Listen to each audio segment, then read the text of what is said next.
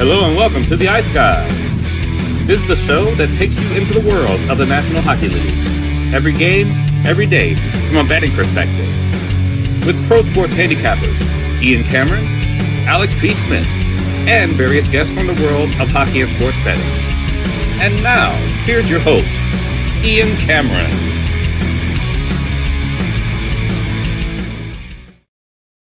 We're back. Did you miss us? Welcome to the Ice Guys. We are back 2023-2024.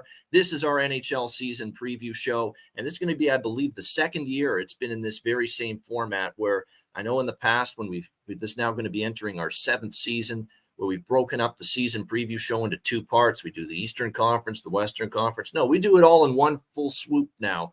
We're going to go through all 32 NHL teams in alphabetical order for you.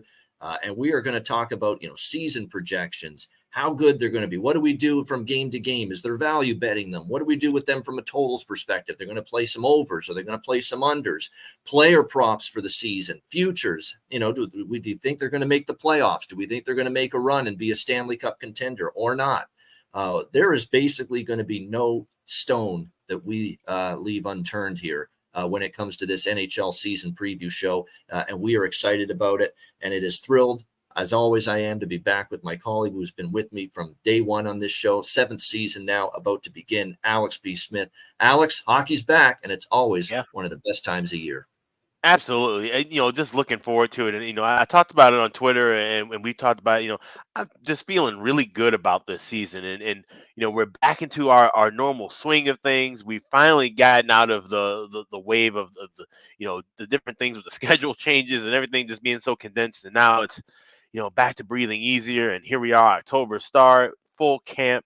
All 32 teams rocking and rolling right now, and it's just a fun time and just looking forward to it. And, the betting landscape has opened up so much from when we first started the show. I mean, and obviously, we pat ourselves on the back at times. We have a lot to take credit for with that, with some of the derivative markets that have become popular over the years. And to see where we talked about, before we started taping, how opening night lines have been available since, early August.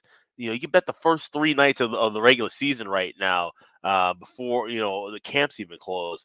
These are things we haven't seen in forever.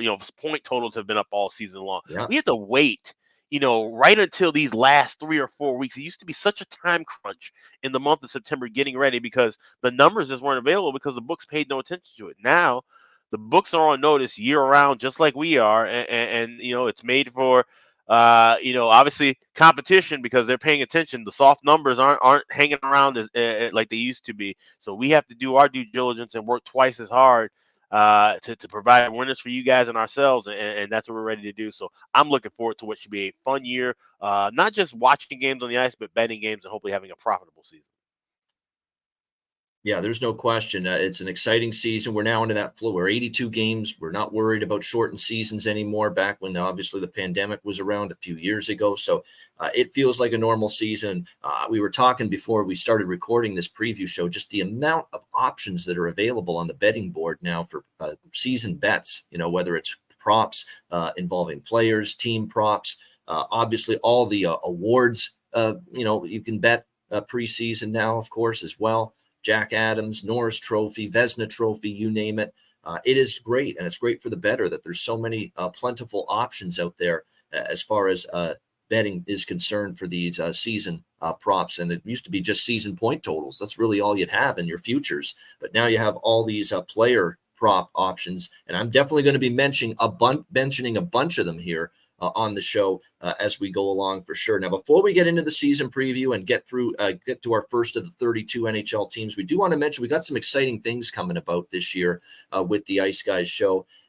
Certainly, we're going to be doing obviously 7 days a week. As always, we'll be on 2 p.m. Eastern, and our first live show will be opening night, Tuesday, October 10th, 2 p.m. Eastern will be our first show. And we actually have some special guests lined up next week. We're going to see our old friend from Florida, Brett Pepler, is scheduled to join us for our season premiere show on Tuesday next week. So we're excited about that. We have Nate Rapensky on the radar for Wednesday. He joined us bunch last year. We also have, at least as of right now, scheduled for next Thursday, returning to the show, and it was a great interview, had a great career, much of it with Detroit and Chicago.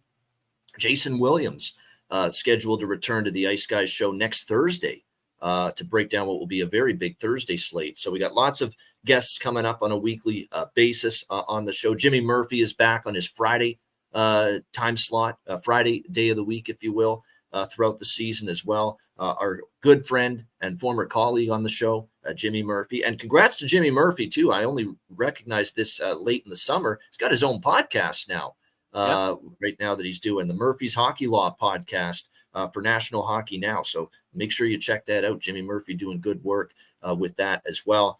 Now, as you know, we love our viewers and our listeners because this show cannot continue and we cannot keep doing it without your support. There's no question about that. Many of you have been Patreon subscribers for the last few years. And of course, it's been just the same price, $10 per month with that. Well, now here we are offering something else too to our very loyal viewers and listeners. You are now able to subscribe to our Ice Guys YouTube channel. And we are keeping it just the same price as Patreon, $9.99 US per month. And we are planning to offer a ton of really cool exclusive features to those Ice Guys members and subscribers. And we're calling it the Ice Guys Family Plan. We figured that's a good way to call it as far as the subscription of joining the channel for on the monthly basis for $9.99 US per month, because we always say you guys are family. We consider you family, especially when we see so many of you on our betcasts throughout the year. So this is going to be an offering that's now available to you. And we're going to obviously give you more information once we get into our daily live shows next week and beyond about what all of this will entail. But we will just, as I'm going to bring up the screen here, as you can see now, there is now a join button next to our Ice Guys YouTube channel name and logo whenever you view one of our videos on the channel. So all you have to do is click that join button and you will be able to join the channel as a subscriber and a member for just $9.99 US per month. And Alex and I have already been in discussion about just so many things that we're going to deliver exclusively to our members, exclusive video content, exclusive shows. Maybe we're going to do some bonus Ice Guys shows, other than just our daily stuff. That will be exclusive to members.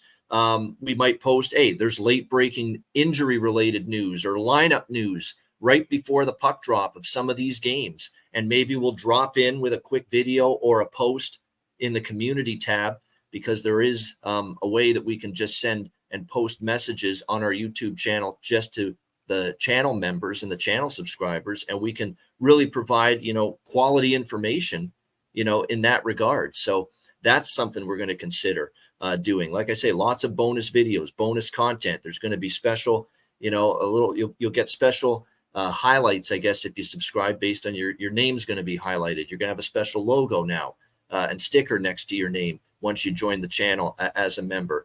And I always get asked this too, that even though people, appreciate the work we put in, the time we put in, and they love that we do the show each and every day, they love that we talk about each and every game from a betting perspective. They enjoy the fact that we do from October to January, one live betcast per month. Then, of course, after the football season, we transition to one live betcast per week. And even with all of that content that is already, of course, just our regular daily content, free for all, available to the public, there's still people that ask me and say, we love it so much, we wish you would do more. We wish you would bring us more shit, more stuff, more content. And so what the YouTube channel membership will also involve, for those of you that join the channel, we are going to deliver not just exclusive videos and content, but we might, Alex and I, just say, you know what? It's a Thursday night. We're both around. We're watching the games. Let's do an impromptu live betcast. And it may not be, a betcast that goes 5-6 hours, like it sometimes would on our regularly scheduled ones, but we drop in for maybe the second period or the third period or a couple periods of the early games on any given night, and just give, the YouTube channel members and subscribers just a bonus betcast, and we're planning on providing some of that throughout the course of the season as well. So there's just so many things we can consider doing, of course, with that. Live wagering. That's another consideration, an idea I came up with. When we have a live bet, that we really, really like during the game, we can post it to our YouTube channel community members. And that is something that we are also potentially considering doing. So there's going to be a lot of cool perks and props. And more than anything, because people ask me too, how do I say thanks for everything you do? And people asking about tips all the time. Well, this is your tip, Doc, basically. If you enjoy the content and you enjoy our show each and every day, there it is for you. You can join the Ice Guys YouTube channel as a member, as part of the Ice Guys family plan. Again, it's just $9.99 US per month. And again, we're going to provide a lot of cool, exciting bonus features and bonus content for all of our YouTube channel members. So I did want to mention that before we get into the season preview. I'm excited about this.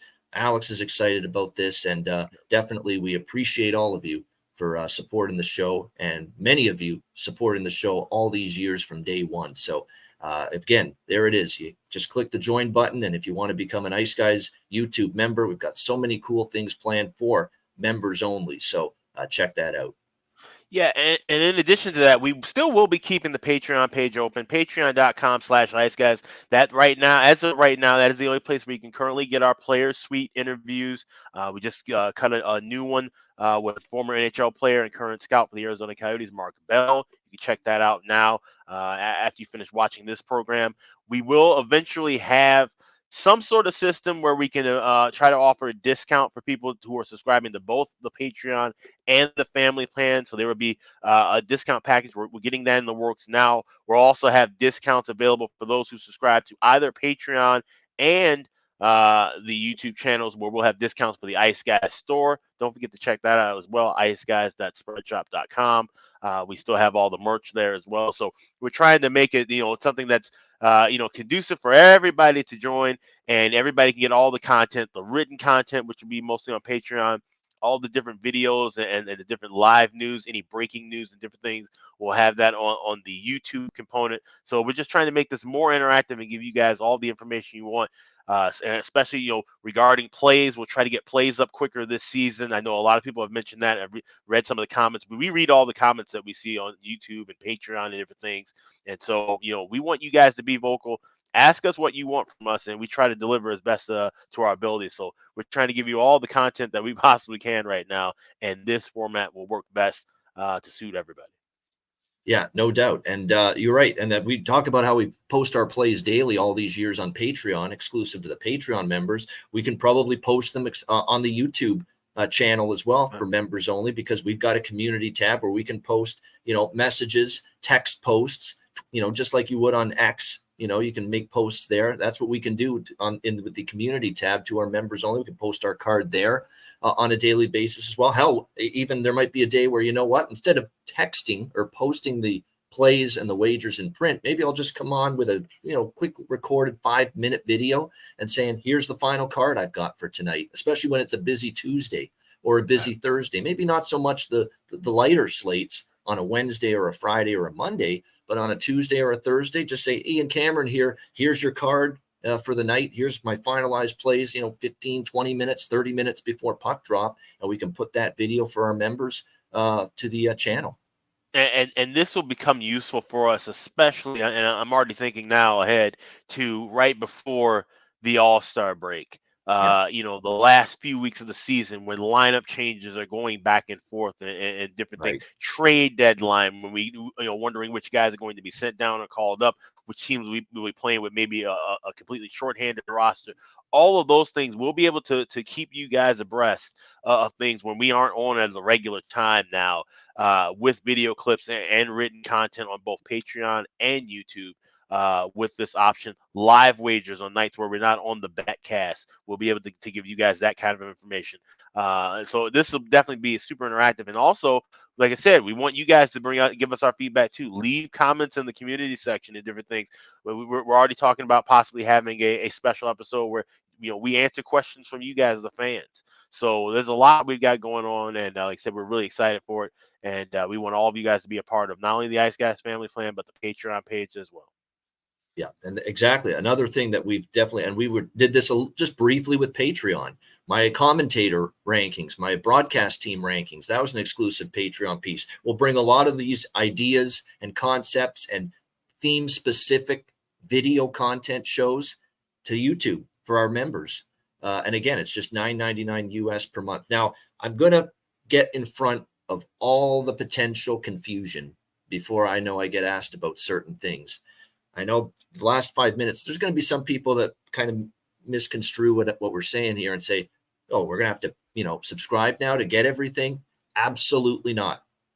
The Ice Guys show that you have known for the last couple of years, it's not changing. Every show 7 days a week in our normal slot, 2 p.m. Eastern weekdays, noon Eastern weekends. That's not changing. That's public. That's free, as it's always been. None of that's changing. We're still doing our monthly live betcast in October, November, December, and January for free, publicly viewed. No change there. You don't have to be a channel subscriber or subscribe to anything for any of that. None of that's changing. So all of that you've known and loved for the last few years isn't changing. But what the channel subscription will be is bonus stuff, things beyond what we're going to be providing with the daily live show and the once a month live betcast, where we're going to have, special theme shows, Q&As. We're going to continue the players suite possibly through the fall and the winter, because I've still got a backlog of players, guests that want to be on, and they just fucking haven't been able to get it to fit their schedule yet. We have had a bunch of those. Hell, it took Mark Bell from July to October, for crying out loud, for him to find some time to finally get on the show with us. So that's just the way it is. These guys are busy people. They got families, they got wives, they got kids. You know the deal. So we're going to continue some player suite. If I get people saying, hey, I'm ready to do the interview now and be part of the player suite, we'll schedule the interview and we'll post it again for members on YouTube, for the Patreon people as well. And we will continue the player suite series as well through the fall and winter. Like I say, theme shows, impromptu live betcasts. We mean it about this. We're going to throw out there just for just maybe an hour or two. We're just going to come on second period, third period of maybe the 7:30 Eastern games on a Wednesday or a Thursday or a Friday, who knows, and just come on and do a special live betcast for our members on YouTube that are part of the family plan. So we've got just so many cool ideas planned for our YouTube channel members. Yeah, absolutely. And like I said, it's complimentary content to the main show and the live betcast, and we want to offer something to those longtime supporters. But we also understand that there's plenty of you every year who, join us for the first time, discover this show one way or another. And we thank each and every one of you for discovering the show, or those of you who've been watching the whole time, all of you. We want to give you guys, like I said, the quality updated content. And we feel like, we know there's a lot of people here who may not bet on the sport. They're just fans of hockey and enjoy the more interactive parts of just watching the game with all of us and getting to hear our different insight. But for those of you who do bet and especially enjoy the live wagering aspect, and trying to make yourselves a better handicapper and a better overall with this sport, this extra information will help you. These are the things that we're talking about between each other, and our network of other handicappers and gamblers and so forth. We're talking about this stuff all the time, whether we're on the air or not. So we're now kind of letting you into our inner circle. You, the Ice Guys family, you get to be a part of what makes, all of the things that go into what you hear on the live show or see on the live betcast. This kind of really pulls it all together. So you get that kind of behind the scenes look. And like I said, you get just a early access, an early step ahead to information, which is vital for anybody who's in this betting business. Exactly. And a lot, like I say, some of the things that our Patreon members have enjoyed the last few years, our Patreon page subscribers, like I say, the daily card we'll put on the YouTube page in either video or text form. And same thing with Alex B. Smith's world famous goalie charts, which he's been tracking for years, and my power ratings. And my first set of power ratings will be out by Monday, preseason, to get you ready. 1 through 32. I've got all teams ranked. So we will talk, and I might even do a video on the members only, instead of, I'll post the text, but I'll also have a little video saying, okay, here's why I like Edmonton first, or here's why I like, whatever the case may be, San Jose at number 32, dead last, which is the case. Actually, Edmonton's not first in my power ratings right now. San Jose is dead last, by the way, 32. That is accurate. And I can explain why that is. So that'll be something we would do for our YouTube channel members as well. So just lots of stuff planned. And I know a lot of you have been wanting to basically show your appreciation for us and the work and the channel and all the hours put in. And that's your way to do it. And we would appreciate it a lot. And believe me, if you subscribe $9.99 US per month to the YouTube channel as a member and as part of the Ice Guys family plan, you're going to get a ton of great, cool stuff and bonus content. And we're paying it back to you. Yeah, you're helping us out, paying $9.99 US a month and supporting the show, supporting the channel. But we're going to pay you back in kind with some terrific members-only content all season long. Absolutely. This whole program is about you guys, people, and like you said, with this support, you're helping us just unload and unleash more content that is going to be of the highest quality and something that everyone will certainly be able to enjoy throughout the year. Like I said, no matter what time frame you are, and the fact that of course it's on YouTube, so it's at your disposal. Between that and the podcast, you can make it work to your schedule. If I know many of you listen to this at work, or you listen to this in your car, dropping your kids off and picking them up from school. So you'll have that flexibility with all of our content. And like I said, you'll also have things for those who are on the ready and go, getting ready to bet before that any given night. And we're trying to give you as much information as possible and as pertinent up to the minute as possible with this new setup. No doubt. And we're looking forward to it. This is going to be probably our most exciting, most fun season yet. And being able to offer you this bonus content, and all this extra stuff on top of what we're already doing as a YouTube. If you subscribe as a YouTube channel member, it's going to make it a lot of fun. And we're looking forward to it. All right. The promo stuff is done.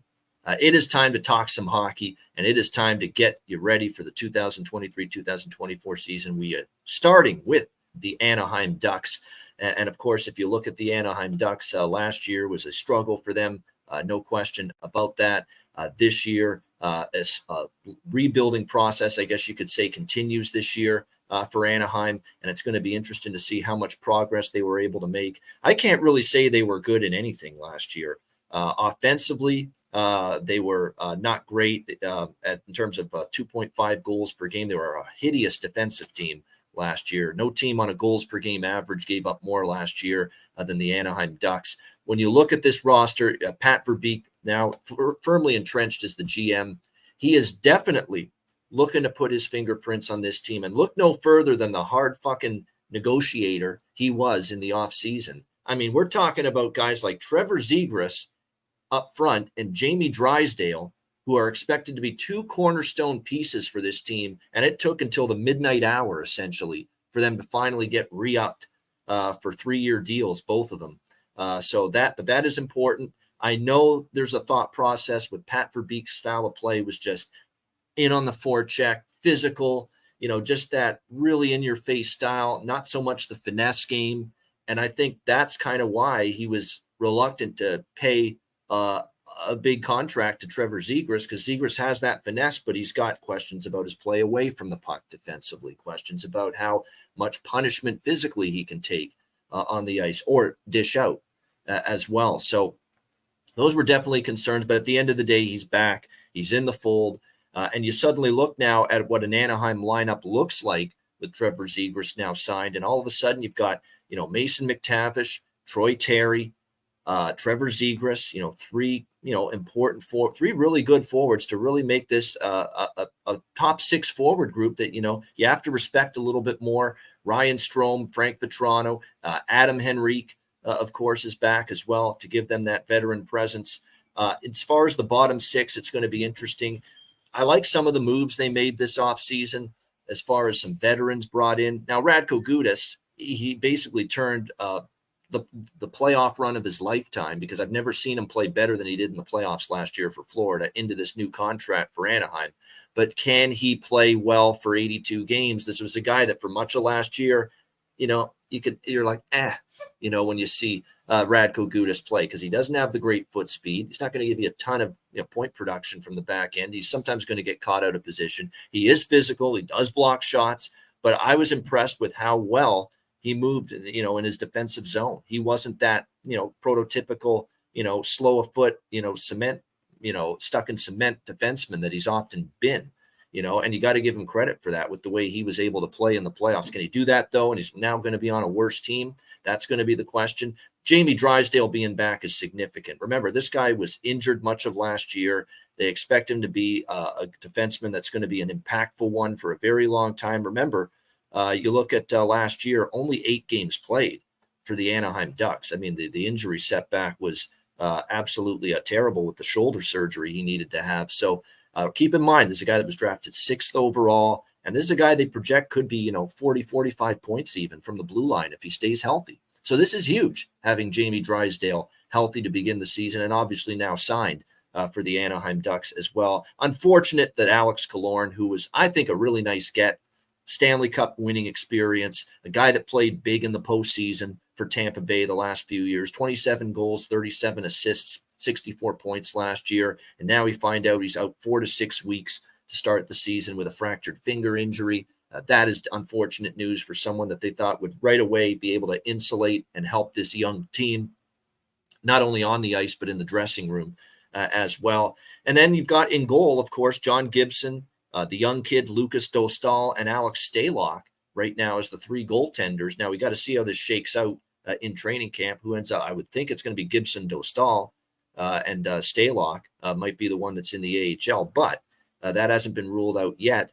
We'll see what Greg Cronin decides. Of course, first year now as head coach. And the way I see it for Greg Cronin is it can't be worse than it was with Dallas Eakins. And he had a great deal of success in the AHL in Colorado. So let's keep that in mind as well. So I like the hire. And Greg Cronin, Dallas Eakins seemed a little bit like he wasn't going to really get on players and really, really push them. But as much from a vocal standpoint, Greg Cronin will do that. So I'm very interested, to see how that dynamic with Cronin now as the head coach, how that goes with this young Anaheim Ducks group. I think they are going to be better, but they are not a playoff team just yet. There's just too many good teams, not only in the Western Conference, but specifically their own division. I think when you look at this group coming into this year, Jamie Drysdale being back is huge. I mean, do I love, Lyubushkin and potentially Jackson Lacombe in their third defensive pair as it's slotted as of right now? No. But I do think this team will be able to push things a little bit better offensively this year.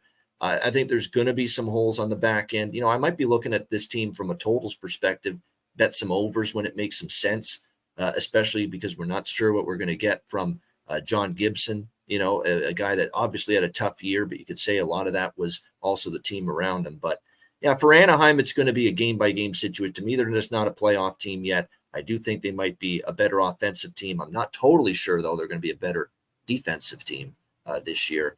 Alex, what do you think here, Anaheim Ducks for 2023-24? Yeah, I mean, it's going to be more the mantra is going to be more of what happened last year, right? Like this team needs to tank again. They need to get another bottom tier pick. Still trying to rebuild, but you want to be a bit more competitive in certain games. And I think that's something that we're going to be saying, kind of repeating with a few of these bottom tier teams. There's going to be some teams like the San Jose's and Phillies of the world where, yeah, you're just going to lose as much as possible, and that's pretty much all they can do. But a team like Anaheim, kind of in the mix like Arizona, Chicago, you've got good pieces. You want them to develop, and you want them to play good hockey. You don't necessarily want them to mail it in. It's just that that in due time, the losses are going to mount up. And at some point, maybe you rest a few guys a little bit longer at the end of the year. You bring up some of the other, guys who won't be sticking around for a while, but you're giving them looks to possibly get them moved to other teams before the deadline. So you're playing that kind of, losing hockey, for lack of a better term, but you're not actively just completely pissing everything away. You still want your Trevor Zegras and Troy Terry's to score goals. You want John Gibson to play well. Certainly he wants to play well because he wants to get the hell out of town. And if he has a bad start and a bad season, or he looks like he's still dealing with the groin issues and the back issues that have been hampering him for the last couple of seasons, well, then all of a sudden teams aren't going to be calling. And now Anaheim's kind of hamstrung sticking around with him, and he's just going to be unhappy with this team as they continue to rebuild. So there are guys who are playing for their own contracts and their own careers. There are guys who are playing to make themselves part of this team. So whenever you have that kind of kind of moving parts, it's hard to bet on this team with Anaheim. They will have some spots where you can bet on them. I think they're going to be a decent over team. I think that offense is going to be what carries them for the most part. I don't see them just shutting things down and hanging around in 3-2, 4-2 games. Even if Gibson's back to his top tier form and he's healthy, yeah, he'll steal you a couple of games, but he's going to give up, the odd 1 or 2 goals. That defense in front of him will break down a little bit. So overs are probably the one thing I'll be circling here with Anaheim, but I don't have anything as far as a futures play or a point total. It's going to be one of the worst teams in the Western Conference again. I think because everything just fell apart completely, and I don't think they were particularly well coached. And of course, they had Drysdale out all year, and they had some other injuries. I would lean and I say this slightly over 70.5 points with Anaheim. But it's not something I'm overly strong on. And we also have to wait and see if second overall pick Leo Carlsson makes the team. He is obviously right on that bubble. I mean, I've heard all summer, all off season, and so far in training camp that, Leo Carlsson will have every opportunity to make the team and be on the opening night roster right out of training camp. And from all indications, this kid is so calm, cool, poised, mature, and he knows the defensive side of the puck already. Yep. Everyone raves, because when you play in Sweden like he did prior to training camp, you better play defense or they don't want you. Like, that is such a league, the Swedish elite league, where there's just you play two ways or you don't play at all, basically, in that league. So Leo Carlsson had to learn how to be a really good defensive center. He probably was already learning the fundamentals of being an elite defensive center. And I'm already hearing his just anticipation of where the puck is going to go from the opponent and his ability to just pick off plays, like we see Mark Stone do that so well with Vegas over the years. Like they say, it's beyond his years how good he is already anticipating what the opponent is going to do. And he's already, they say, an above average defensive center, and he's probably only going to get better. And there's a reason why people have compared his style of game to Patrice Bergeron. He's going to be able to give you the offense, no question about that. You can see the ice well, make passes. He's got a good enough shot, skates pretty good, but it's that defensive awareness that really makes him that complete two-way center. And it's why he's probably going to be, as his career continues to grow in the NHL, Alex, he'll not only be a guy that's counted on offensively, but definitely defensively to shut down the opposing team's best players and be considered probably one of the better two-way centers and defensive centers in the league throughout his career. He's got that ceiling. Absolutely. I mean, I would say his ceiling is, definitely Patrice Bergeron or even a Jonathan Toews, because he's got the size and height over both Toews and Bergeron when you put it in comparison. Already at 6'3" and 19 years of age, and he's going to fill that frame out. Certainly they're going to have him with the best trainers and dietitians to make sure he, can bulk up here in the States. But like you said, playing in Sweden, everyone has to sacrifice the body. I don't care how skilled you are. If you play over in that professional league, you have to have, like you said, a high respect level of defense.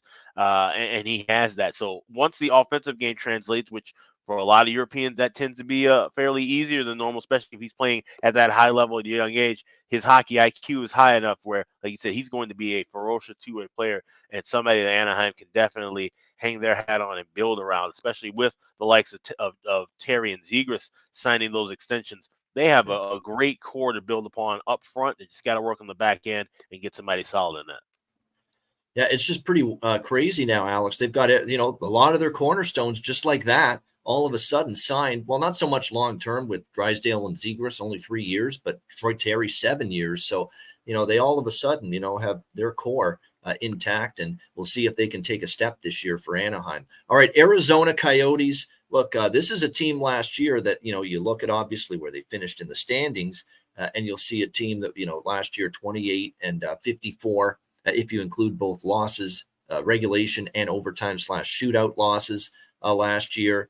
They were obviously, below average in a lot of categories, goals allowed and goals scored, offensively, defensively, power play, penalty kill, bottom 10 in the NHL. So a lot of bottom tier statistics for Arizona last year. But the eye test tells you, if you watch this team last year, a real competitive team that you just couldn't step on the ice and expect to beat them last year. And believe it or not, as much as Alex and I and pretty much the hockey world, Hockey Planet, have ragged on that little bandbox arena there on the campus of Arizona State in Tempe, this team somehow found a way to put pretty good performances on the board at home. A winning home record they had last year. 21, 15 and 5, 21 and 20 if you include both but still winning record at home for the Arizona Coyotes. Now, will that continue this year? Now that they're in that same venue, that remains to be seen. But regardless of any of that, what I see is a roster that Bill Armstrong, the GM, has put together here with the Arizona Coyotes, where he wants to put a competitive team on the ice, like a team that's not going to just get whipped every single night, because you don't make the additions you've made to this hockey team, especially as far as the veteran presences that they added are concerned. Alex Kerfoot from Toronto, Jason Zucker from Pittsburgh, Matt Dumba on the blue line from Minnesota. You don't add Sean Dursey from LA, who's been a really solid defenseman the last couple of years there with the Kings. You don't add guys like that if you don't expect to compete and try to win. So Arizona's not in this bottom out for, the number one overall pick in the 2024 NHL draft right now. I think, it sounds like they kind of want to be a competitive outfit this year. Maybe they should, but they want to, I think, be a team that's going to be taking another step forward this year. And, to be quite honest, I know, and there's some good prospects. There's no Connor Bedard, there's no Adam Fantilli next year in the draft, but I'm reading great things about, Macklin Celebrini and Cole Iserman and a lot of these top prospects coming the way in 2024. But to me, I think Arizona, Alex, this roster looks too good for them to be, one of those bottom 3, bottom 5 teams in the NHL. I think there's a lot of reason for progress with this team. Clayton Keller, a great season last year, 37 goals, 49 assists, 86 points for the Coyotes last year. Barrett Hayton and Nick Schmaltz are two players that really had pretty solid years. Hayton, 43 points. Schmaltz was really good, 22 goals, 36 assists, 58 points for him. Now you bring in, of course, veterans like Alex Kerfoot, Jason Zucker. Matthias Michelli is someone that showed the kind of ceiling he might have moving forward. 11 goals, 38 assists. A lot of his damage was done later in the season. He got hot the second half of the season. And I'm really excited, as most people are, to see what Logan Cooley brings to this Arizona Coyotes team. No question on his entry-level deal. University of Minnesota had 60 points in 39 games last year. If you've been watching the Coyotes in preseason, he's already looking like he is ready, for the NHL. He's looked very comfortable. He scored a highlight reel goal in their preseason game against the LA Kings over in Australia a couple of weeks ago. So that guy looks like he's NHL ready and a big boost for this offense. Dylan Gunther's another year experienced and probably better. They bring back Nick Bukestad.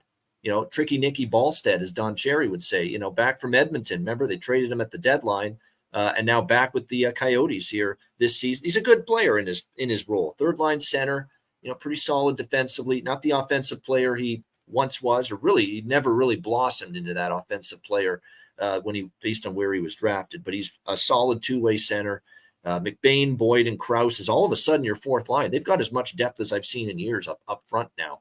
This Arizona team. Defensively, there's still some questions. When you're rounding out your blue line with Travis Dermott and Josh Brown and Troy Stetcher, there are still some questions about the depth on that blue line. I like Dumba and Dursey brought in. Valimaki actually played pretty solid late in the year. They think highly of Giannis Moser, although now you're going to be a number one pair defenseman if you're Giannis Moser, more than likely. Are you ready for it? That's going to be the question mark. And then pretty much the same 3 goalies as last year: Karel Vejmelka, Connor Ingram, and Ivan Prosvetov.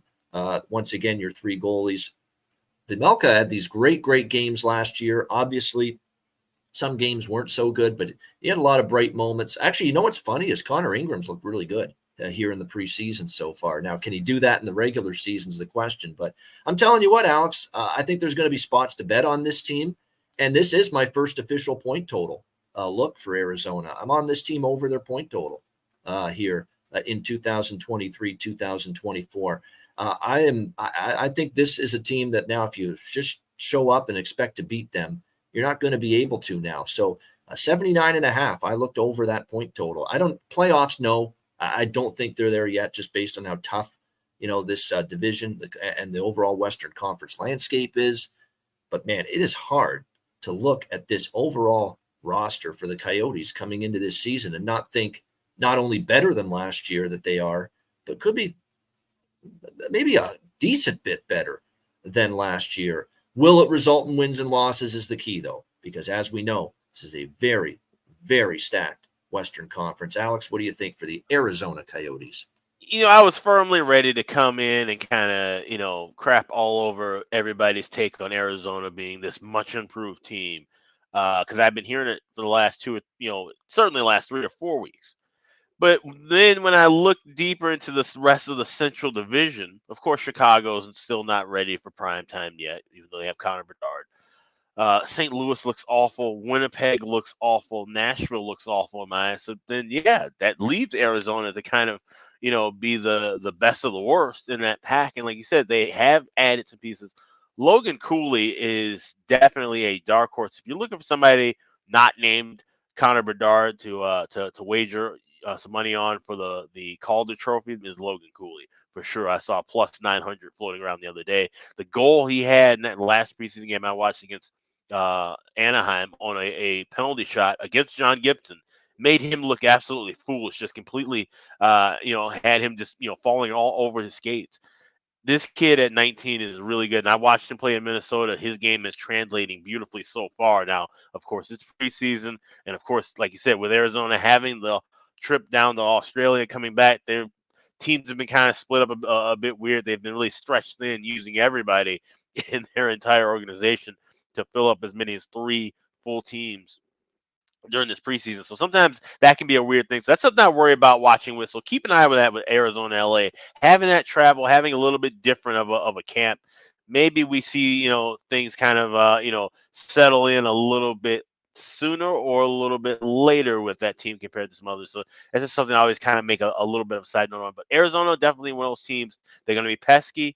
They're going to be worth betting on as a dog at home again this year. But they're going to be some spots where you can bet on them on the road and maybe even lay up a short price with them, and they can get the money for you. Karel Vejmelka, I'm still not sold on him as an elite goaltender, but he is certainly much better, and they have 2 goalies who are doing the best with what they had in front of them last year, right? I mean, they have a better defense now. Matt Dumba is going to bring, I think, a huge change in culture with that team. I think his intensity and his style is something that Arizona team and that fan base needs. They need somebody to really step up and say, hey, you know what? We've been pushed around, right? Arizona's been pushed around in every sense of the word. We talk all kind of shit about the Arizona Coyotes franchise on a near daily basis on this program. I'm one of the culprits. I'll raise my hand and admit that. But at the same time, you got to show some resistance and fight back. And they've done that at home. Like I said, having the winning record, albeit 1 game above 500, but still a winning record nonetheless. And the dynamics of that was fast ice. That's a smaller arena. If you're playing in, the Staples, well, the formerly Staples Center, Crypto.com arena and the T-Mobile arenas of the world, and all of a sudden you got to switch over to this dark 5,000 seat mullet arena for a game, maybe you can catch some teams off guard. So still looking at Arizona as a solid bet on team at home, especially when they're a dog. But that's not going to really translate much into, like I said, a playoff appearance or a lot of wins. It'll certainly be enough to get over that point total.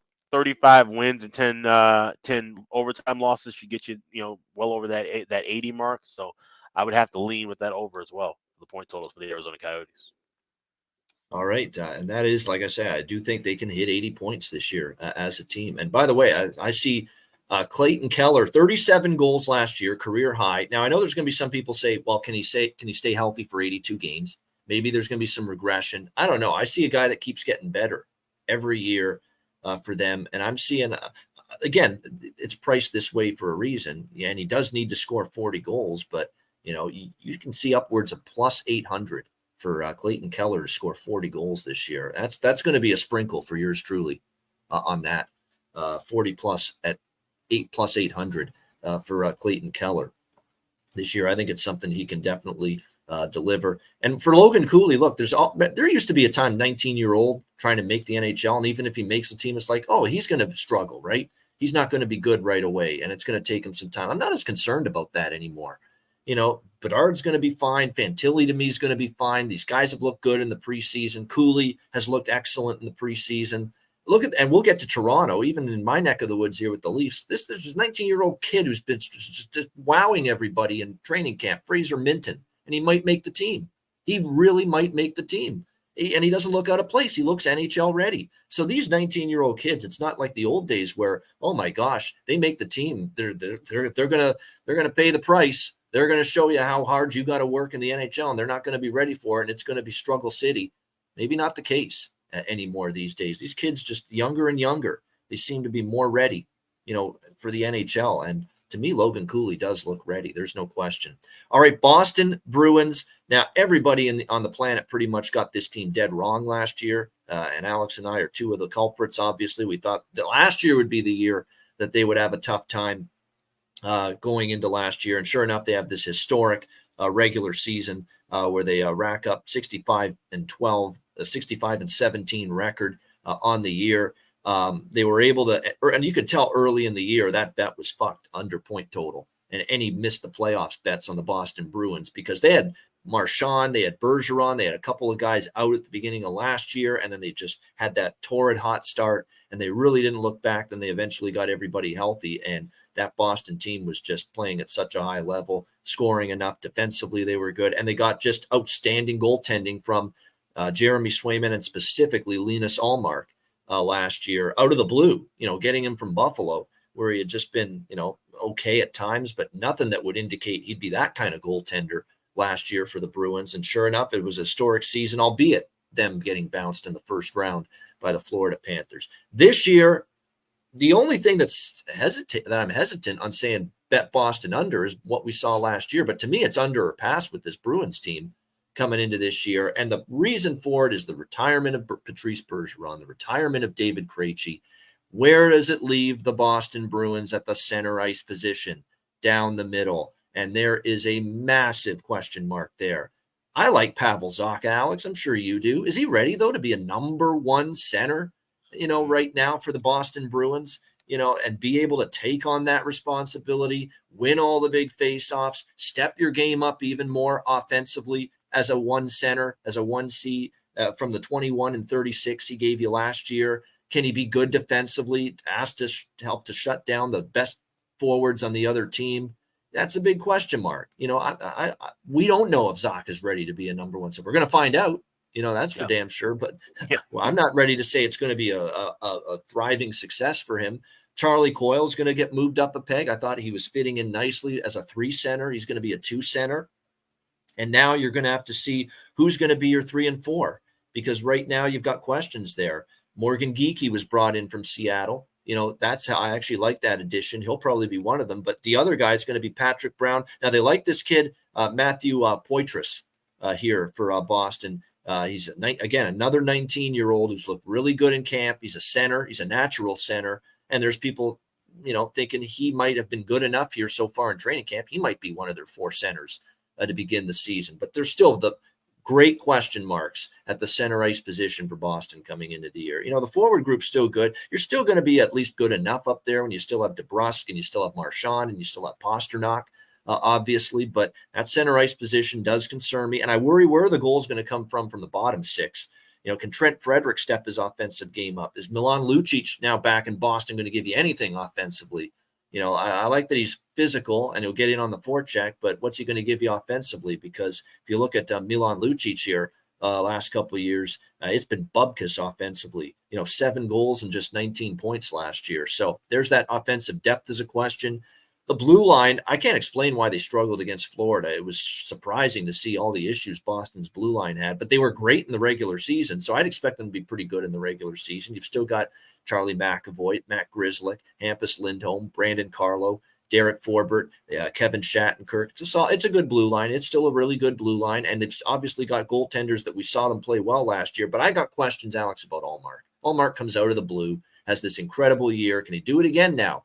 Or are you going to go into that those second year blues as a full-time number 1 starting goaltender? That's a question mark for me.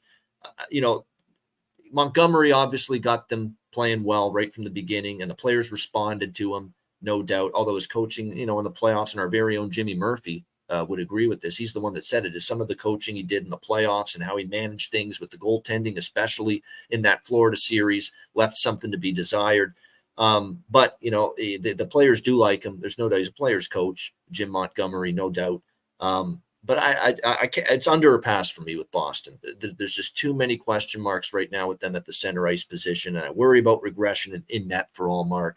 That does concern. I worry about the depth of scoring in the bottom 6 forward group for the Boston Bruins. All of that is concerning enough where after last year, I'm not betting Boston under.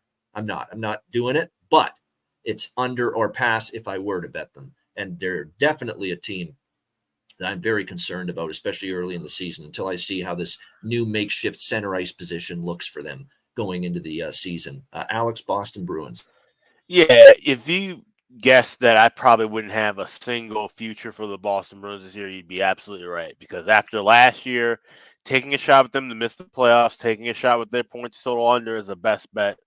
Completely missing on that, and then turning around and going fairly all in on what I thought was going to be a dominant Boston playoff performance, and they end up getting crushed in 7 games after blowing a 3-1 lead.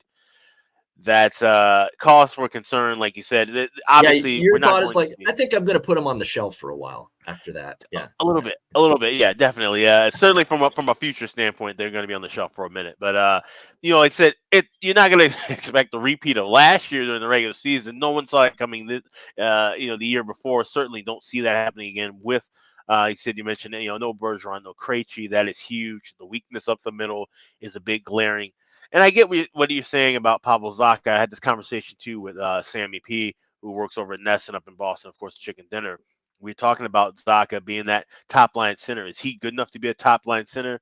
Not quite, but at the same time, you're playing on a line with David Pastrnak. You can get a Dyson vacuum 50 points with David Pastrnak alongside of him because he's just one of those elite goal scorers and playmakers who makes everybody around him better. So maybe Zacha can elevate to that game. If he can be a better face-off guy, the points will come.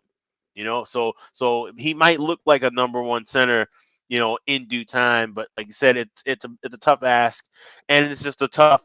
Boston's going to have a target on their backs because of how good they were last year. Just simply off of that, even though they aren't as good this year, it doesn't matter. Everybody remembers them ragdolling everyone in the regular season, and teams want their revenge. They want to be in that spot where Boston was last year, and they want to be, hey, we can do what Boston did last year, but we can do it even better because we can actually do something in the playoffs. That's what these teams are telling themselves in the rest of the Atlantic Division, in the rest of that Eastern Conference. So it's going to be tough for Boston, and they're going to play tough.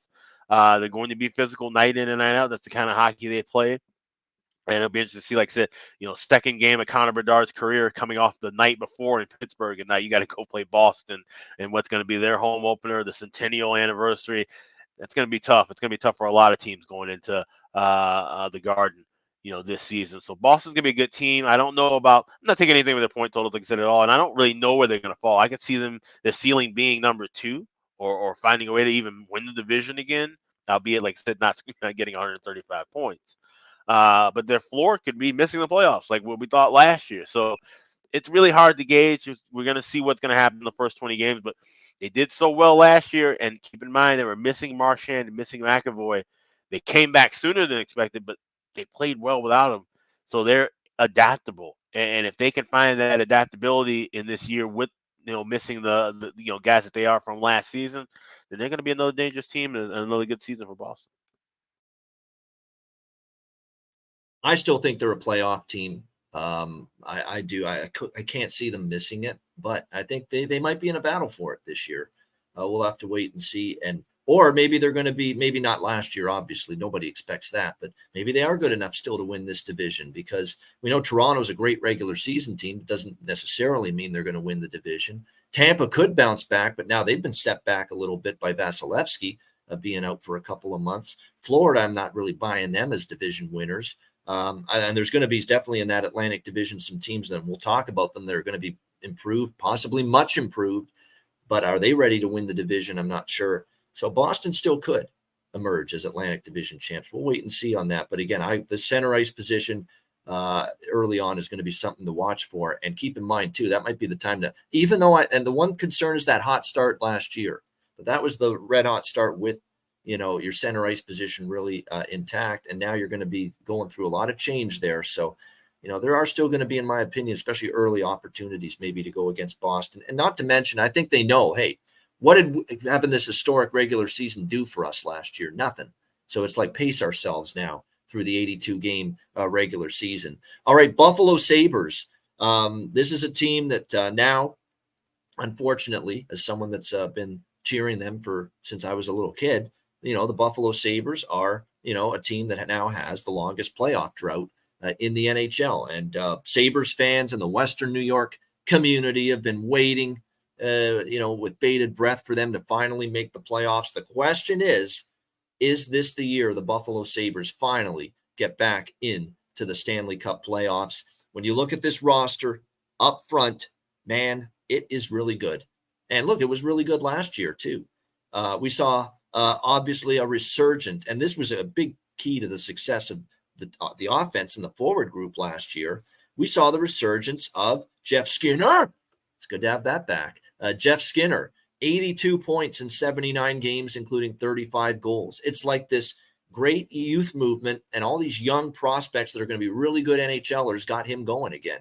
And it helps playing with a guy like Tage Thompson, who obviously last year just became not only a star in the NHL, but he's not like Crosby, McDavid, superstar level yet. But man, he's closing in on that. And if he improves again this year, my goodness, what he might be in that stratosphere. But a career high 47 goals. And we saw glimpses of this 2 years ago from Tage Thompson when he had 68 points and 38 goals in 78 games in 21. And then last year, 2022, 94 points, 47 goals in 78 games for the Buffalo Sabres. He's got the entire package in terms of scoring goals, the hands, the size, just the depth, touch and the ability to just, and his shot is underrated completely, especially when you see him with the one-timer on the power play. I mean, it is just a very gifted hockey player as far as skill and talent and ability, and he's a pretty damn good passer as well. That's something that needs to get talked about with Tage Thompson. So an incredible season. If he stays healthy, he is going to be a beast once again for the Buffalo Sabres. Alex Tuch proved to be just the perfect mix. Veteran forward, back close to home where he's from. He had a really good year. And what I like about the Sabres is now you got J.J. Peterka in the mix. He should be better. I love Dylan Cousins' game. It's a hard-nosed game. He's physical. He's got the offense, but he's very, very good as well away from the puck. His effort level is off the charts. When does that guy ever mail it in for the Buffalo Sabres, Dylan Cousins? There's a reason why the great Dan Dunleavy, Sabres television voice, calls him the workhorse from Whitehorse. That's what he is. He is a workhorse, and he shows at each and every shift that he has on the ice. Casey Middlestat is someone that early last year, kind of a struggle for him. Not down the stretch, though. He was on fire, and he ended up with 59 points after a slow start to the season. So I have high hopes for Casey Middlestat. He's entering his prime. I think he could have a really good year. They got a solid bottom six with Okposo, veteran players, still got some offense in him. Olofsson, Jordan Greenway, Tyson Jost, Peyton Krebs. This is all of a sudden a very good and deep forward group for the Sabres. The blue line, this is the year where I think, Dahlin, an incredible offensive season. Can he continue to grow on the defensive end? Because we know what he's going to do and produce points and be a power play dynamo from the back end. He continue to grow as a defensive-minded defenseman as well. Matthias Samuelsson delivers that. He's probably one of their better defensive defensemen. Owen Power, I think this is a year now where it's going to be his second full season in the NHL, and growth will continue for him. 35 points. I thought he was a lot better down the stretch last year. I think this is the year where Owen Power could have that, bust-out season for Buffalo. Henry Jokiharju, if he stays healthy, he helps this blue line. And I love the additions, the two veteran additions, Connor Clifton from Boston, Eric Johnson from the Colorado Avalanche. Just what they needed. A little veteran presence, good in their own end, physical defensemen, just what they needed because they didn't have enough of that. This was a bad defensive team last year, Buffalo, and that's why they didn't make the playoffs. The defense was below average. They gave up 3.62 goals per game. 26th in the NHL. They were a top 5 offensive team, but they were a bottom, 8 or 9 defensive team. With guys like Johnson and Clifton brought in, that should be a better defensive team. And of course, the goaltending last year was old man Craig Anderson, who's now retired. And then you had this mix of Comrie, Eric Comrie for Buffalo. You had Ukko-Pekka Luukkonen in net, but now they definitely have their guy. It's Devin Levi. It goes without saying. Even in brief starting opportunities last year down the stretch, he was impressive, dazzling at times, actually, as well. Now, we said it all offseason. We said it in the free agency show we did in the summer, Alex and I. We would have loved it if they could have brought in maybe a Gibson or a Hellebuck or a veteran goalie. That would have really put the cherry on the sundae. That would have put it over the top, how much both of us like this Buffalo team. But it looks like, at least as of right now, barring a last-minute trade here, they're going to commit to Devin Levi, number one, right out of the chute here, and say, you've got the demeanor. And I think he does. He's stoic. He's calm. He looks relaxed in the net. He's got the demeanor to succeed right away and be not only good, but really good right away. So they're going to put their faith in this kid that they've invested in as their future number one goalie. And, I can't say I hate it, because, he's got that potential. Like I said, I would have loved a veteran goalie to be by his side, help him out, but they think he's ready. And it looks like it'll be a battle between Comrie and UPL for the backup spot behind Devin Levi. And look, Comrie had ups and downs, and same with UPL, but, on a one-off situation, they can come in there and play well. I like this Buffalo team. I think they're improved. I think they're improved defensively, thanks to Johnson and Clifton brought on board. So I am on the over point total here for the Buffalo Sabres this season. I've also looked at the yes/no make the playoffs prop for the Sabres as well. I am on that prop as well for them this season. And also, small sprinkles on them as far as the conference futures in the Stanley Cup. Small. But the primary bets for me are the over point total on Buffalo and the yes that they will break the drought and finally make the playoffs. Alex, Buffalo Sabres. Yeah, I got a few plays on the Sabres team. I really like them this year. Like I said, we talked about it during the free agency episode, where we love the moves that they made and things look solid. But yeah, if they could have made a goaltending move, we'd be talking about not just a team that could finally break the playoff drought. We'd be talking about a team that I think could win a playoff series, maybe even win 2 playoff series. And if you had a shot at getting a Connor Hellebuck, you try to go out and do that. I don't know why they weren't more aggressive in that approach. Not really sure. Like I said, they might have been in on some other things, but one of the key things to note for and we'll just start with the goaltending quickly with Devin Levi, is he more than likely, I know he's going to be the starter in due time, but I'm guessing that he may not start with the big club because of the fact that every other goaltender in their system would have to clear through waivers. And I think they want to kind of be especially cautious of moving Ukko-Pekka Luukkonen, and their teams that need goaltending that we'll be talking about during this episode. Yes. So they have to be very careful. A lot of teams have to be kind of very careful with who they expose to waivers from the goaltending perspective. Eric Comrie is something you probably don't have to really worry about. So maybe they could dangle him, and if they lose him, so be it. Now you just start with Levi and UPL. But I'm guessing they might try to send Levi down at the beginning, see what they have between the two, and then they'll take their chances, bring Levi up, and risk whoever being unprotected. So that's how they're going to go with the goaltending. And like I said, that's not the end of the world. They should still be a solid team that can contend for a playoff spot with that rotating trio as soon as they figure things out, barring that no catastrophic injuries or no just horrible play right out of the gate takes place. Like I said, Levi so far has looked sharp enough to start and has the poise to maybe be a guy, but you still would be talking about 35, 40 games. You don't want him automatically getting a 60-game workload as a rookie and expecting him to deliver and be this team that could break into the playoffs. You want to keep him fresh for that second half and that stretch run. Now let's talk about Tage Thompson, who I think is criminally underrated. Even though we seem like we talked about him all the time last year, I still think we don't talk about him enough. He's right up there in my eyes with Connor McDavid's and Leon Draisaitl's of the world and the Alex Ovechkins as far as scoring touch goes. Some of the goals he had last year were some of the prettiest goals I've seen in a long time. And like you said, when you add in the size, and the speed, I mean, he's just, the closest thing. He's a very, very poor man's poor version of a Mario Lemieux, right? Like he has that size component with the soft hands, but he can be physical when needed. He's not going to just lay around and shy away from contact. He engages that. He will park himself in front of the net and get the gritty goals, just like he'll get the highlight reel goals. I love that about his game. I have him plus 1,800 to win the Rocket Richard Trophy. I have a small flyer on him at 25 to win the Hart Trophy. Buffalo, for them to make this big move, yes, they're going to need the goaltending. Like you said, they're going to need those young defensemen to start getting up, but they're going to need a lights-out performance from Tage Thompson. I think he's ready to deliver that. I think he can easily get 50, 55, 60 goals in a season, 100, 105 points, so maybe even sprinkle a little bit on him to get that Art Ross Trophy. And I know McDavid's going to put up big numbers. Draisaitl's going to put up big numbers, but The thing you're looking at, especially with the MVP race, is who's going to split the difference. And McDavid's going to be there. You figure Draisaitl's going to be there. Well, it's going to be somebody else that can sneak in. Tage Thompson is as live of anybody to make it as the third person in that race. And if I got a 25-1 ticket, then I can do some stuff with that in a 3-horse race heading into award time. So putting myself in a good position with that, and I think he has more than enough to what it takes to win the Rocket Richard, which you're getting great value on everybody not named Connor McDavid in that market. So 18-1, I'll take a shot there. Really like Buffalo. I'm on there over 92.5 points.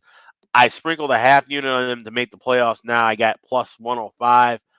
What have we seen from Buffalo in the last 5, 6, 7 years? Even when they were rebuilding during the Jack Eichel years, we saw Buffalo with strong starts in October, strong starts in November. That's something they could easily do again here. And then all of a sudden, the hype train is going to be through the roof. Well, once they kind of take those steps back, we always see them kind of have a little bit of a losing skid right around that end of November, post Thanksgiving into Christmas break. We see them kind of maybe roll, a little bit, have that little, maybe that's their first sign of adversity. Maybe that's their first losing streak. Maybe that's the time when they finally bring up Devin Levi full time and there's been an injury with Comrie or UPL has been playing inconsistent and they have to make that kind of switch. Something like that. And that's the time where now we'll be probably getting plus 120, plus 130, plus 150 for them to make the playoffs because people are thinking, oh, here we go, Buffalo again. Now they're going to start choking after a hot start. Now it opens up some extra value. So I'm going to be looking to bet a full unit on them to make the playoffs. But I think we'll get some more value if we sprinkle on that a little bit later. Wait for their first sign of adversity. Wait for people to overreact a little bit. And then we'll be able to grab some better value on that prop. Excellent stuff. Great breakdown. Great analysis there. And I agree with so much of it. You're right. Anything Tage Thompson. I'll throw one more Tage Thompson prop that I bet. And it's actually one that Alex didn't mention. Tage Thompson, 50 goals, plus 500. I'll take that. Oh, certainly. FanDuel, no question about that. I am on that. I think it's not asking too much. Honestly, you would think it's not. What are you talking about? Not asking too much. You're asking someone to score 50 goals. Oh, trust me. If he stays healthy, he is fully capable of it. Especially when last year you saw what he was able to do with 47. And to me, he's going to be improved even more this year. Tage Thompson, just another year better. So I think he can get to 50. And again, it's a plus 500 price. I like Dahlin as a sprinkle on Rasmus Dahlin Norris Trophy, at 11-1. I think that's definitely something that's worth a look. I like Heiskanen too for Dallas. We'll get to Dallas in a bit, but definitely I think Rasmus Dahlin at that price is absolutely worth a look. And of course, because we think Buffalo is going to be one of those teams that takes a big step forward, that could be a playoff team. There's nothing wrong with a few bucks on Don Granato, 15-1 to win the Jack Adams Trophy. Yeah, absolutely. And he gets them in the playoffs. He should be. I mean, it would take what? It would take obviously a team having another Boston-like performance that would blow everybody out of the water, or something completely unexpected, like one of the bottom feeders, like a Chicago, Arizona, making the playoffs. We don't see that happening, but the odds of Buffalo making the playoffs are high, and that price. Because here's the thing, Granato would be recognized for what he's done in this entire rebuild if he wins the award. So I think there's better weight on his name when you look at that 15-1 price. He really should be priced at about 6 or 7-1. So getting 15-1 now, and like I said, if Buffalo does have that hot start, that might be the first of those props to get cut in half, where we might still have value on Thompson props, still have value on playoff props, but that Granato number is going to move quickly if they start off hot again, because what he's done in the last 2.5 years is the reason why we're even talking about, Buffalo could be a playoff team. Buffalo could be a contender in a couple of years. So he'll be rewarded for that by at least being a finalist, if nothing else.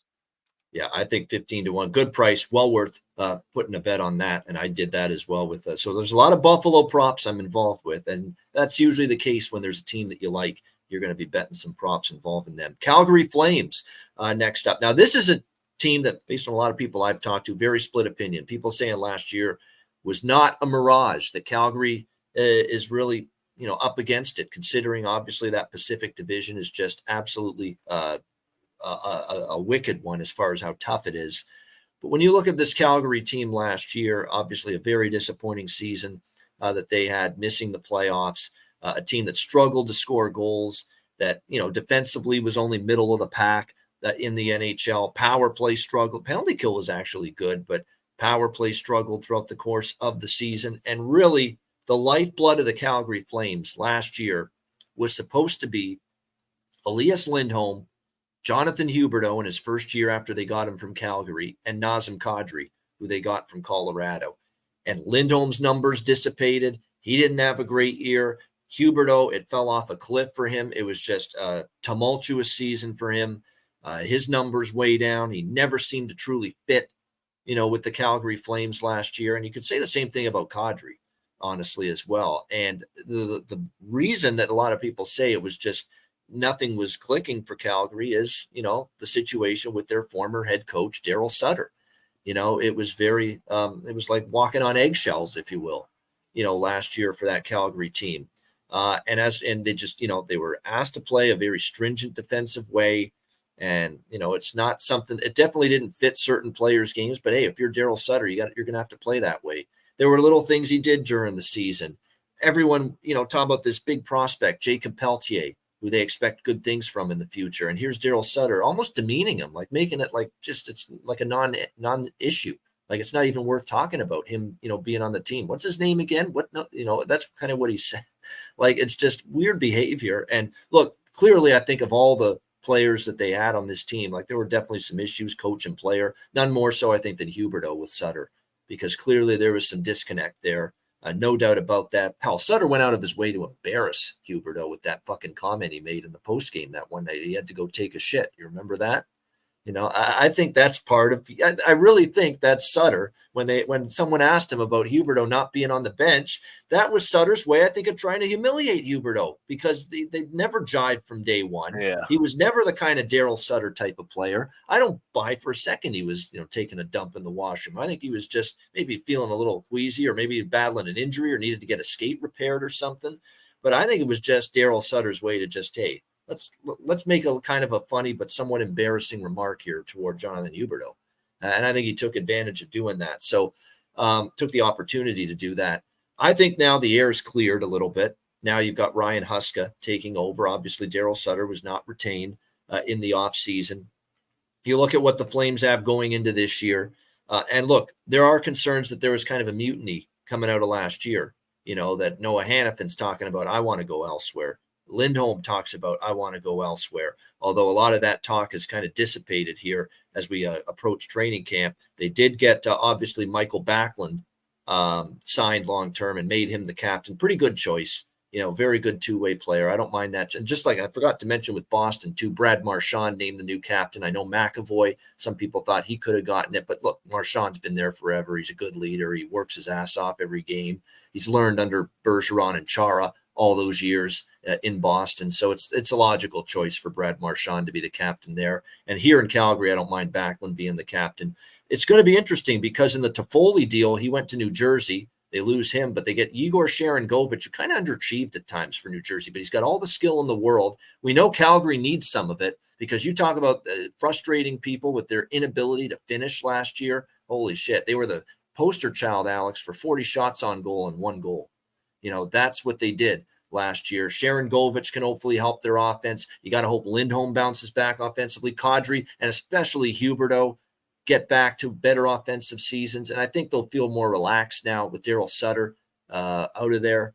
And then you look at Dylan Dubé and Mangiapane. They were expected to be big contributors offensively. They kind of took a step back. But, down the lineup, Peltier's injury hurts. I think he's going to be a good player, but he's going to start the year on IR. Walker Dewar showed you a little bit last year. Blake Coleman's a good two-way player. And to me, the one that could really be a lightning rod and a spark for this team offensively is Matt Coronado. This is a guy that's looked really good in training camp. He's been knocking on the door of making this team in the past. He's on his entry-level deal. He's looked really good here in the preseason. And that is what Calgary needs. Someone that can finish. Someone that's got really, really good offensive capability. And Matt Coronado has that. So, and the way he's looked in the preseason, that's good too. So I think they're going to be able to score goals. And if you listen to Calgary's coaching staff, they're also talking about the defense jumping up into the play. So we're talking about a significant scheme and system and philosophical change from Daryl Sutter, where you take care of your own net first before you even think about jumping up into the play. Ryan Huska is encouraging. If there's an opportunity to keep pucks alive in the offensive zone as a defenseman, you jump up and you pinch in and you keep that puck in the O zone and you keep that, O zone time alive at every opportunity. even if you risk maybe getting caught the other way. So definitely opening things up a little bit. Hannafin was talking about how much he enjoys, this new look and approach at things from Ryan Huska. So this could be a team that actually sneaky over team is my first thought, because of everything that I'm hearing, that they want to be more offensive minded. They want to be able to get more offensive production and goal scoring in their lineup. Will that be at the expense of their defense? We'll see. They've still got Hannafin, Rasmus Anderson, Nikita Zadorov, Mackenzie Weegar, Chris Tanev, very similar defense to last year. Shillington as well, although they're still waiting on him to return as of right now from injury, and he's not participating in training camp, so they're waiting to see when he'll be back. And then it comes down to goaltending. Dan Vladar, a great first half, not so good second half, and Jacob Markstrom, just start to finish last year, did not play at the level we've seen from Jacob Markstrom in years past. So can he bounce back? I think they're better just because they cleanse the air. Daryl Sutter, the ogre, Daryl Sutter, the black cloud, Daryl Sutter, the Mr. Cranky Pants is gone, as I like to say. And I think that's going to help this team. I think they're better. I think I'll be looking to bet on them. Playoffs, though, I don't know. I'm not sold on that yet, though, just because of how tough the Pacific is. And from a totals perspective, I think Calgary might be a good over team because they're looking to open things up a bit. And if you can find it on FanDuel, I'm high on the possibility and of Matt Coronado really providing a lift for this team offensively. They've got him. He's going to make the team. And it's very possible he's going to start the season on the second line in a top six forward role. FanDuel has him 20 goals or more. Matt Coronado at plus 520. I am interested at that price. Count me in. I think he can really get to 20 goals even in his first full NHL season. He really could be a spark for this Flames team offensively. Alex, what do you think here, Calgary Flames? Yeah, like I said, this is one of the bigger addition by subtraction moves for any team all year long, right?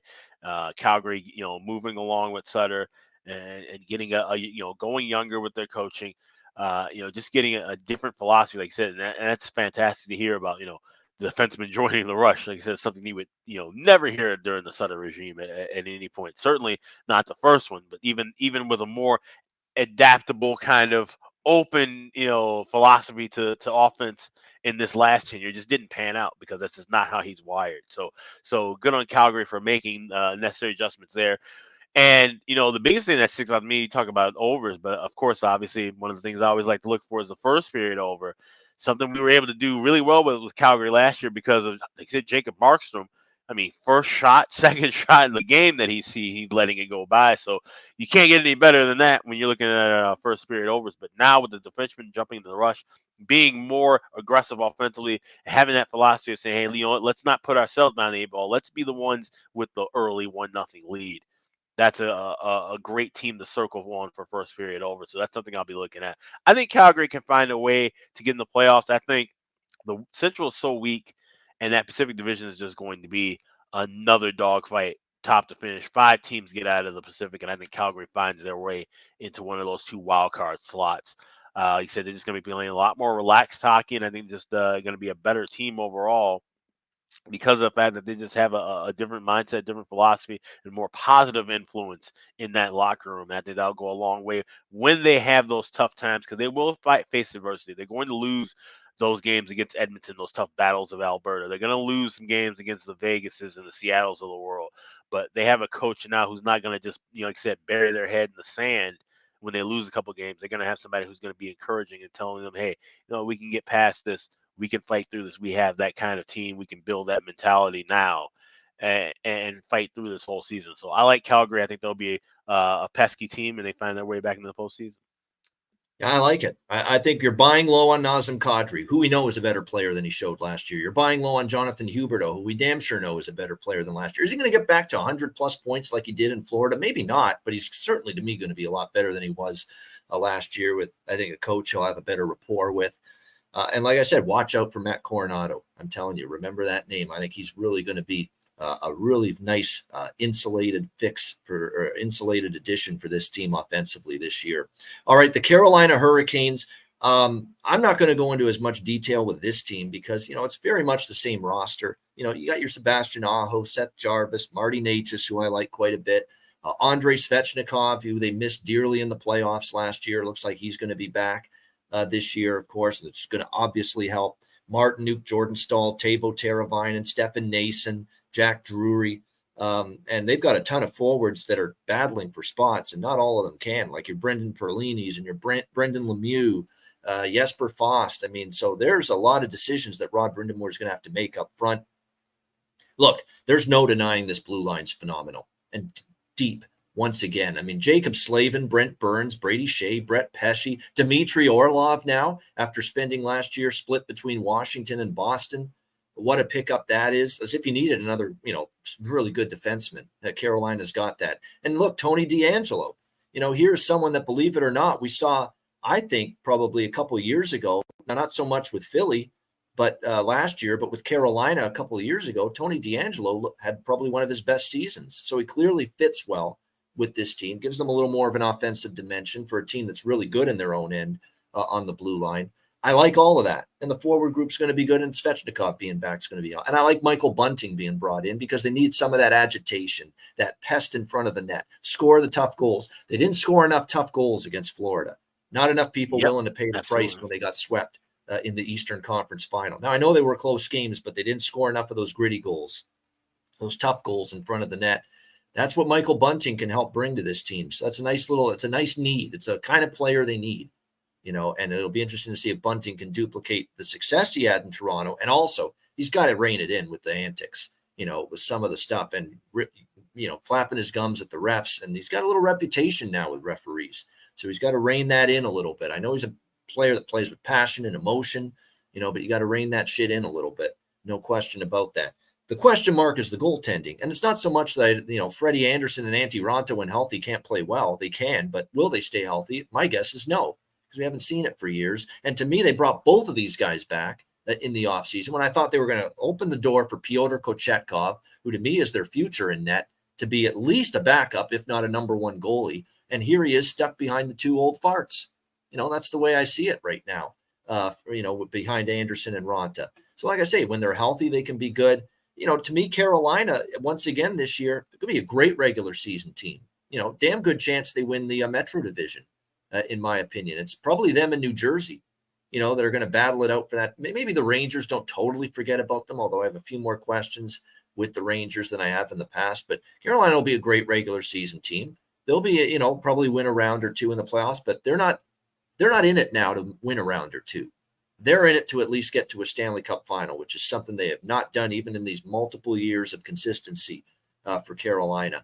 That being said, I've been a prisoner of betting this team every year to win the Cup, it seems. And with a team as good as they've had on paper this year as they've had any past year, I'm on it again. But at some point, you're going to have to show me. And will this Carolina team be able to win those second round, those conference finals type playoff series that have eluded them here the last few years? Alex, what do you think, Carolina Hurricanes? So Carolina's my pick to win the Eastern Conference, but I'm not betting a future with them. That's my usual MO, right? Like I keep it open. I like Carolina, and there's a reason I'm not betting on them. There's teams I like that I bet on to win conferences, and I actually have a Stanley Cup futures bet as well. I'll get to later on. But just don't love the prices enough, right? I just don't love the prices enough. And what now? Carolina, the last two conference finals appearances, they've been swept. That's a terrible streak. We harbor ad nauseum about Toronto, for the first time in ages getting through the first round, and how Minnesota can't get out of the first round. Well, playoff problems are playoff problems. Remember Colorado before winning the Stanley Cup? What was their nemesis? The second round. They win the first round, get to the second round, and then everything falls apart. So maybe that's something to this Carolina not being able to do anything in the Eastern Conference Final. They're not a team that can sustain that workload long enough. They play such heavy hockey in the regular season, right? Everything's not cute and pretty, like you said, with Carolina, and they got away from that grittiness in the playoffs. They don't have, like I said, the garbage goals and the battles in front. They were losing a lot of those battles. They were losing a lot of those puck battles, even though they won that series 4-1. They had some issues in those New Jersey games in that second round series. So there's something that's missing from them completing the goal. They can get there. They can put together a good regular season. They have spurts of greatness in the playoffs, but they can't sustain it.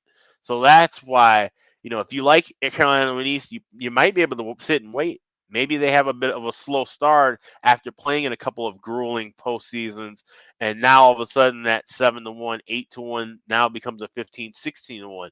Now that's a more lively look to bet, because I still think at the end of the day it's Carolina and New Jersey in the Metro. It's a 2-horse race, and we saw it come down to one single point, one overtime loss separated the difference. So, you can still wait and see some potential bad Carolina hockey early and not completely write them off the face of the earth.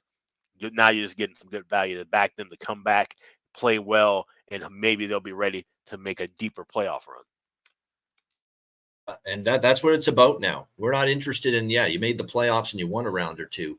For Carolina, it's at least get to a Stanley Cup final. I'd say, anything less than the Prince of Wales Trophy is a failure in their eyes. Yeah. I mean, and to me, they're a phenomenal defensive hockey team. I'd honestly say I shouldn't say the best, because we got to say Vegas is the best based on the way they played in the Stanley Cup playoffs last year. I mean, and 1 through 6, they're the one team, Alex, that can match Carolina on the back end is Vegas. But Carolina's right there with Vegas. One of the best defensive teams in the end. The penalty kill is always outstanding. 5-on-5 defense is always tremendous. And look, they just need to score enough and get the saves they should make from their 2 aging goaltenders and hope they stay healthy. Like I said, I'm still shocked, though, they're not giving Pyotr Kochetkov more runway. I'm really, really surprised by that big time. And we'll see if they make do with it. They're going to be juggling their goaltenders, because I guarantee you one or both of Freddie and Antti Ranta are going to get hurt again. It's going to happen. There are 3 goaltenders in this league where you put in your notes, not if they get hurt, when they get hurt. And 2 of them are Frederik Andersen and Antti Ranta. It's like clockwork. It's unfortunate. We hate to say that. We don't wish this is the case, especially Antti Ranta. Antti Ranta, when he's firmly physically healthy at 100%, has put together some incredible hockey with many teams. Chicago, the New York Rangers, Arizona. He could be a top 10, top 15 goalie. His just body has failed him at times, and he's never been able to have these sustained long streaks of healthiness. And it's really unfortunate. And he's just going to go down in history as one of those what-if guys throughout his career, and possibly the same for Frederik Andersen. But if they do go down, they have arguably the best insurance policy of any team. And it's funny, I didn't even really, like I said, fully mention about Dustin Wolf with Calgary in that spot. But we'll talk. There'll be plenty to talk about that during the regular season, of course. But here with Carolina, same thing. Pyotr Kochetkov, you'll see the name, you'll hear him, and see him again with Carolina at some point. It's a matter of who is he replacing. And, maybe at this point now, like you said, how will the leash be? Even if one of those guys come back after an injury, right? Do they go on to make a move? Do they bury one of them in the minors and deal with it that way, and just say, hey, we can't take this risk anymore? If Kochetkov comes up and he gets hot, we have to ride with him, because it's about winning right now. And whoever can get us to win right now, that's what's more important. Yes, we understand the veterans. We understand your commitment to this organization. But if your body can't be at tip-top shape and you can't help us out, consistently, then we have to go with the option that is. And that might be what Waddell and Brindamore have to sit down and say to either Anderson or Ranta at some point this season. And again, we're talking plus 475 Carolina to win the East, around 9-10 to 1 to win the Stanley Cup. So it goes to Alex's point there, just not getting the value, that he would prefer with the Carolina Hurricanes. And keep an eye on Seth Jarvis. I really think this year could be a big year for him. I know last year was kind of disappointing because he got more opportunity, more ice time, top line role, and his stats really didn't improve at all last year for Seth Jarvis. In fact, goals dropped from 17 to 14, and assists only went up 2, and his point production went down by 1. So, but again, he's very young. Give him time. He'll be a big component for them up front this year, no doubt. And obviously, it's going to help having Svechnikov back. There's no question about that. But yeah, make or break it time for the Carolina Hurricanes. All right, here it is. Alex's favorite part of the season preview show, the Chicago Blackhawks. And yes, Connor Bedard's going to get all the hype, all the talk. There's no question, rightfully so. We're all excited to see what this kid brings at the NHL level. And he's got the entire package, the incredible moves. We're seeing these, dangle moves already in the preseason, and just the incredible skating ability and footwork, and obviously the passing ability. He's a terrific passer. He really, really is. Like, he can fit that puck through a thimble with some of these passes he can make. It's incredible. And we know the shot is one of the most, he's already up there probably, and he hasn't played a game yet in the NHL, one of the best toe drags already in the NHL. Quick snap releases, and the goalie can't even move. It just doesn't even see the puck's in before he even flinches. That's the kind of shot and the kind of release Connor Bedard has, just elite level from that standpoint. We know he's probably going to get his points. We know he's probably going to have I think obviously a better rookie season than a lot of people just jumping into the league at his age would have. The question is going to be the team surrounding him. They're doing their part, Kyle Davidson, to insulate him with veterans. They bring in Taylor Hall. They bring in Nick Foligno, two guys I think are going to help. And that is good. And I think you're starting to see some chemistry with Bedard and Hall.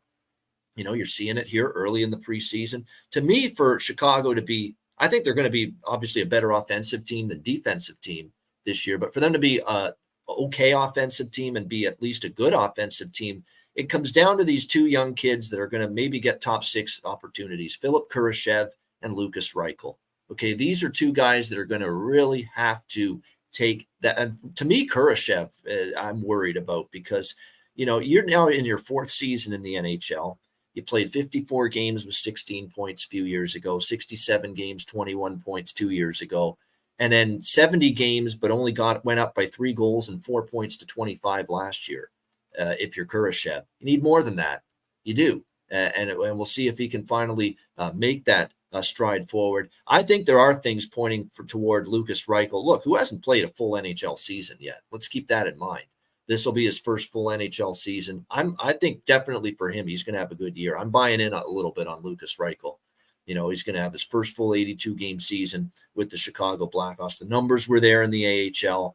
Again, he didn't play a full season yet here with the Chicago Blackhawks. I think he's got that opportunity. You've got the Greek stallion, Andreas Athanasiou, who I thought actually had a solid year, 20 goals, 20 assists last year, 40 points for the Blackhawks. Ryan Donato. Cole Gutman is someone that can give you some offense in a bottom 6 role. Radish. And, of course, Corey Perry, another veteran brought in the offseason. If you're a Blackhawk fan and in years past you maybe hate Corey Perry because of who you're playing against him, but when he's on your team, it's definitely a different story. And look, we keep saying he's trying to make himself into more of a bottom 6, 4th line type, forecheck, past physical, drop the gloves every now and then type of player in the late stages, but don't sleep on his offensive ability. He's still got it, and he's already showed it a little bit in the preseason, showed it in the playoffs last few years with Tampa. So, he's still got that. It's not Corey Perry in his prime, obviously, but he's still got that ability to contribute offensively, and you can't fall asleep on that. The defense, I'm not so sure. I think Connor Murphy's showing signs of really taking a step, and I've got high hopes that he can continue to improve. I think Kevin Korchinski long-term is going to be really good. But again, first year in the league, let's see how it goes. Kaiser and Jones on the top pair potentially. We'll have to see how it goes with Wyatt Kaiser, Seth Jones. They got Jared Tenorti. I'm not a Nikita Zaitsev, but that could be a rough third pair, I got to admit, with Jared Tenorti and Nikita Zaitsev. Tenorti's doesn't skate fast. Defensively, he's not great, but he's physical. He'll drop the gloves. That's a plus for him. But, as a plus defender, he's not exactly got it.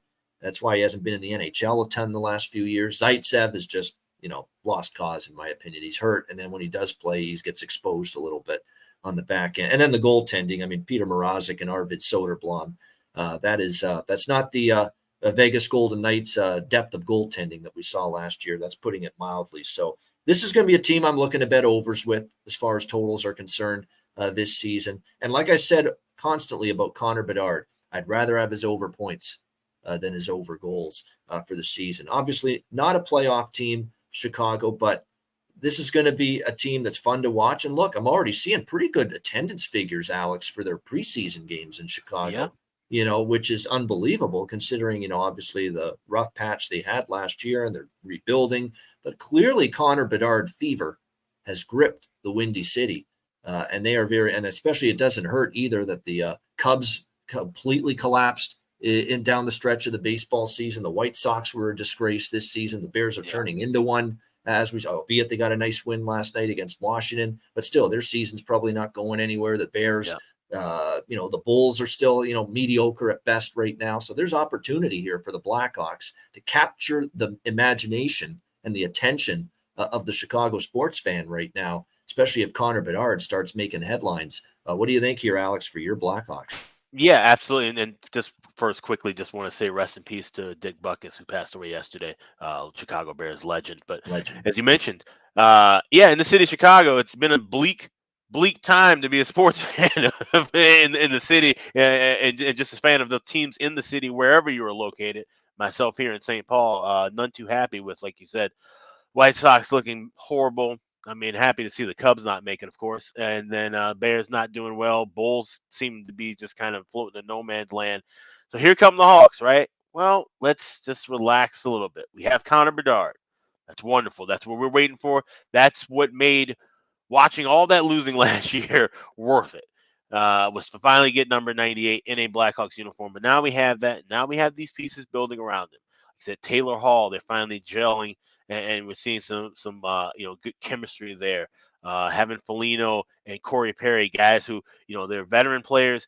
Perry and Hall, their influences of being, these were guys that they were the men with their team at one point. Hall was a number 1 overall pick. Corey Perry was, a guy, big time superstar in Anaheim for years. These guys have won championships. They know what it takes to get to that top level and be the guy with, the microscope, under the microscope at all times. They can help Connor Bedard get through that transition. Playing in a big city, playing, like you said, in front of a crowd, a feverish crowd. Now people are showing up again because they're excited to see him perform and see him play. My mom calling me, asking me, which preseason games are going to be on TV because I want to see Connor Bedard for the first time. That energy and atmosphere, they have a chance to really grasp the city again, and do it. And it's not going to be overnight. They're not going to look like the 2010 team immediately and restart the dynasty. It's going to take time. It's going to be like 2007, 2008, those teams with Patrick O'Leam and Brian Smolenskis of the world, those, veterans that came out of nowhere, but they helped the youngsters evolve. And that's where we saw the emergence of the Duncan Keiths and the Patrick Kanes and the Jonathan Taves. So they're doing things the right way. I love what Kyle Davidson's doing right now. I love what Richardson and Derek King. Derek King, we wondered how that was going to work out with him being the head coach and then getting fired, but then coming back and being retained as an assistant. You wondered, would there be some animosity? Could he handle the role? And he's being the consummate professional. One of the drills I watched the Hawks do that I loved seeing was he's stashed away in the corner, and all the guys are lined up maybe about 3 strides ahead of the blue line on an empty net. And he's passing 3 pucks at a time to guys, and they're all just snapping them off quick. So working on your redirects, working on picking up those loose puck rebounds within that slot between the circles. That was just something that I hadn't seen from the Hawks in a while, and you see that translate into some of these preseason games. The puck possession and puck movement we're seeing on the power play specifically, something that this team has been missing for well over a decade. Okay, this Hawks team won championships with some abysmal power plays at times. And right now, with the pieces they have, this could be one of those top 10 power plays, which can cash a lot of money for us when you're talking about next to score props, when you're talking about Connor Bedard looking for power play goals, power play points, being a better option than just anytime goal scorer, anytime assist. Shout out to Bet Online. I don't see it up right now, which they, props come back and forth, but they did put up a prop that I requested. The over-under on Connor Bedard power play points throughout the season. They posted 29.5. I bet over at minus $1.15. So that's something I have in pocket. Hopefully that will be back up and available at Bet Online. But thanks again to Adam Burns and Dave Mason for making that available. I think we're going to see some great strides, and I think that's where Connor Bedard's highlight tape is going to come a lot from spots where they're on the power play. They're also able to draw penalties. That's something that I thought was really interesting watching these preseason games. It's one thing to make contact and you find yourself on the power play. Okay, you have a good power play attack, like an Edmonton Oilers, right? But the thing with Edmonton and the thing with Chicago, and what is the two biggest things, right? They've got guys named Connor who have speed. So you're going to be hooking at McDavid. You're going to be hooking at Bedard. You're going to be hooking at Taylor Hall. You're going to be hooking at Athanasiou because those guys are getting off to a good rush. You're going to be slashing those guys, and now all of a sudden you're behind the 8 ball. And now the Hawks have the power play, and now they can convert. So finding ways to get themselves into the advantageous spot of being in the power play, that's something they're working on as well, kind of getting in the way of things. Not necessarily having the smoothest entries into the offensive zone. But sometimes you think, well, that's not a good sign. You want to be clear into the offensive zone. No, they're purposely staggering themselves because they're stopping themselves right at the point, setting up the play within the zone, everybody getting to their spots first. These are things we have not seen from the Hawks since the dynasty era. Love seeing it now. This is a Hawks team that's going to be fun to watch. It won't translate to a lot of wins because the back end is brutal, as you mentioned. You got $5.5 million tied up between Zaitsev and Tenorti on your back end. Two guys who skate in molasses.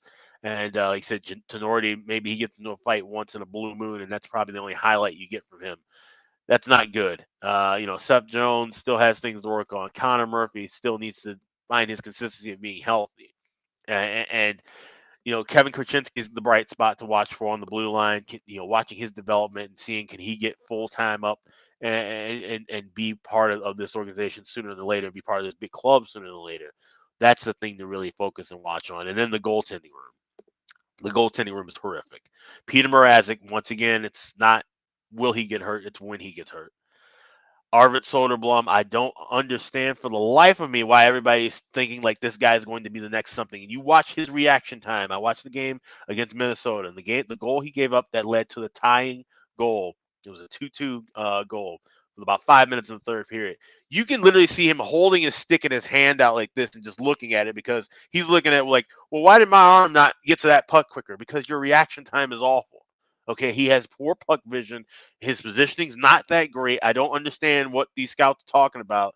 Arvid Soderblom is not that guy, and he's going to cause. I texted Sam Panayotovich, my friend Sammy P, the other day. I said he's going to be the direct cause of at least 6 losses for the Hawks this season. There will be 6 games this year that are losses where I'll be coming back on this show and saying, you know why we lost that game? Arvid Soderblom.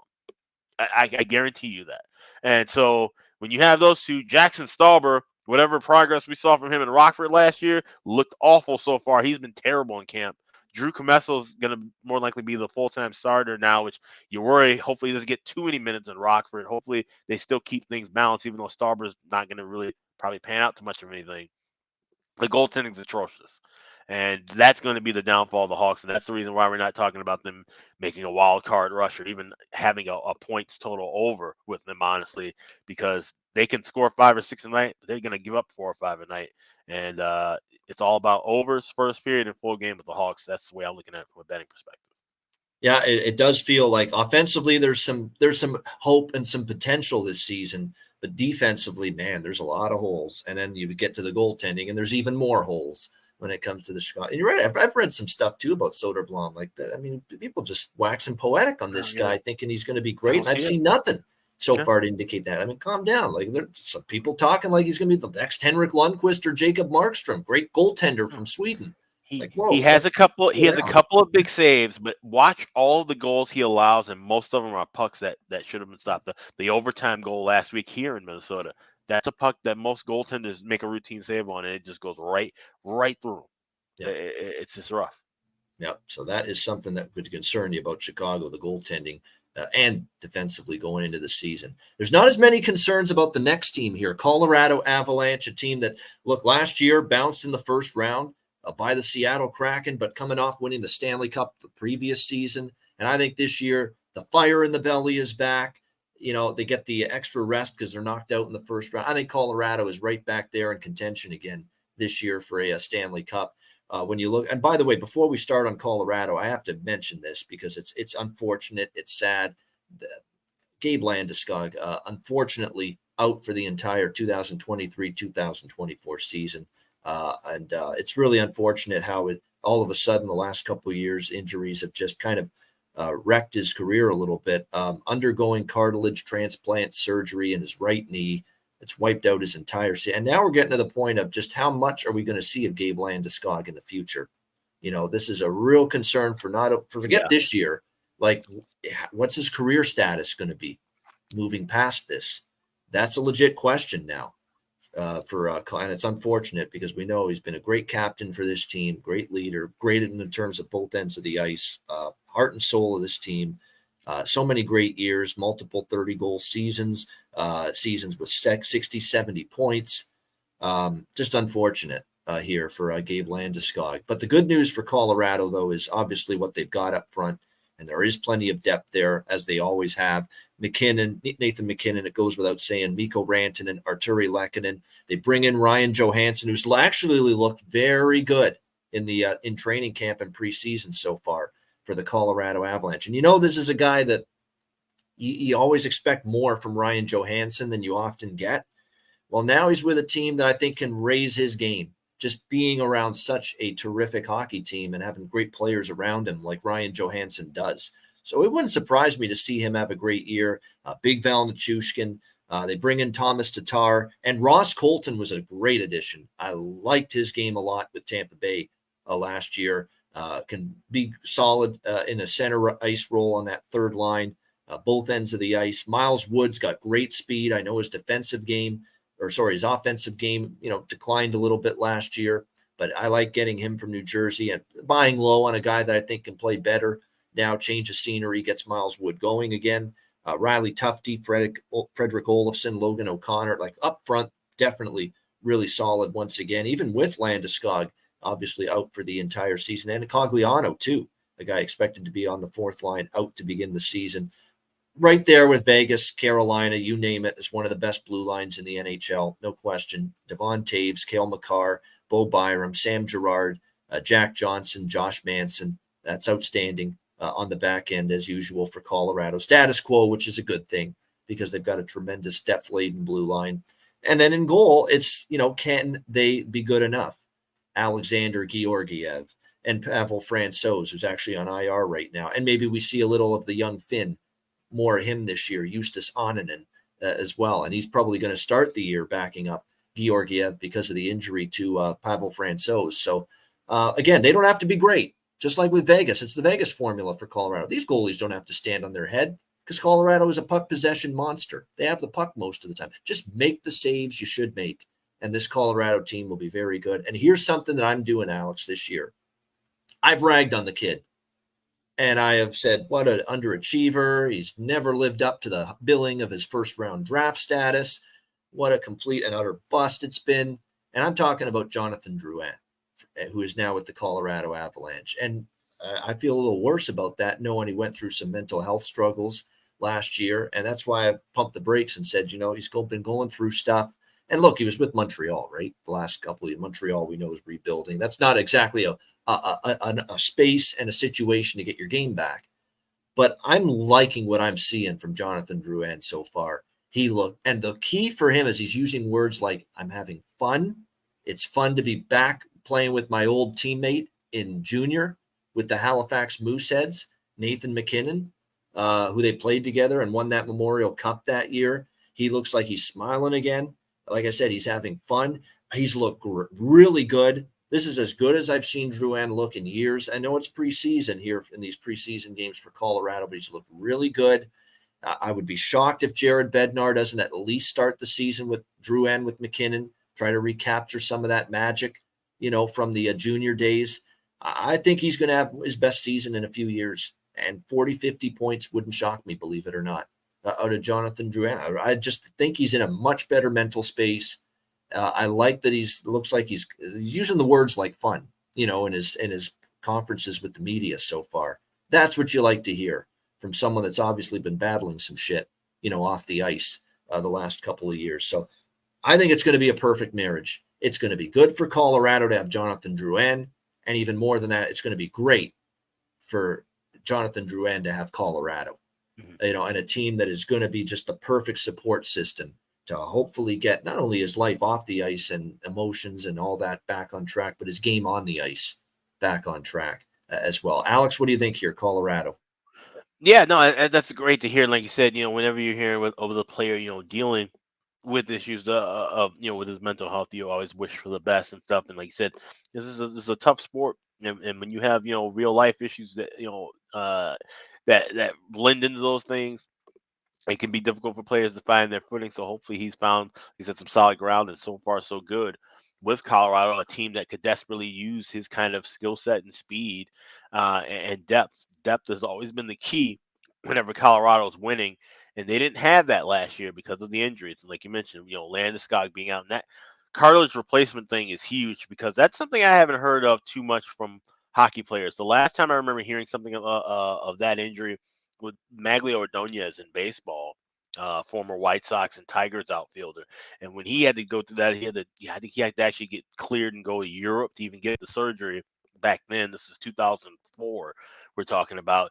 And his career just never really was the same. So when you're talking about that with a skater and a powerful skater like Landeskog having those knee issues, that's something that can hamper him and maybe take a couple of years off of his career, no matter how long he ends up eventually playing. So it's very unfortunate to see a talented player having to deal with an injury of that nature. But nonetheless, the Avalanche are going to have to persevere without him. Cale Makar is going to have to, stay healthy and be the top elite defenseman that he can be. Nathan McKinnon, another guy who's been banged up.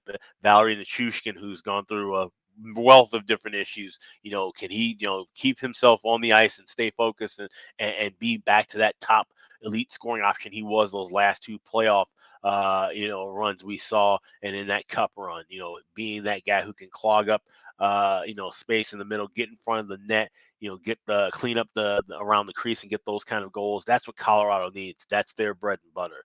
They get back to playing that style of hockey, but also, keeping their pace and tempo, dictating the possession. They can be right back at the top of the division. I don't see them falling out of favor. It's certainly going to be a playoff team. And even with the goaltending issues, like I said, no Francouz, very unfortunate with his injury. This seems like something with his hip over the last couple of years. I don't know if it's going to be a resurfacing thing like what we saw with Backstrom in Washington. If that is the case, you're really talking about something that could be career-ending for a goaltender who needs that kind of flexibility. And your hips and groins are important. Those are like elbow and shoulder injuries in baseball. So, having Annunen he's a quality, I think, backup. I think he's logged enough time and a lot of quality time and some good numbers in the AHL to deserve that chance. And if something happens with Georgiev, they're not in, complete dire straits. But that's why I also mentioned about teams who have goaltenders that might be hitting waivers. A team like a Calgary who has a Dan Vladar, that contract is very low cost. Control for 2 years, looks very juicy. There's some teams, I think Colorado might be on the inside track, where if they do need a goaltender, they might be calling Calgary because Calgary has that option. They can call up with their own and Dustin Wolf. So that's a big thing I would be looking at. If you're watching Dan Vladar, and especially if you're a fantasy hockey player, maybe keep an eye out for that and watch Colorado's situation. If there is an injury, they would be one of the first teams to be making a call somewhere, and Calgary just might be that team. So that's the way I look at things from the goaltending perspective. Overall, Colorado should either be number 1 or number 2 in the Central, make the playoffs, and at least make a better showing of the postseason than they did last year when they got bounced out of the first round. And I do have them to win the West and bet them to win the West and the Stanley Cup. Not the greatest prices, but it just seems like it's too obvious to me that they are going to be right back in the mix again. And after the disappointing first round exit, they got that fire and that hunger back, I think, again, to go all the way and try to win another Stanley Cup as well. The blue line's still awesome. I think the Johansson and Drouin, the early returns in preseason look good for the Drouin and Johansson experiments for the Colorado Avalanche, and that is good news. And I like the additions of Colton and Wood up front as well. And look, I'm a believer in Georgiev. Georgiev was a top 10 goalie last year in goals saved above average, the advanced statistic. He was a top 10 goalie in that category. He was just absolutely outstanding. So until I see something different, I got to believe that Georgiev is going to be very good again until proven otherwise. All right, Columbus Blue Jackets. Obviously, this is the team that probably had the most headlines for all the wrong reasons in the offseason. Their perverted former head coach was one of them. The main reason, I should say, Mike Babcock. That whole situation, look, it is a great thing, I think, for the organization, the fan base, and the players on the team that Paul Bissonnette got to the bottom of this thing and started talking about it on Spit and Chicklets, got the NHL's attention on it. Ron Hainsey, who is, of course, a part of the NHLPA now, and the new NHLPA executive who's involved there now, Marty Walsh. The two of them jumped on it right away, saying, we're going to investigate this. We're going to talk to current Columbus players, past players, and we're going to figure out what this is all about. And what it was all about was just, honestly, a demented head coach as far as how to try to go about things and build a relationship with your players. One thing you don't do is you don't say, hey, give me your phone and just scroll through it. And apparently scroll through it for minutes is what he was doing. Minutes and minutes and minutes on end for each of these players. Just looking through personal pictures, personal photographs of that person. And it's out of bounds. It's invasion of privacy. It's not something head coach. You know what you do? You have a dinner with them, and this is a legit account of something that happened. And it would be with a young kid, because Mike Babcock's not the kind of guy that would have the balls to do that to a veteran. But to a young kid, a petrified young 19, 20-year-old who's just trying to make his mark in the NHL, he's calling him to his house and saying, we're going to dinner. We'll talk about your role moving forward. And all he did was bring the kid there and say, let me see your phone. We want to get, and see what you're all about. And he'd scroll through the phone and say, all right, there you go. And off you go. No dinner, no discussion, like just ridiculous behavior for what's supposed to be an adult, what's supposed to be a professional head coach in a major sport. I was horrified to hear some of these accounts of this shit that went down involving the scrolling through the pictures on a phone situation with Mike Babcock. And the thing that I'm thinking about, and they made great points about it too, is, what if a wife or a girlfriend's, got a topless photo all of a sudden showing her titties? I guarantee you, she doesn't want Mike Babcock seeing that shit, or would expect, Mike Babcock, my husband or my boyfriend's head coach, is going to be looking at me nude without a shirt on, titties sticking out. No. I mean, it's just little things like that. And here's Mike Babcock rolling through this photo reel of all his players on this phone like he's a personal family member or friend. I mean, it's just so out of bounds. It's insane that it even happened, that it even got to this point. And this is just, another incident on top of many. The Mitch Marner shit, where name the least hardest working player on the team, and then actually talk about it in front of the whole team. I mean, it's just on and on it goes, but it's out of there. The storm is gone, and they can wipe the slate clean and start with a guy that we hope and we think is halfway decent in Pascal Vincent, now the new head coach here for Columbus, and a guy that's earned the opportunity. He's been toiling away a very long time in the coaching ranks, and I'm glad that he's going to get this opportunity now for the Columbus Blue Jackets. This is a team that there's a wide variance for me in what we can expect. I think it's a huge good thing, a potential bet-on thing for Columbus that now Vincent's taken over, and I think that could, bolster the team, certainly, in terms of their comfort level, in the dressing room, dealing with the coach and all that. They don't have to worry about being, petrified. What's Babcock going to do now? That shit is over with, thank goodness. Now they can just go out there and play, relax, play, and see where it gets them. I mean, up front, we know Adam Fantilli, 3rd overall pick, lands with Columbus. Incredible upside, incredible offensive, dynamo he is going to be. Kirill Marchenko showed you what he could do last year. Can Johnny Gaudreau be more comfortable year 2 now with Columbus? Boone Jenner, number 1 center captain. Can he continue to improve? Patrick Laine is key for them. Patrick Laine's got to have a much better year. And look, maybe last year with this team, things didn't exactly go well for him. 22 goals, 30 assists. Did have some injuries. Only played 55 games last year. But again, his offense taking that next step is very important. I like Kent Johnson. I've said that a bunch of times. Liam Foodie showed you a little bit. Emil Bemstrom as well. Like, I don't mind them up front at all. And I didn't even mention, Cole Sillinger and guys like that. Justin Danforth, who was actually playing pretty solidly for them last year until an injury derailed his season. So, they have some real potential to be, pretty solid, if not good up front.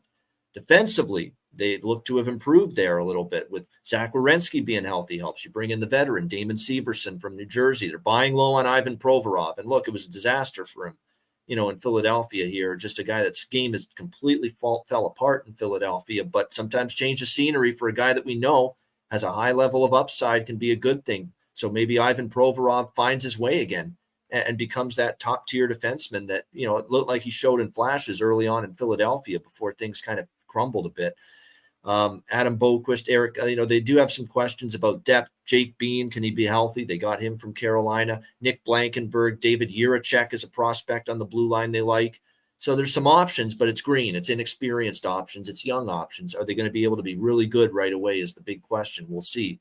And then in net, Elvis Merzlikins, man, if he has that mental, stability this year, he gets through the tragedy of the Kvlenik situation, because he's been battling his own demons, his own emotions, his own mental struggles off the ice. It looks like based on social media, he's in a happier, healthier place now. Will that lead to it showing on the ice in better performance, more consistency in net for Merzlikins? That's going to be the big question. They do have some options there. I don't know how great the options are. Daniil Tarasov, who's out right now, but up and down when he started. Spencer Martin, same thing with Vancouver. Now he's with this Columbus team, up and down. And Jet Greaves, who we really didn't see much of or enough of last year to make a determination what we get from him.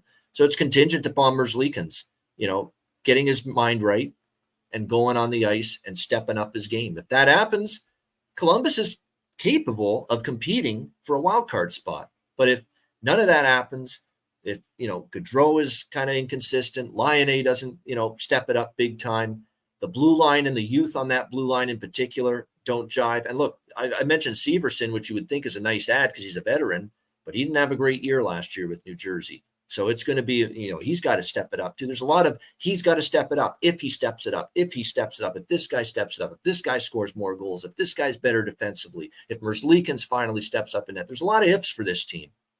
But if all of those ifs result in the good for all these different players I mentioned, they could compete for a playoff spot because the talent is there. But if some of these or all of these things don't happen, it is probably going to be another tough year for Columbus. So this is a hard team for me to peg right now, as far as I'm concerned. I didn't make any bets involving Columbus before the season started. Alex, what do you think here, Blue Jackets? Yeah, I mean, we got to start with the Babcock situation, right? And it's just absurd.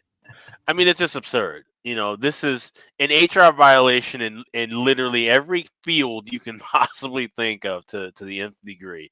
And like you said, and it makes you wonder too, okay, between NHL stops, this guy was coaching with a college team in Canada. Like, maybe we should check on what was going on up there for that season or two as well, because just like, if this is just where his head's been at, and the fact that he, like I said, he's not doing this to veterans. There's some guys who would have stood up and slapped the shit out of him, honestly, like straight up. That if he tried to come to them and talking about taking your phone, you don't just let anybody have your phone necessarily.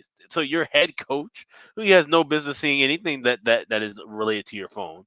The fact that he thought he could do this and to have everything just completely derailed, you got Jarmo Kekalainen apologizing to the fans and to the team. It's like, yeah, you should have known better. Okay, and let this be a lesson to the other 31 teams in the league too, that some of these guys in the old boys club need to be left alone. Okay, they're out to pasture for a reason, and we need to cycle some new blood in. And some of these old guys in the old boys network just don't need to be contacted anymore. And Mike Babcock's one of them. All right, just let this guy be, because he's not going to help any team. Even if he stuck around, right? We didn't have Columbus ranked as a team. Like I said, if you feel more high about Vincent as a coach now, that they could, if all these things are plugged together, they actually could do something big. We wouldn't have had that kind of optimistic, even half glass full, quarter glass full look with Columbus. If we're talking about Babcock here, leading this team on a nightly basis, I thought he was over the hill anyway. So, this is an addition by subtraction. Once again, Vincent has worked his tail off, and now he gets to prove that he can be, worthy of having this head coaching spot full term. It's going to be rough because, like I said, even with Columbus having the stars like Lining and Gaudreau, they're going to score goals. But I worry about the back end. I worry about Merzlikins. This has to be his make or break year, right? With all the struggles he's gone through, and now he took this time away from the team and has addressed things. He says he's feeling much better. So he has to put that aside, and he has to show us that he can be that capable goalie that we saw him, be 3, 4, 5 years ago when Columbus was a playoff contender. So if he can't get back to that point, Columbus is really just not going to go anywhere anyway. If he gets hurt, I don't trust Daniil Tarasov. I don't trust any of the guys that are in that organization. They also have our old friend Aaron Dell in Cleveland right now. So that would be their third string goaltender. So we already know where we're standing with him. Goaltending and defense are going to be an issue. Offense won't be an issue. So it's all about overs here with CBJ once again. Yeah, it does feel like they will be in some higher scoring affairs. And that's with me expecting Merzlikins to be better. I still think they could be in some high scoring affairs. And I'll tell you what about the Mike Babcock situation. And look, I knew right away they made the right call in forcing him to resign. When I saw that absolutely hideous, laughable statement that Mike Babcock put out there after he resigned as head coach of the Jackets, upon reflection, it has become clear that continuing as head coach of the Columbus Blue Jackets was going to be too much of a distraction. While I'm disappointed to not have had the opportunity to continue the work we've begun, I know it's in the best interest of the organization for me to step away at this time. I wish everyone in the organization well in the upcoming season. I was too much of a distraction was the main thing from that statement. Where's your I'm sorry? Where's taking responsibility? We're saying, you know what, I had no business. I fucked up. I shouldn't have done that. Whereas I really disrespected the organization. I disrespected my players. I had no business trying to invade their privacy like that. None of that shit in that statement from Mike Babcock. And you know what that tells me? He doesn't have a single thought in mind that he did anything wrong. Not a thing. No remorse. He's not sorry for what he did. He thinks what he did was okay. He thinks what he did was fine. That's what that statement tells me. So good riddance. Don't let the door hit you on the ass. Go back to this farm or wherever the fuck you are and do it in Saskatchewan or whatever. And good riddance. You know. Yeah. No remorse at all. And he's apologizing for the wrong shit. He said, I'm sorry. I apologize on behalf of the organization and the players, and I put them in that spot, you know. But no, it's just, it was a distraction, you know. Right. It's because all it is sorry I got caught. Yeah. Like you said, there ain't nothing wrong. You know, it's just, I'm sorry I got caught. That's the way he looks at it. Yeah. So that's all you need to know. Not sorry. It was the right call. And thank goodness the Bissonnette brought it up. Yeah. Or else we wouldn't have even gotten that investigation. And credit to Ron Hainsey, who had to probably deal with some shit from Mike Babcock because he was in Toronto. Remember that? Playing for the Leafs when Babcock was there. I'm sure he saw some firsthand evidence of what that guy's all about when he was playing in Toronto for the Leafs. And thankfully, him and Marty Walsh, the new NHLPA executive director, got on it and did an investigation, did an autopsy, and the right thing happened. He's out of there. And I want to say one thing too, and applaud. And I know we're fans of Spitting Chicklets. We've been critical of some things on Spitting Chicklets too, but big props to Paul Bissonnette for pointing this out, and like I said, and making this a known thing and something that should be reported on. And all of us as content creators in the hockey space, we as a show are fortunate enough to deal with players, former and present on different levels. Like I said, you have to be about the players. The players are the lifeblood that makes this game. And so when you see injustices against players that are taken upon by leagues and by organizations and groups, they deserve to be called out upon. So a big kudos to Paul Bissonnette for using his platform to be able to do that. There's no doubt about it. And it's just hard to believe, too, that in the everyone says Kekalainen's a nice guy. I believe that. I'm sure he is. It feels that way. There's some people that argue about how he's done as a GM, but for him to actually have in his own statement, thanks to Mike for the professionalism. What professionalism? There's nothing professional about anything he did there. None of that was professional. He acted like a professional, Yarmo. Come on. Jeez. But at least he said, obviously, that was a mistake. And the responsibility is mine. Yarmo said that he hired him. So I took more stock into him addressing the team and those notes more than whatever whatever some intern wrote on a letter, is way different than what he. But the fact that it came out that he addressed the team personally, saying that he was sorry for this, that shows something. And like I said, I said it on Twitter. I wish more GMs had to be responsible and had to address some of the moves and things that they make publicly more often than they do. That would be a welcome and refreshing approach because I said before, guys like Stan Bowman and Chuck Fletcher probably have a podcast for the amount of times they'd have to apologize for doing something boneheaded. So props to Kekalainen for at least stepping up and taking the blame. And he had to, no doubt. He had to address the team after something like that, and it's a good thing that he did. All right, Dallas Stars. A team that obviously has been knocking on the door these last couple of years. Last year, obviously, was falling to the Vegas Golden Knights, the eventual Stanley Cup champion in the Western Conference Final, and really got dominated by Vegas in that series. We'll see how this season upcoming plays out. But when I look at this Dallas team, my first thought is up front. Man, they got a lot there. They sure do. Jason Robertson, Rope Hintz, who, of course, had this tremendous year last year. Joe Pavelski's got plenty left in the tank. Don't worry about him. Obviously, a really good season. And he even seems to elevate his game in the playoffs. And even the regular season last year, man, 77 points, 28 goals, 49 assists.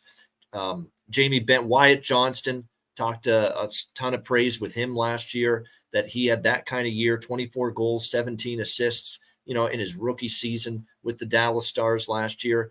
Dodonov a full season of him. And look, he's a little bit more inconsistent, but I thought he played better with Dallas in the second half last year than he did with Montreal before that. So Dodonov proved a lot. They bring in Matt Duchene, and it's kind of like Johansson with Colorado, bringing in a former Nashville Predator. Can he be boosted by being around a very good team, a winning culture? You got to hope so with Matt Duchene, a guy that had 56 points last year, 22 goals, 34 assists, numbers that were a little bit down from 2 years ago when he had a really good season in Nashville. But, I think change of scenery, he's a big country music guy. And if not Nashville, Dallas is, right next to them, I'm sure, in that regard. So it's still a good fit. He's going to like the lifestyle. I think he'll fit in nicely. And I'm not the biggest Duchene fan. Alex knows that. You guys all know that. I've not always sung the praises of Matt Duchene, and rightfully so. But I think it's a good fit for him here with a team that's looking to take that final step this year, get to a final, and win a Stanley Cup. Seguin, Mason Marchment, Ty Dellandrea, Radek Faksa. They bring in the veteran Craig Smith, Sam Steele, Maverick Bourque, Matej Blumel as well, battling for they have a lot of depth up front, no doubt. On the blue line's the question mark. Miro Heiskanen has to carry so much of the load for this team, and he's excellent. And I think he could win the Norris Trophy this year. I really think he's worth a bet. He could have that kind of year. And I think he might finally get recognition for also what he did last year when he was just terrific for this team, carried them on the blue line. But I don't love Suter, and it goes without saying, the brutal mistake he made in the playoffs.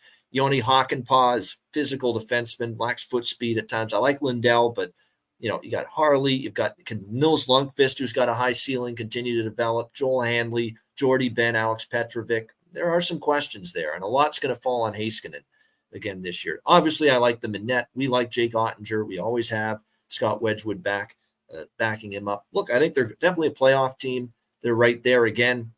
I'd like to see them get another blue liner at the deadline. I think that's what's going to put them over the top or not. What do they do at the deadline? What does Jim Nill do? Does he upgrade the quality and the depth on this blue line? If he does, they're definitely right there with a lot of West teams. If he doesn't, and you're asking Heiskanen to play 25, 30 minutes, carry this blue line again, that could be tricky.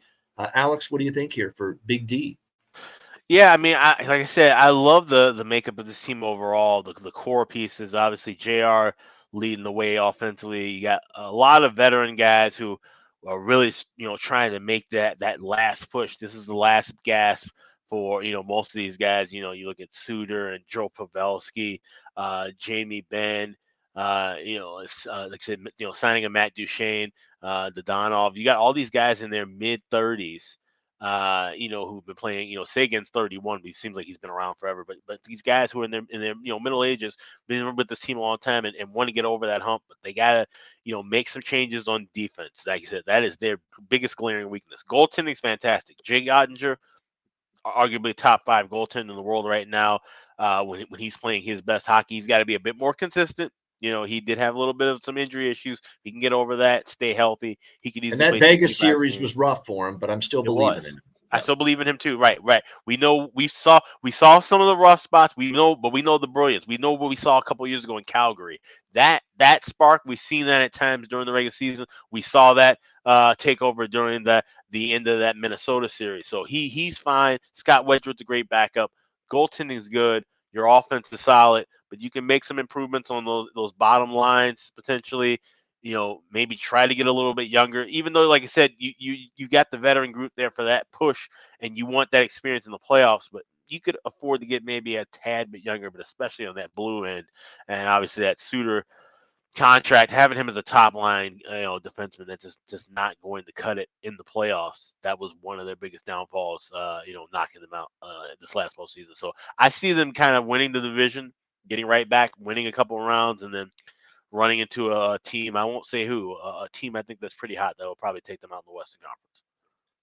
All right, Detroit Red Wings next up here. Detroit is a team that we kind of lumped them in that group in the Atlantic Division last year on the preview show with the Ottawa, Buffalo, and kind of they're in that same mix this year, Detroit, Ottawa, Buffalo. We all think, again, they could be better this year. How much better is the question? Look, Detroit obviously has a very good coach and from the John Cooper coaching tree and Derek Lalonde. I don't doubt that for a second. And up front, there's a lot to like for Detroit. They bring Alex DeBrincat home because he's a Michigan kid, and now he's back in his home state playing for the Detroit Red Wings.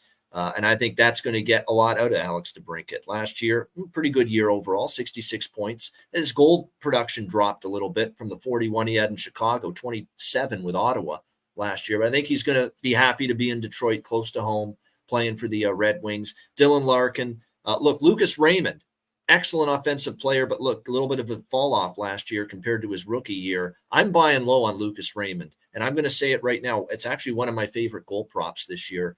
That you can find 20 goals for Lucas Raymond, 20 or more at plus 126 at FanDuel. I think I'm buying in on this kid. He's really good. Didn't have a great year last year, but he's going to be starting the year on the top line with DeBrincat, with Larkin, and I think that is definitely going to help his production bounce back. Remember, he had 23 goals in his rookie season. And last year was a really tough year for him, and he still had 17. We're asking him to get 3 more goals in a bounce back year, and it's only plus 126. It's a good price. So, yeah, Lucas Raymond to hit 20 goals. I like that prop quite a bit. Michael Rasmussen, it's going to be interesting to see here how he fares. He's going to be given more of a role. Andrew Kopp, David Perron. Can Robbie Fabry stay healthy? Here's another guy. Every year we ask that. I like the addition of JT Compher to solidify the center ice position. What's really good, too, for Detroit is they got some muscle. They brought in Klim Kostin, who I thought played well with Edmonton. Daniel Sprong from Seattle's a nice depth addition. And this Joe Veleno, man, he's been really good in the preseason for Detroit. Joe Veleno's played really well. So if that version of Veleno shows up in the regular season, that's really going to give Detroit some more offensive depth. What I don't like is the blue line, unfortunately, Alex. I didn't think they addressed the defensive deficiencies enough. I love Mo Sider, but you got to, and Jake Wallman's he's very offensive minded too. He's all right defensively, but he's not a shutdown guy, and he's going to be asked to play a number 1 pair type of minutes. Let's see how he fares. Ben Sherratt's solid, and then after that, you got a bunch of question marks, man. You got Jeff Petrie, and you know what it's been like for him the last few years. Jeff Petrie on the blue line, not great in his own end. Shane Gostisbehere can be a horror show in his own end, and he's on this blue line. Justin Hall, they couldn't wait to get rid of him and get him out of Toronto. He was the scapegoat for a lot of their defensive problems at times, and I thought, overpaid him quite a bit. I was shocked Yzerman gave Justin Hall the contract that he did. I mean, that's your Petrie, Gostisbehere, and Hall is a big, fat fucking question mark defensively in their own zone, in my opinion, from all 3 of those guys. So that could make life harder on the Ville Husso, James Reimer, Alex Lyon trio, who are the current goaltenders, and 2 of them obviously will start the season with the team. And Michael Hutchinson, they've got a ton of goalie depth, but you can only have 2 to start the year. So we know Husso is going to be the number 1. It's going to be Reimer or Lyon, likely as the backup. Hutchinson will be in the AHL with Grand Rapids. Lyon and Reimer are still battling it out for the backup spot right now. But again, those are goalies that, and even Husso a little bit, Alex, they need a good blue line in front of them. Even in times in St. Louis, Husso, when the blue line started to accrue injuries for the Blues, that's when his play went down, the level of play. So I look at Detroit as an over team from a totals perspective. I mean, I think they're going to be able to score, but I really worry about them in their own end this year with that blue line. And to me, they're not, while they can score, I'm not sure they're as offensively good as Buffalo or as Ottawa. And I definitely don't think defensively they're as good as Ottawa or even Buffalo, who I think have taken strides defensively this year. So I think Detroit might still be lagging the field, if you will, lagging behind the field, if you will, specifically in that Atlantic Division. Even though I like Stevie Y, it still might be another year before this team's really looking to take that step. What do you think here for Detroit? Yeah, I mean, let's start at the back end. You mentioned about the depth, and not all depth is good depth. Buying 5 items at Whole Foods is different than buying 20 items at Aldi, and that's what the Detroit Red Wings have kind of done with their goaltending. Getting Michael Hutchinson and James Reimer, as backups. Alex Lyon, who, yes, he had the great 2.5 weeks that kept Florida and made them a playoff team, and then pushed them into eventually winning the conference, but I don't think he can sustain that long term. There's a reason he has spent most of his career in the American Hockey League. That being said, Ville Husso, I think, will have a little bit better of a year than last year, but I still don't think he's going to just be this rock solid number 1 guy. I think we're starting to see that what we saw that season that got him paid from St. Louis is a bit of an aberration. And like you said, the blue line in front of them, they're not going to do any favors whatsoever. So this is going to be a tough team from the back end, but they have a lot of offensive talent. The only thing I would be looking at here with Detroit would be overs. They're definitely a first period over a team. I could see them being a team that makes emphasis on trying to get out to leads early, because playing from behind is not going to be a strong suit of theirs. And they know that they can't afford to be, behind the eight ball. Just the talent they have in their division that they have to face: the Buffaloes, the Ottawas, the Bostons, the Torontos, Tampa Bay. We'll see what happens with them, but they could be, sneaky at any given night. And there's a team that always plays them tough. Florida's a team that always plays them tough.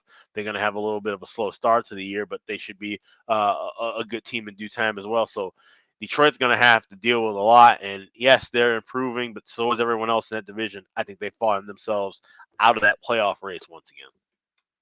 Yeah, believe it or not, I was higher on Detroit going into last year than I am this year. Although that being said, you got to come to play against them, or they will be a hardworking team under Lalonde for sure. That is for him. And by the way, one last thing too about Detroit: 22nd they were defensively last year in terms of goals allowed per game. I think that number has nowhere to go but down, because I actually don't like those aren't plus defenders. Petrie at his stage of his career, Goss Despair, Hall is up and down. I think Hall got too much blame, but he's still not Scott Stevens or Niedermeyer on the back line, on the blue line, that's for sure.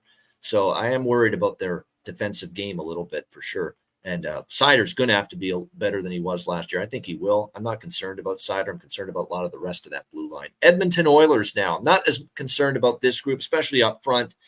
Look, Evander Kane, Connor McDavid, Leon Draisaitl, Ryan Nugent-Hopkins, Zach Hyman. And I like them buying low on Connor Brown.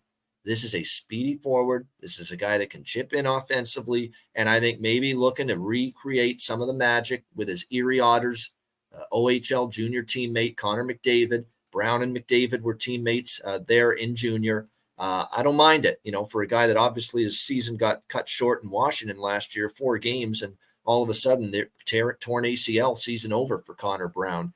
I don't mind Edmonton buying low with him. And seeing if he can get the magic going with McDavid.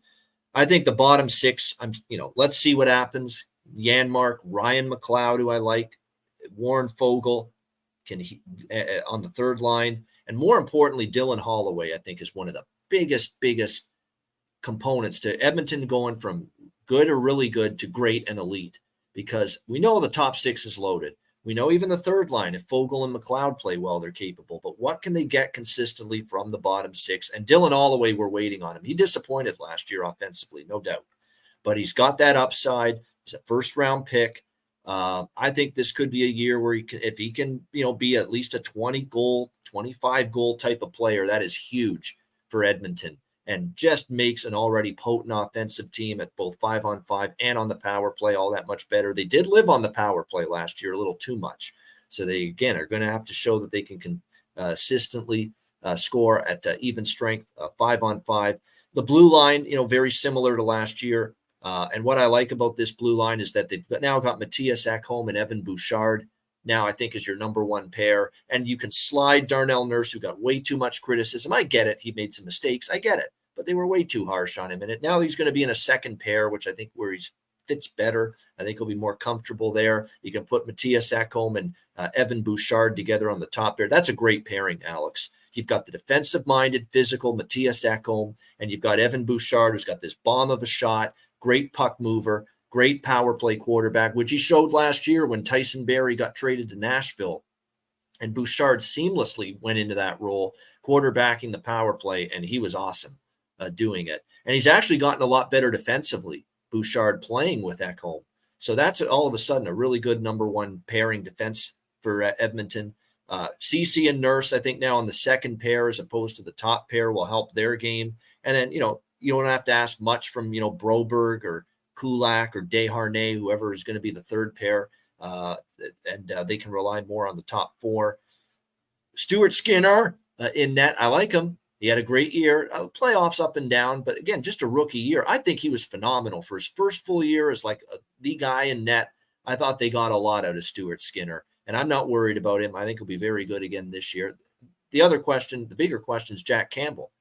Obviously a rough start in Edmonton last year. Didn't play well, but in the playoffs, when called upon, when Skinner either struggled and Campbell came in, Campbell had a great playoffs. Whenever we saw him, for the most part, Campbell played well in the playoffs for the Oilers in limited duty. So we know the talent's there. He's going to be more comfortable just based on the fact it's his second year now with the Oilers. He knows all his teammates. I would expect him to be a little bit better this year. So I'm not overly worried about the goaltending. I think Edmonton too. And you know what I like most of Edmonton? It's the intangibles. They got to Edmonton, this whole team, including Connor and Leon, like 2 weeks before training camp even started.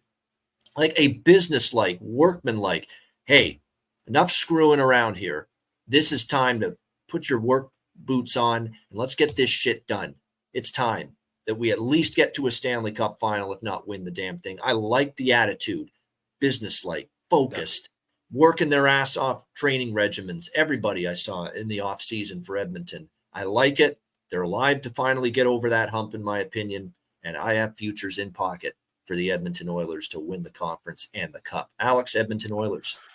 I mean, I love what I'm seeing. That's a great change of pace. And like you said, they aren't here to screw around now. They're here to, take over, win the Western Conference, make it to a cup final, and hopefully win the Stanley Cup in that streak for their franchise, for their nation. And they have all that writing on them. But I just don't know if this is the group that's going to do it. Connor McDavid's the best hockey player in the world. Absolutely. He's getting better and better.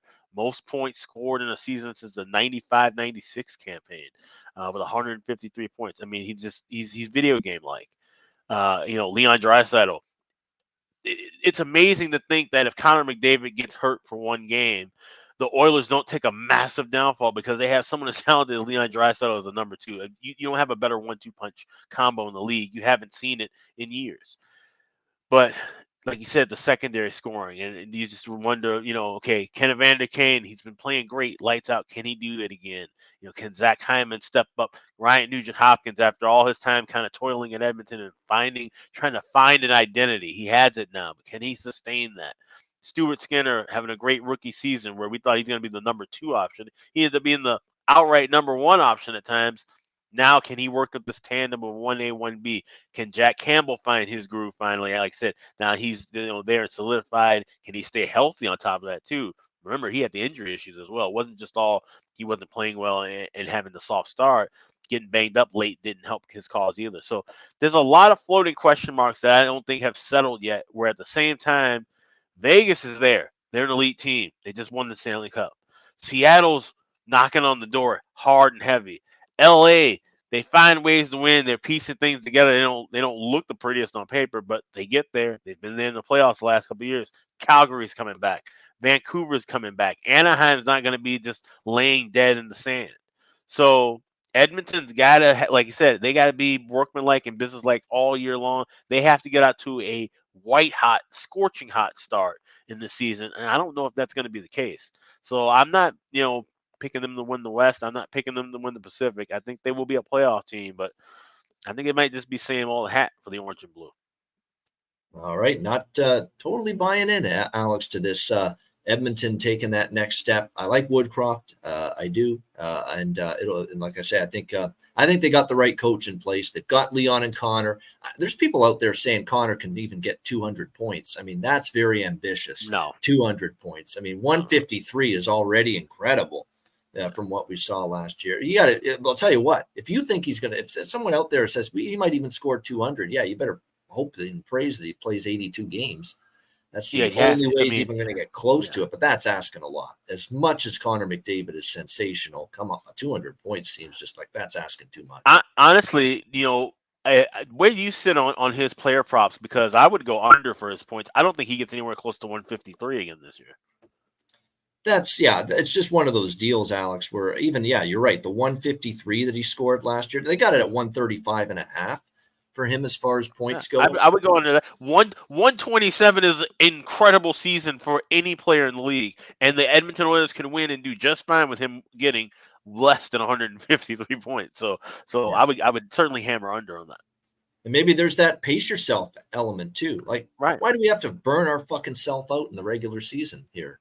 And if this whole getting early and being, all about business lunch pail mentality, if this hits early and Edmonton goes on this hot run, you think they're playing, McDavid and Draisaitl in game 67 to set to 82 when they've already got the Western Conference of the Pacific wrapped up? No.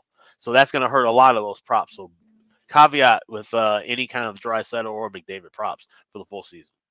Yeah, I mean, to me, even though they're in spectacular, hard to really provide an encore for the seasons they had last year for both of them, well over 100 points. All right, Florida Panthers, talk about hard to duplicate for an encore. How about going to the Stanley Cup final out of nowhere, like the Florida Panthers did last year, including knocking off the historically good Boston Bruins, who had this incredible regular season. Something tells me what goes up must come back down a little bit when it comes to this Florida Panthers team. When you look at them up front, a lot of the same cast of characters as last year. Barkov, Verhaeghe, Bennett, Matthew Tkachuk, E2, Kuhlman, Luostarinen. It's nice to say that again. Anton Lundell, Sam Reinhart, Nick Cousins, Evan Rodriguez. I'm telling you what, it's a nice addition. He always got, he always gives you usually 30, 40 points. Yeah, it's a nice, I'd like that addition actually for Florida. Forward-wise, they're fine. And look, there were concerns that a lot of these forwards, including Tkachuk off the broken sternum, I shouldn't be shocked. I really shouldn't, because of just how fucking tough he proved he was in the playoffs, trying to play through that he's ready to go. He was ready at the start of training camp, and he'll be good to go. He's healthy. He'll be playing in the regular season. Bennett's the only forward right now dealing with a minor injury, and even then it was suffered in training camp. But the concern for me is on the back end for the Florida Panthers. There's no question. We're talking about not just one, but their best two defensemen by far, and it's not debatable. Not debatable. Their best two defensemen by far last year, Brandon Montour, Aaron Ekblad. Well, guess what? We ain't seeing either of them until November to January sometime this season. Both of them. They will be out that long, and that is two guys that play in all situations, so important on the blue line at both ends of the ice. And I like Gustav Forsling. I do. Big strides last year forward that he made. Very, very impressive. But now he's got to log more minutes and more responsibility. Is Josh Mahura, who might be the number one pair partner with Forsling to start the season, ready for that? I like him in a depth role, number one pair role. We'll see. Oliver Lawson-Tossum brought in by the Panthers in the offseason, Oliver Ekman-Larsson, and they got him ready to be a second pair defenseman. Yeah, maybe 5-6 years ago, I like seeing that. I don't know about 2023, coming off an absolutely brutal season with Vancouver last year. And even the year before that, like the last 2 years have been not just a steep decline in Oliver Ekman-Larsson's game. With Kulikov, who's been bounced around from team to team, maybe as his partner. And then you got Nico Mikkola, John Ludwig, and Mike Riley rounding out this blue line. There's issues. There's depth concerns, big time, on that Florida blue line without Ekblad and Montour to start the season. And then you got goalie Bob, who just turned into Marty Brodeur and Patrick Waugh in the playoffs with that incredible run he had in net. Can we trust him to be on that level right from the start of opening night next week here in October? I'm not so sure about that. And if he's not, they're going to give up goals. So I'm looking at Florida as a bet against early in the season. I'm looking at team totals over for the opponent when they play Florida early in the season. I think that defense is going to be hard-pressed to keep the puck out of the net. I'm not banking on goalie Bob being this brick wall early in the regular season like he was in the playoffs for the Panthers. So I think it's going to be a tough start for the Panthers. Now, they could be like last year. They have this bad start, bad first half, rough first half, and sneak into the playoffs. That could happen. But I'm just saying in the start, it's going to be, I think, difficult for this team to be at their best. You just can't take defensemen, two of them, that play that many minutes, that are that important to you, out of your lineup and expect to be as good. Alex, what do you think, Florida Panthers? Yeah, like I said earlier, all depth doesn't mean good depth. And this is definitely the case with that blue line, like you said. Missing those two guys, and now you said, Oliver Ekman-Larsson. Yeah, he's just not the same guy he was 2-3 years, and that happens. Sometimes we talk about these guys, and yeah, they seem like there's these elite players, but some players regress. All players regress in some form or fashion, and some are more drastic than others. And so, now you're looking at just the kind of pedestrian ho-hum defense. Like you said, goaltending, you can't rely on Bobrovsky to look anything as good as he looked, in that playoff run. He arguably played the best, that's the best goaltending he's played his whole career in the NHL. Just like we said about Radko Gudas, who's now, moved away. That was the best performance of his whole career. At any point in time in his NHL career, did you say, no, this is the best hockey he played? That's what we saw from Sergei Bobrovsky in the postseason. So to have that for even 40 games is highly unlikely. Anthony Stolarz is his backup. He was a capable backup, looked decent at times behind Gibson and Anaheim, but then he had injury issues and just been kind of floating around. I don't think he's going to be the guy to, pull an Alex Lyon and keep this team afloat for half a season. They're lucky that Kachuk's back as early as possible as he is, because of that whole sternum. And that's still something you can always be kind of concerned about. Having that kind of thing be re-aggravated or any kind of just upper body issues with him. If you start having injuries mount up and just the Stanley Cup hangover effect take over, this could be a Florida team that misses the playoffs. I wouldn't be shocked to see that one bit. And I have the under 98.5 points. That's something I sent out to clients, and that's a personal play that I made. I think they're going to have a slow start. We get to fade them. We definitely get to say, like I said, team totals against them and full game overs involving the Panthers early. Yeah, I think when you look at it too with this Florida Panthers team, I'm right there with you as far as leaning under their point total is concerned. And it's very important to differentiate playoff goalie Bob from last year's regular season goalie Bob. Playoff goalie Bob, 2.78 goals against, 915 save percentage. Tremendous numbers, no doubt. But you know what? And that's why I'm concerned. Is he going to just be able to get that playoff form back? Is his regular season was 3.07. goals against, 901 save percentage, barely 900 save percentage in the regular season. If they get regular season goalie Bob with no Montour and no Ekblad, you're not keeping the puck out of your net probably early on in the season. So that's definitely concerning for me about Florida, and it'll be something to monitor with those first couple of weeks of the season, how this team is able to hang in there, I guess you could say, defensively without those two big cogs on the blue line. All right, Los Angeles Kings next up, who, of course, made the big not swing for the fences, but look, there is no denying that when they acquired Pierre-Luc Dubois, you're down with PLD, yeah, you know me, the LA Kings just made themselves one of the best teams in the NHL down the middle at the center ice position. No denying that whatsoever. And this is with a Pierre-Luc Dubois that can turn the production and the focus and the intensity on and off like a water faucet. We get it. In Winnipeg, that's what you got from Dubois. Some games you see him, some games you don't. But I think now he's with a winning environment, a good team the last few years. He's probably going to enjoy lifestyle in LA. Who wouldn't? Going under the radar, not getting pestered by media as much, in this market compared to Winnipeg. He'll probably play well. I expect him to. Knowing he's got a chance to go deep into the playoffs, maybe even win a Stanley Cup here. I mean, Kopitar, Dubois, Philip Deneau, and Blake Lizotte. How about that for a 4 down the middle? Tremendous for the LA Kings. But on the wings, I've got a few more concerns. Quinton Byfield, is this the year we finally see that breakout for him? Yeah. That's got to be there. We're waiting, and I know he had, 53 games last year, but look, I expect more than 3 goals, 19 assists, 22 points in 53 games. I expect more from a guy of his pedigree, Quinton Byfield. So can he improve on that? Kevin Fiala showed you what he could do last year. Victor Arvidsson, they've got, can they keep going? They're a little older, but I think they can. And Kempe, I'm not worried about.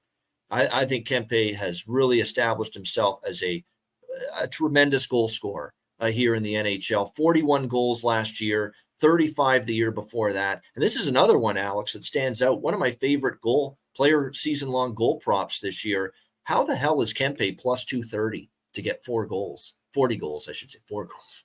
If he's plus 230 to get 4 goals, we should put our whole bank accounts and right, for sure. Plan on it. Yeah, 40 goals for Adrian Kempe is plus 230. This guy had 40 last year, 41. Yeah. I don't see him dropping off. He's going to be on the top line with Kopitar and Byfield again.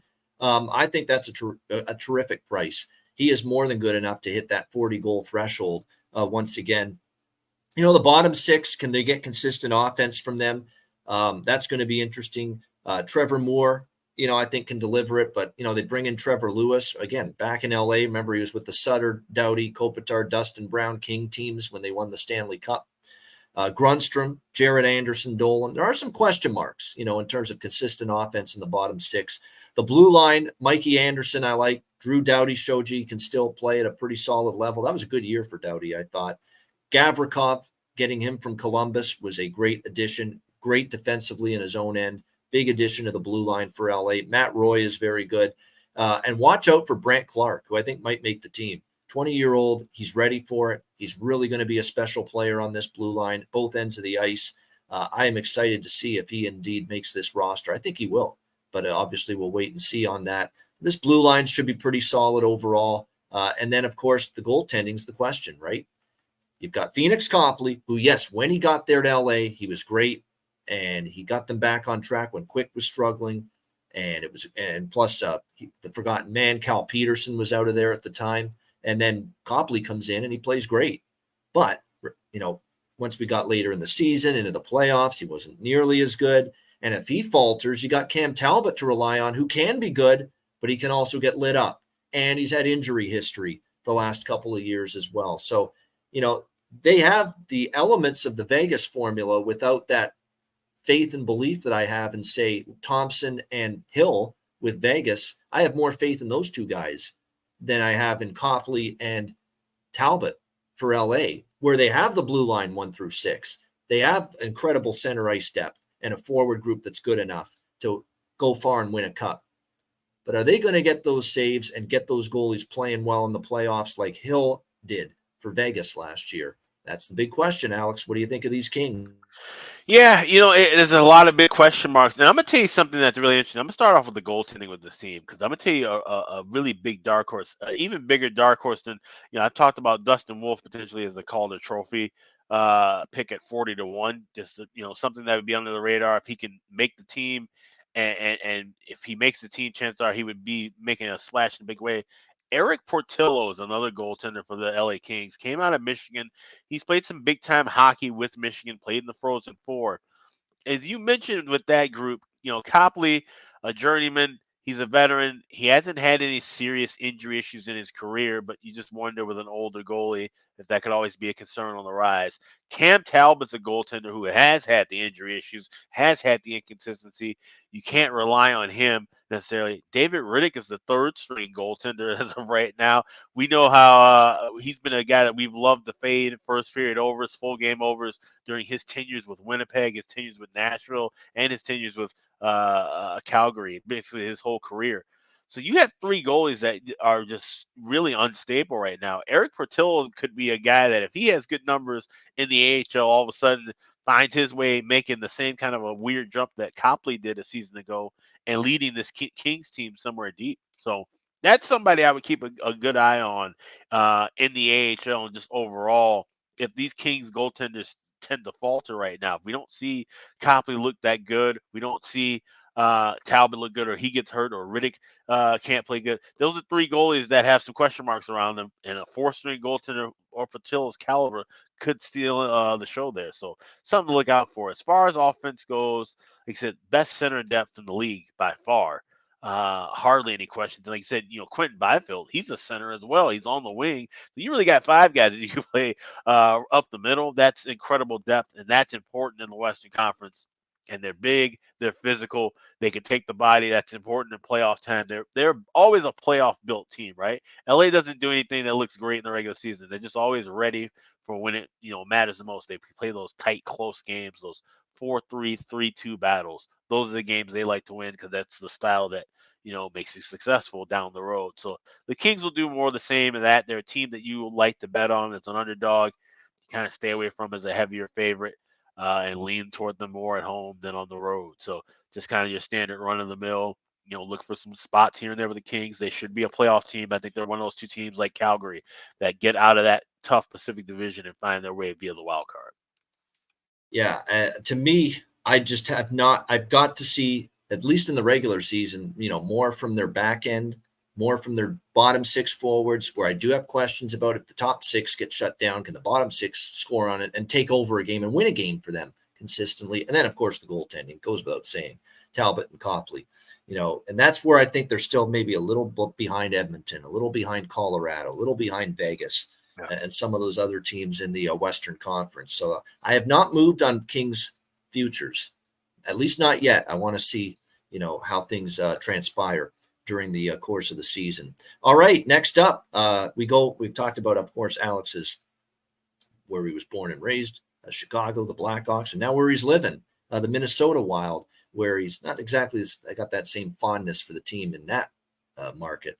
That goes without saying. The Minnesota Wild, wow. I mean, this is an interesting team to really, really think about and break down coming into this season, because you look at Minnesota last year, and it always seems like their ceiling every year is make the playoffs and bounced in the first round. That seems to be that ceiling that we're at year in and year out now with the Minnesota Wild.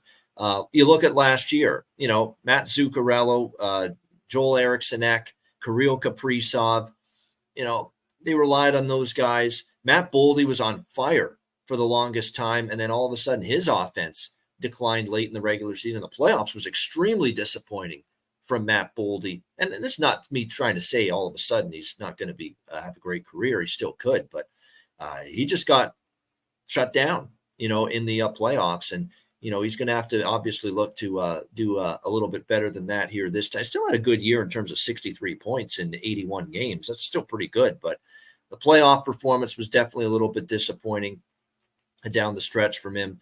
You look at this bottom six forward group, Connor Dewar, Freddie Gaudreau, Marcus Foligno. They got the big rig, Patrick Maroon, now here with the Minnesota Wild, Marco Rossi, Brandon Duhaime. Who's going to give you offense from that group consistently? I mean, from that bottom six, where are we going to get, goal production? Because there's going to be nights Ryan Hartman, Zuccarello, Eriksson, Boldy, Kaprizov get shut down. Are you going to get the third and the fourth line stepping up? It's a question. You got Jacob Middleton, Alex Goligoski, Jonas Brodin, Brock Faber. I like. Is he going to be ready for full season NHL duty? Got into only 2 regular season games last year down the stretch, but now he's going to get a lot more NHL work this year. Is he ready for it? John Merrill, Kalen Addison, rounding out the blue line. Of course, Jared Spurgeon is week to week with upper body injury to begin the season. So keep an eye on that. Obviously, whenever Jared Spurgeon is missing, he is missed on that blue line for Minnesota. And then, of course, in net, you've got Philip Gustafson. Actually, I thought they got a lot out of him last year. I thought he played pretty solid. And then there's Marc-Andre Fleury, who we love the guy. We love the personality. We love the great career he's had. Hall of Famer, goes without saying. But not at this stage of his career as much. There's going to be bad nights, and we saw a bunch of them last year for him. I think it's going to be tough for Minnesota. Even though they're in the Central, the lighter division, the weaker division, I think when you look at that division even coming into this year, they're still going to have some work to do. Even, forget the Pacific Division. There are a ton of teams that are better than Minnesota from the Pacific Division. But even in their own division here, the Central, Colorado's better than them. Dallas is better than them. They're probably better still than Nashville. Although Nashville might be better than some think. Winnipeg's going to probably have tough times. Blues are rebuilding. Chicago's rebuilding. That's the good news for Minnesota. So a lot of teams rebuild. I think Arizona, as crazy as it is to say, Arizona has the shot to be even right there with Minnesota in that Central Division. But, so there's going to be an opportunity for them to be a top 3 team in the division. But, man, to me, there's not a whole lot that I'm loving here with the Minnesota Wild. And I think best case scenario, again, Alex, slide into the playoffs and get bounced in the first round. It's just the Minnesota Wild kind of thing to do. So what do you think, Alex, Minnesota Wild? Yeah, so I'm laughing because, you look through the division, and like I said, this Central Division's so bad, they by default find themselves in a playoff spot.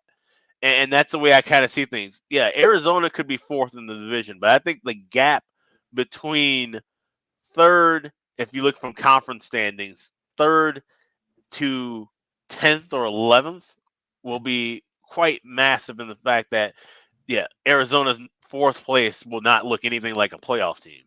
Minnesota's going to find their way into this 3rd place, and it's going to be a bit rough. It's going to be a bit of a rocky road. Marc-Andre Fleury, like you said, great personality, wonderful guy, future Hall of Famer, but he looks average so far from the work I've seen in preseason. I don't see him doing anything really great. I don't see him completely falling off and just being terrible. He's just going to be average, which at this point is all you can ask for, because that's what you were looking for last year. You thought Marc-Andre Fleury was going to be lights out, and Philip Gustafson, you just needed him to be average. Philip Gustafson turned out to be phenomenal, and now all of a sudden we're talking about him being one of the top 15 goalies in the National Hockey League. I did not think that was the case when he was a prospect with the Detroit Red Wings at all. He has truly grown, so kudos to Frederick Chabot and the goaltending coaching and the crew here in Minnesota. And so they've got now this great situation where, okay, they can rely on Gustafsson. He's the guy we can go to. And then we have Florian step up. We have Jesper Wallstedt, who's, just so close and being ready. And Wild fans are clamoring and waiting for him to really get his bulk of the minutes in Iowa and be ready to move up within the next year or two once Fleury is, eventually retired and have that tandem of Wallstedt and Gustafsson. So that future is looking bright in that. But now, of course, we talk about the cap issues and how trying to fill all these different holes at forward and in the defense and finding that identity, because they've been through the identity crisis for a decade now, right? They want to be that skilled superstar, flashy, score them up, run them up kind of team. They couldn't really do that. Then they tried to take the defensive approach with Mike Yeo. We know how well that turned out. Then they try to go to the more tough, blended approach with a Boudreaux. That didn't really work out. So now they're more offensive minded, but they still have that respect of being tough and being defensive with Evason. And it seemed to be working at one point, but now they're kind of hitting that flip flop mode again, where okay, they can get 6 goals, but then they're all of a sudden being lackadaisical on the back end and they're giving up 5. Or they, being tight and they're, keeping everybody to 2 goals or fewer for the next 3 games, but they've only scored 5 goals in total. So they can't find that consistency in back. They're like, like a seesaw essentially. So they're trying to find level ground, and that's going to be hard to do with a better Dallas, with a better Colorado. Like I said, Arizona's improving. They'll be pesky, and they've always played the Wild tough historically. The Hawks, that's a natural rival. The Hawks will always get up for Minnesota and vice versa. So it's going to be hard to find that footing. And so in those dog days of December, January, February, we need to get those wins and dig it deep. They just may not have the talent. They just might get outworked and might get outcoached some nights. And that's where I think, like I said, they find themselves getting back to the playoffs, but they'll probably get bounced right in the first round. Yeah, and what might save them is being in the Central Division, because it's not going to be asking a lot for them to finish top 3 in that division. There's a huge imbalance going on right now, the Central and the Pacific and the West. It's madness. You flip them with anybody outside of San Jose in the Pacific, and they're a 7th or 8th place team. Yeah, and that's where pretty much I think they have a good chance of finishing. And to me, they're probably going to play some unders again. As long as Gustafsson and Fleury are solid, they're going to be good enough defensively, because look, their numbers defensively were good last year, number 6 in the NHL in goals allowed, per game, top 10 defensive team. But goal scoring outside of, like I say, Kaprizov and Zuccarello and Ek and Boldy, there's a big drop off. And that the depth scoring just, to me, isn't there, at least not on paper, unless someone steps up for them. All right, Montreal Canadiens next up here. Obviously, they're in a rebuild under Marty St. Louis. And I think, you know what's crazy about Montreal? Here's my synopsis. Here's my anticipation for them, my projection for this year. This is going to be potentially one of the most improved teams in the NHL, and yet they still could finish dead last or second last in the Atlantic Division. That's a real pause. They could be that much improved and still not move up the standings all that much. That's kind of what I'm thinking here with Montreal. Because I definitely think they're going to be better this year. It's year 2 now with Marty St. Louis. They've got Cole Caulfield healthy again. Sean Monahan actually showed me something with Montreal, more than anything I saw with Calgary. The last couple of years he was there. Juraj Slafkovsky's looked solid here in preseason, that he's ready now to show a little bit more in his sophomore year, what he can do as the number 1 overall pick from a couple of years ago. Kirby Dach, I thought, settled in nicely with this Montreal team last year. Brendan Gallagher is getting older and up there, and the injuries are mounting, but, he gives you a heart and soul and work ethic, and every single time he's out there. Josh Anderson's capable offensive player and gives you a little grit, physicality as well. I like the addition of Alex Newhook, getting him from the Colorado Avalanche. Alex Newhook fell out of favor and his numbers declined in Colorado, but now he's going to get the land of opportunity, as they say, and he's going to get much greater opportunity here with Montreal. So it wouldn't surprise me to see Alex Newhook fit in nicely. I like that they got a veteran in Tanner Pearson. You can't have all young kids. Tanner Pearson won a Stanley Cup in LA. He'll help Jake Evans, Yoel Armia, Pizzetta, Christian Dvorak, injured to start the year. But, I think up front, they're solid. They're all right. They can make some things happen. They're going to be able to score goals, I think, and they're going to have a good power play. Like if Nick Suzuki, Cole Caulfield, Kirby Dach stay healthy, and if Slafkovsky shows some of the skill and talent we think he has, that has the potential to be a pretty good power play, believe it or not, for the Montreal Canadiens this year. The back end is the question mark. Mike Matheson, I loved his game last year. We talked a lot of props with Mike Matheson that were under the radar last year, and he cashed a lot of good player props for the Canadiens on the blue line. But then and I like Caden Gooley as well. I like Caden Gooley before he got injured, was playing really well for Montreal in the back end. But after that, there's some question marks. You're going to have Norlinder, and you're going to have Chris Weidman, and you're going to have David Savard, who's a little older now, slow of foot speed, Johnny Kovacevic. And I like Arbor Jacki, physicality, defense, but, how's he going to do his second year? Can he continue to develop? He's still pretty limited. I like the fight that he's a toughest son of a gun and he'll fight anybody. I love that about Arbor Jacki. But can he continue to progress? And then in net, look, Sam Montembeault, really good season last year. Can he be as good this year?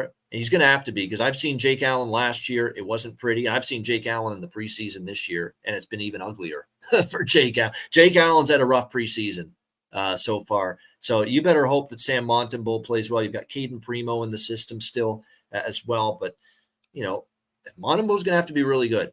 They still have some issues on that back end, but they're going to be able to score. They're going to be a good over team. I think in certain underdog spots, they're going to be good to bet on. I think they are definitely an improved team, possibly a lot improved, and yet they might still not escape the basement or second last in the division, because I still put everybody. Here's the one team I think they might be able to beat in the division, and maybe Detroit, if that defense is as bad as I think it could be this year. They might be able to finish ahead of Detroit in the Atlantic, but everybody else, they're not better than Ottawa on paper. They're not better than Buffalo on paper, and they're probably not knocking out a Boston, Tampa, Toronto, or even a Florida from their perches in the Atlantic division. So where does that leave Montreal? Even if they are vastly improved, I think their ceiling is probably second worst in the Atlantic.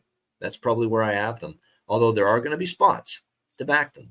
They are, as long as they can avoid the injury bug. Because if that strikes again, like it did last year, and it was vicious to Montreal, the injury bug, then everything's, all cards are off the table at that point. Alex, what do you think here, Montreal? Yeah, any team in the league that loses more than 450 man games, you cannot expect them to win. I mean, that's plain and simple. So that goes for any team. But that's a blanket statement around the league. But with the Habs specifically, I mean, like you said, this is a club where, yeah, they've improved, but so is everyone else. And it just, they're still stuck in the basement. Essentially, starting with the goaltending, and like I said, Jake Allen. I haven't watched much of Montreal preseason, but I've heard the same reports that you have, that he hasn't looked that sharp, that he's been a bit rusty. And Montembeault, we're already concerned about, can he, bring back another, solid effort in a second year? If he can't, Caden Primo, you don't trust him. Montreal is going to have to be on the move looking for a goalie. So that's where you start looking at. We just talked about how Buffalo's got kind of a surplus of goaltending. Potentially one of those two guys of Comrie or UPL might get moved. UPL would probably be a really good fit in Montreal. Honestly, I think that would be just a new lease on life, same division. Maybe a good landing spot if he ends up being the odd man out there in Buffalo. We talked about Dan Vladar and the Dustin Wolf scenario in Calgary. Hell, if Jacob Markstrom struggles, Montreal's the kind of team that could shoulder that kind of a contract. They could take a Jake Allen off of their hands and have those two, and then all of a sudden, Calgary finds a way to bury Allen, his contract on minors or something like that. So there's options. So Montreal's goaltending, it's bad now, but it doesn't have to be bad. There's options that they can make where they could be improved, and that's when you start looking at, like I said, spots to bet on them on a nightly basis. They're not going to do anything big, worthy of being, a team betting on in points. Nothing in futures, but just spots here and there to bet on when they're underdog, especially at home. Maybe catching a team in the middle of a crazy road trip out east. Those weird bad weather Januaries, and they get a team sleeping and they're a good plus 150 dog. That's the spot to back Montreal. There are two props, and they're both Cole Caulfield props that I bet for Montreal. I'm on him to score 40-plus goals, plus 450 at FanDuel. I think that's very well within the realm of possibility for him as long as he stays healthy. So top line, number one power play unit, tremendous finishing ability. I'm convinced that if he completes a full season, look, he scored 26 goals last year and only played 46 games. So when you look at it, he's got 40 goals in his future. If he stays healthy, especially with all the opportunity and ice time he's going to get. Top line, number one power play unit, So I like that 40-plus goals at plus 450 at FanDuel for that. And I'm taking the sprinkle on the Rocket. And I'm following through on that. I mentioned it in the free agency show over the summer. That. I'm following through on that because of the price. 66-1, 70-1 in some spots for him to be the Rocket Richard, highest goal scorer in the NHL this year. He's got that kind of offensive potential. And that's what we're that's what we're basing this off of right now is potential. But there is no doubt, in my opinion, Cole Caulfield has that potential. All right, Nashville Predators, of course, last year, disappointing season. They started to unload, at the trade deadline, and you could tell the writing was on the wall. They're starting to look toward the future. Matt Duchene sent away. Ryan Johansson sent away from this team. Matthias Ekholm went to Edmonton at the trade deadline last year as they look toward the future. I'll say this, though. Nashville worked their ass off down the stretch where they'd gotten rid of everybody, and there they were still competing hard, winning some games, right into the playoff battle, right till the end, although they fell just short last year of that mark. And when you look at this Nashville team this year, 92 points last year. This year, Philip Forsberg, can he play 82 games? That's become a bigger question. You got O'Reilly, Auto Parts brought in, veteran leadership, number one center, kind of show the way for the young kids. And I like Ryan O'Reilly, Alex. Good career, great at both ends of the ice, but number one center now at this stage of his career. There's some questions there if is he really a number one center still? Well, we're about to find out because it looks like he's going to be here for Nashville. There are some young prospects that are appealing. Evangelista, Thomas Novak, Cody Glass, Juuso Parssinen. So there are some good players that, you look at it here for Nashville. These guys continue to develop. They've got a core that they can, build around. Tomasino is another one. Kiefer Sherwood, Samuel Fagemo here for them. So it's interesting to see, they build this young core. They're going to have to be really good because now they're a very young group. But, we saw glimpses. How many times did we talk about Parssinen and Thomas Novak, player props on the show last year? I did anyway. Yeah, definitely. It was something you could capitalize on. The blue line, Roman Josi, we know the kind of career he's had, been outstanding. Tyson Barrie, more offensive minded. Ryan McDonough, they got him from Tampa. The blue line's not bad, but there are some drop-offs after that. Carrier and Jeremy Lauzon, Fabro. They do get Luke Schenn. I like Luke Schenn's game with Toronto. So that does help, a physical presence, someone that'll stick up for teammates as well. So Luke Schenn brought in for this team. Saros and Lankinen, once again, the two goaltenders for Nashville. And I like that Andrew Burnett was brought in by GM Barry Trotz. Now Barry's first full year as the GM. And I like what he's done. He's given the guy another chance. He got thrown under the bus by Florida for that playoff exit in the second round against Tampa a couple of years ago. They blamed the power play failures in the playoffs on him. I'm glad Burnett's getting another chance to be a head coach. And I like what Barry's doing. First time, we don't know how good Barry Trotz is going to do as a GM. We know he was an amazing head coach. Doesn't mean you're going to be an amazing GM, though. Look at Michael Jordan. You're a Hall of Fame basketball player, best of all time, but you were a horrible ownership there with Charlotte. You couldn't get out of your own way. So just because you were good in one role doesn't mean you're going to be good in another role. But I like the early returns for Barry as GM. Got sprinkled some veterans in there with Shannon O'Reilly, surround the young cast, get rid of, the players that, are not going to be here long-term that are older, and start to rebuild this organization. So far, so good, at least for me, as far as the job performance by Barry Trotz. But for Nashville, to me, no playoffs this year, and it's just gradually build for the future. What do you think here for Nashville? Yeah, I agree with you. I like that Andrew Burnett getting a second chance at coaching. But with Barry Trotz back at home in Nashville, you wonder, how defensive orientated is this team going to be? And if the power play does dry up, because that was the issue with Burnett getting booted from Florida, what kind of drought can we see this Nashville team go on offensively? So that's really kind of scary to think about if you're a Preds fan or a backer. You look at this lineup. Obviously, Philip Forsberg's still a quality, talented player when he's healthy.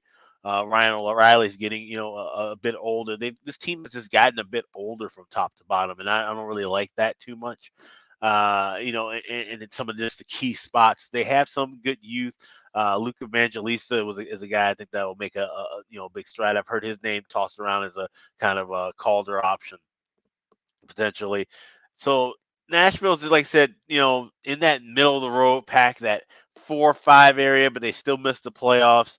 The goaltending, you see Saros, he's going to give you all that he can. He's going to have some big nights, but he might have some off nights too, and you have to keep him healthy because Kevin Lankland, not that guy. I thought Kevin Lankland might even be a formidable backup, with his time in Chicago and then getting moved to Nashville. I just don't know if he's just, this is his ceiling. I think he's hit his ceiling. He's just the middle of the road backup, would be a number 3 option with most teams in this league.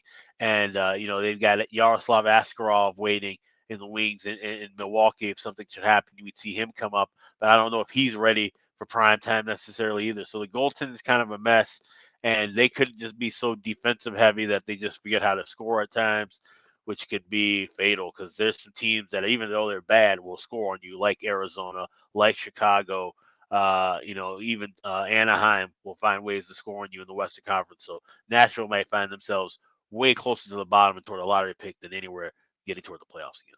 Yeah, and I think there's some parallels for me, Alex, with hockey and football these days, where it used to be you want the team that can get stops and play good defense than the team that can, score touchdowns in football. But no, I think I want the team that's going to be able to score for me, even if they're a little leaky defensively. I want the team that's good offensively and maybe not good defensively, not vice versa, where they can't score a lick, but they're really good defensively. Kind of like that with Nashville here, where I worry about them offensively this year. I mean, they were 28th in the league last year, offensively, 2.7 goals per game. That's not much. Now Johansson's gone. Now Duchesne is gone. You need Forsberg to stay healthy. Oh, and you brought in Ryan O'Reilly. And Ryan O'Reilly's, I think, best offensive days might be starting to get behind him a little bit, as opposed to in front of him. So there's questions, and they better hope, Parsonen and Novak and all these guys step it up big time, or else it's going to be trouble to score goals. Saros was amazing last year. He was terrific.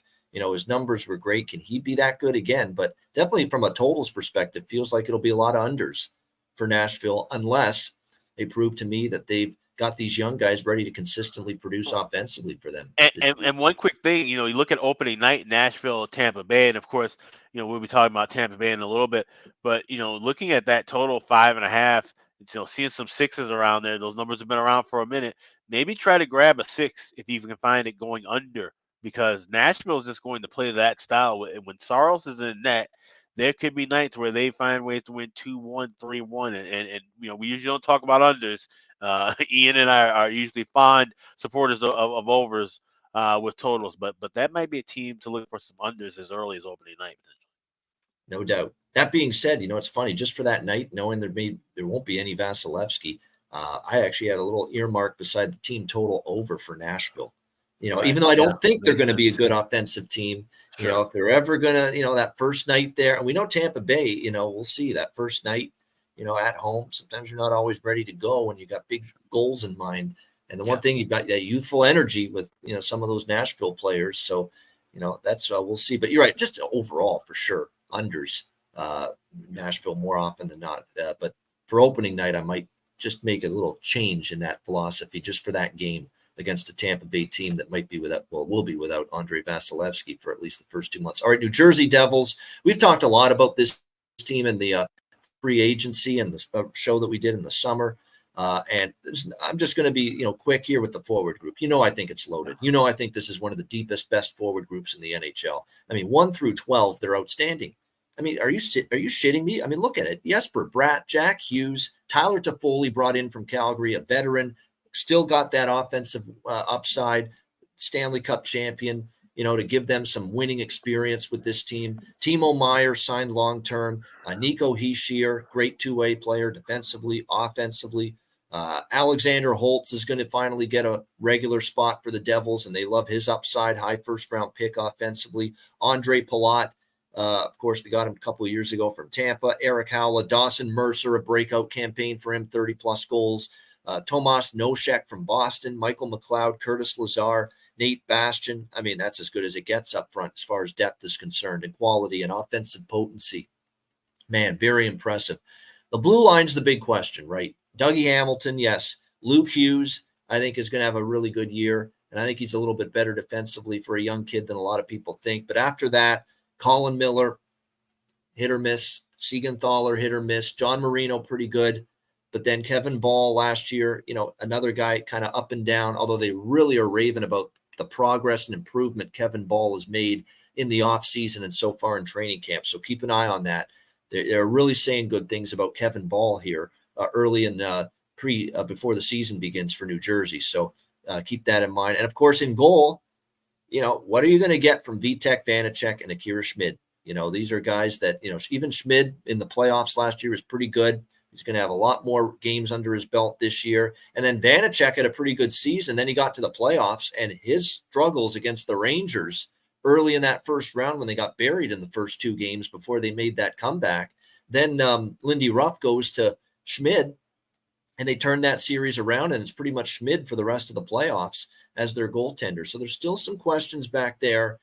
I think the blue line can survive because I think Hughes and Hamilton, Marino could be enough. How those depth guys perform is a question, but there's no denying they are so good up front, 1 through 12 at forward. That might be good enough alone on so many nights for them to win a lot of games this year and be a factor and be a threat in the playoffs. So it's a dangerous team.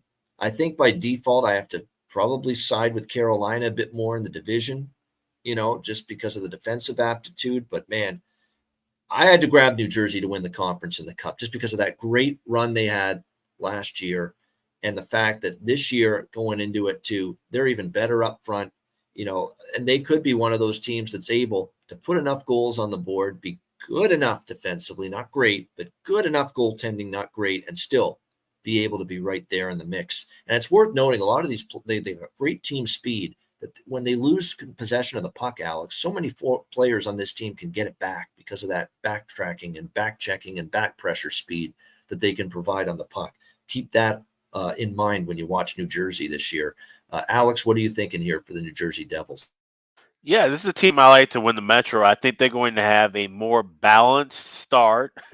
I mean, with a more up and down start than 0-2 in the fire Lindy coming from the crowd. Yes. And then all of a sudden, 13-game winning streak, and A now little he's overreaction there. the Lord and Savior again. And so I don't think we're going to see that. And there were just a lot of streaks like that. They had that 6-game losing streak in the middle of the year. Then they were kind of faltering, and ended up, like I said, it being an overtime loss that kept them from winning that division.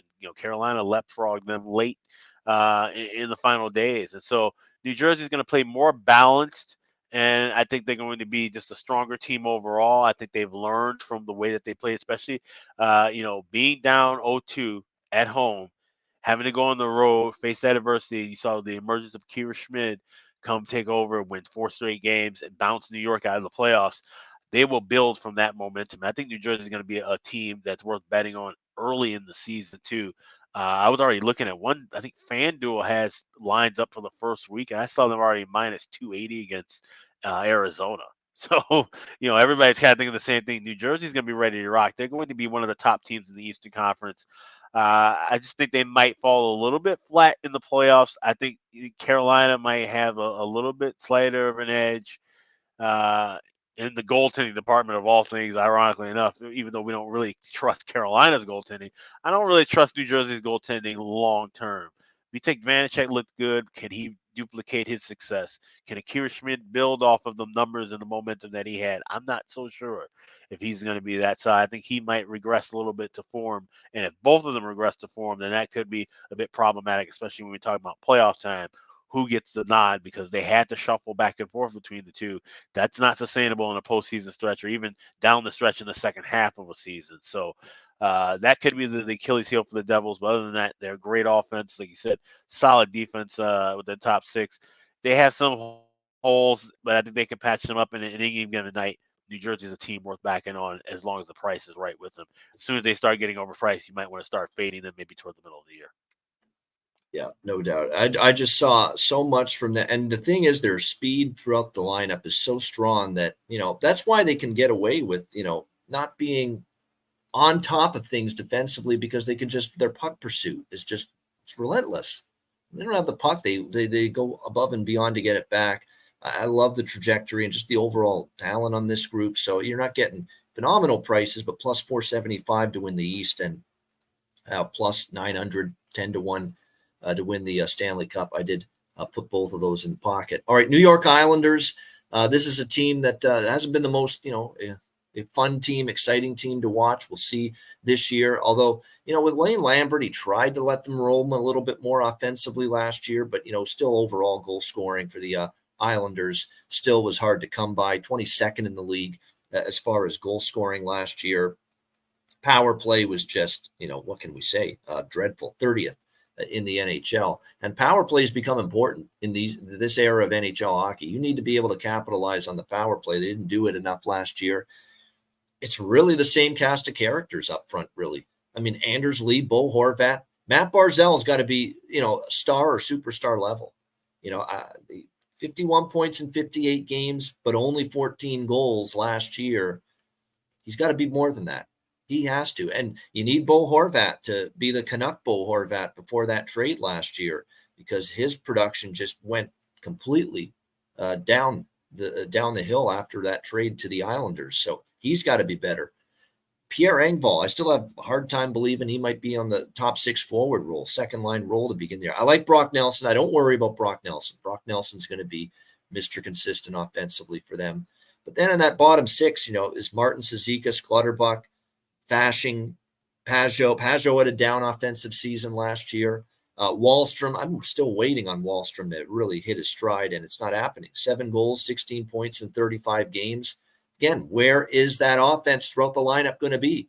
And if Horvat doesn't look like Vancouver Horvat, and if Barzal doesn't turn into a 30, 40, 50 goal scorer for them, that's a big problem for this team offensively. And I like Anders Lee, but Anders Lee's going to score his goals from 2 feet, in front of the net. So they need more explosiveness, and just overall creativity and skill level on this offense. And I'm not sure it's there yet, because it looks like a lot of the same cast of characters as last year. On the back end, I like it if when healthy. Pelech, Pulock, Romanov, Dobson, I like quite a bit. Scott Mayfield's a pretty good third pair. I like the blue line, actually. There's no real complaints there. And they're certainly good in their own end. You could say they're just too much of the same players, too much defensive-minded, too sturdy in their own end, worry about that, and there's not enough puck move. They don't move the puck well out of the from the back end, I will say that. Other than maybe Pelech and Pulock. And other than that, they don't have a gifted puck-moving defenseman. Well, they did have one, and then Old Man Winter, their sweet Lou, decided, I'm going to trade him away. And he's in Colorado now, Devon Taves. Just an awful decision to part ways with him. It still is, and it's even more awful when you look back on it now.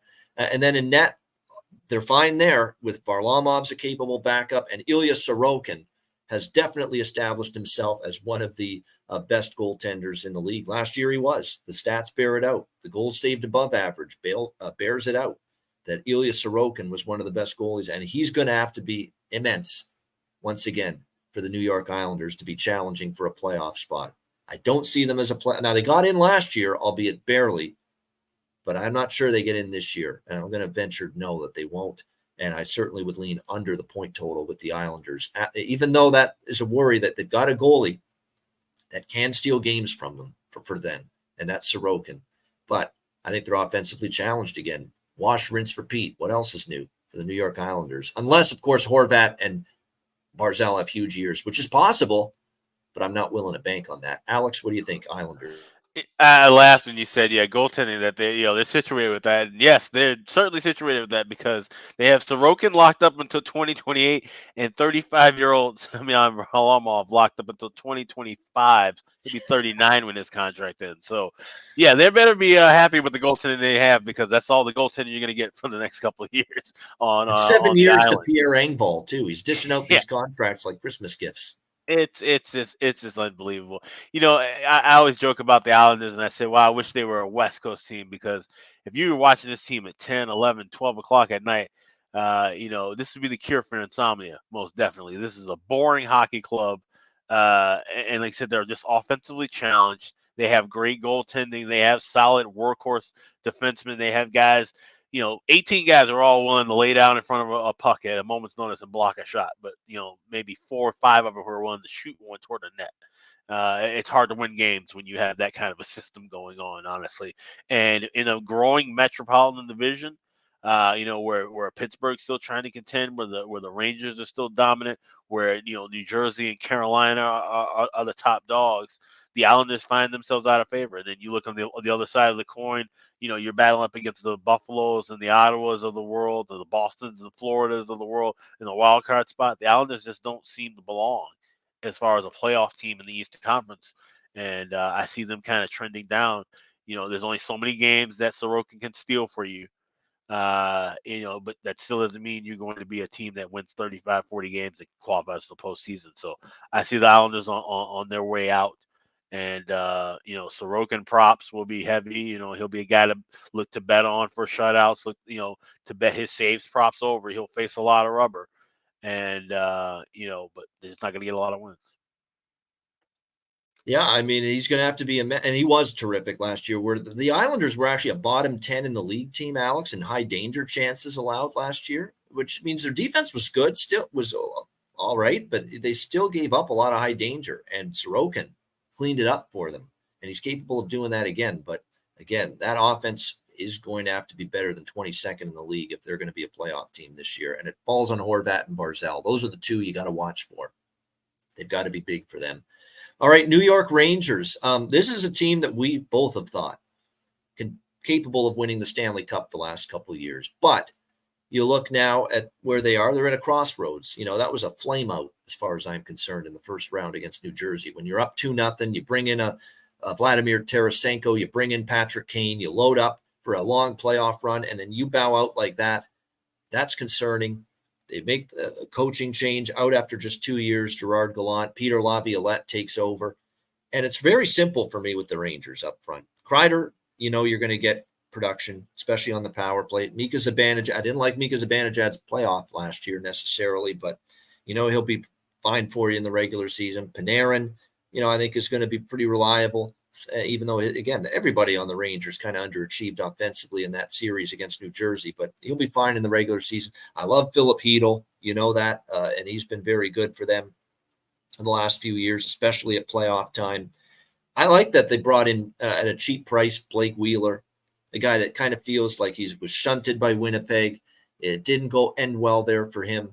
And now he can just slide into a more of a depth role, a secondary role, and I think he'll probably it'll go well for him. It'll be a good fit for him.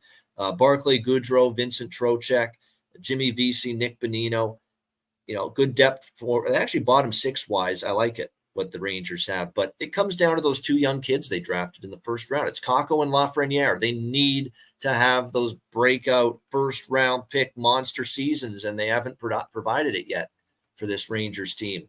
A little bit better at times last year for Lafreniere, a career best 39 points in 81 games, but he's got more to give, way more to give than just that. 39 points, 16 goals in 81 games. Kaapo Kakko last year, 40 points, 18 goals in 82 games. He's got way more to give this year than that. They better hope that they've got more to give than that. Because if they don't, and you're going to get that same level of production from both Kaapo Kakko and Alexis Lafreniere, well, then we can start to entertain that they're not panning out based on where they were drafted. We can finally start to entertain that. I know some people already are, but now this is going to be another coach trying to get the most out of them, Laviolette. And if it doesn't happen this year for Kakko and Lafreniere, that big season, it may never happen. Even I'm willing to admit that. And I've defended, especially Lafreniere, right from the beginning. Give it time, give it time. Well, there's only so much time you can give it. At some point, it's like, here you go, man. You got the opportunity. Run with it. Do something with it. And that's going to be critical for the Rangers to ultimately still be a viable playoff team and a contending team. They need those two guys to not just be good. They've got to be really good. And we got to wait and see if that's going to happen from both Kakko and Lafreniere. I like the blue line. Lindgren, Adam Fox, Keandre Miller, a very good season last year for him. Jacob Trouba, when he can keep his head on straight, not take too many penalties. He's still very physical, rugged defense. I love Braden Schneider. I thought his game was really good last year. Really improved. Gustafsson, little liability on the defensive side on the blue line, but he can give you the offense. And of course, they're fine in net with Shesterkin as long as he starts. They're always going to have a chance to win with him in net. I don't know if they're as settled in the backup role, though. Jonathan Quick at this stage, we'll have to see how that goes and how well he can play in the back. And I'll say this, Halak actually played well last year, better than the 2 years ago, and in a backup role. Can Quick deliver, at least 15 to 20 starts this year where he plays well for the Rangers? But I still think they're a playoff team, but definitely not feeling the love this year for the New York Rangers compared to the way I have in years past. Alex, what do you think, New York Rangers? Yeah, I'm not feeling the love in the same way either. They're not my favorite out of the East. Like I said, they've kind of had those missteps in the playoffs where they've caused me to raise some concern for this team and how well they play. They're a good regular season team. They go through the motions. They find their ways to win and get their points to get into the postseason. But after that, it's a bit of a question mark. We start at the back end. Igor Shesterkin runs everything. He's their MVP. Without him, they are pretty much nothing. He has to be immaculate. He has to be a top 5, Vezina quality goaltender for them to even stay afloat, even just as a playoff team. Never mind trying to compete in the East. Jonathan Quick, I think that he's a good fit. Halak had a good season last year, but it didn't start off like that. It looked like he was about to go on a massive decline at the end of his career. But Quick, was decent. Got out of LA, which I'm sure had to be a shell shock for him. Had a 24-hour layover in Columbus and then went to Vegas, and his name's on the Stanley Cup again. So now here he is going back to closer to home. He's a Connecticut guy, so going to be a little closer to where he grew up. Probably having family at the games and playing with a good team and hoping to try to get one more Stanley Cup potentially. I think that he might have some good spot starts. So I don't think that's a bad tandem at all, honestly. And I think for fantasy hockey people, Jonathan Quick might be a guy to look for some of those spot starts and just some betting strategy. Betting on the Rangers when Quick starts, you might get some good value there. People, books might over-adjust a little bit in that aspect. Forwards wise, of course, Artemi Panarin, the guy who needs to be more consistent. We talked about Kakko and Lafreniere. They just gotta, deliver high first level draft picks. Like, we're not asking them for 90 and 100 points, but for the love of God, you got to give you 50, 60, and like I said, play every game and do all the little things. You can't take a night off defensively if you're not putting up those kind of points. If you're not showing up on the stat sheet, then you got to show up on the screen. We got to see you one way or the other with Kakko and Lafreniere right now. So let's put up or shut up with those two guys most definitely. The defense is great. I love Keandre Miller's game. Adam Fox, I think he's a quality dark horse contender when you're looking to bet for the Norris Trophy. I just did a little write-up for the Hammer, and he's one of the guys that I chose to win the Norris. I think he's a good spot, a good fit for that candidate. So Rangers will be a good team, playoff team. Don't know if they're going to do much out of that first round with that juggernaut they're going to have. More likely drawing either New Jersey or Carolina again. Those are two teams that I think would have their numbers. So maybe a one-and-done year once again for the Blue Shirts on Broadway.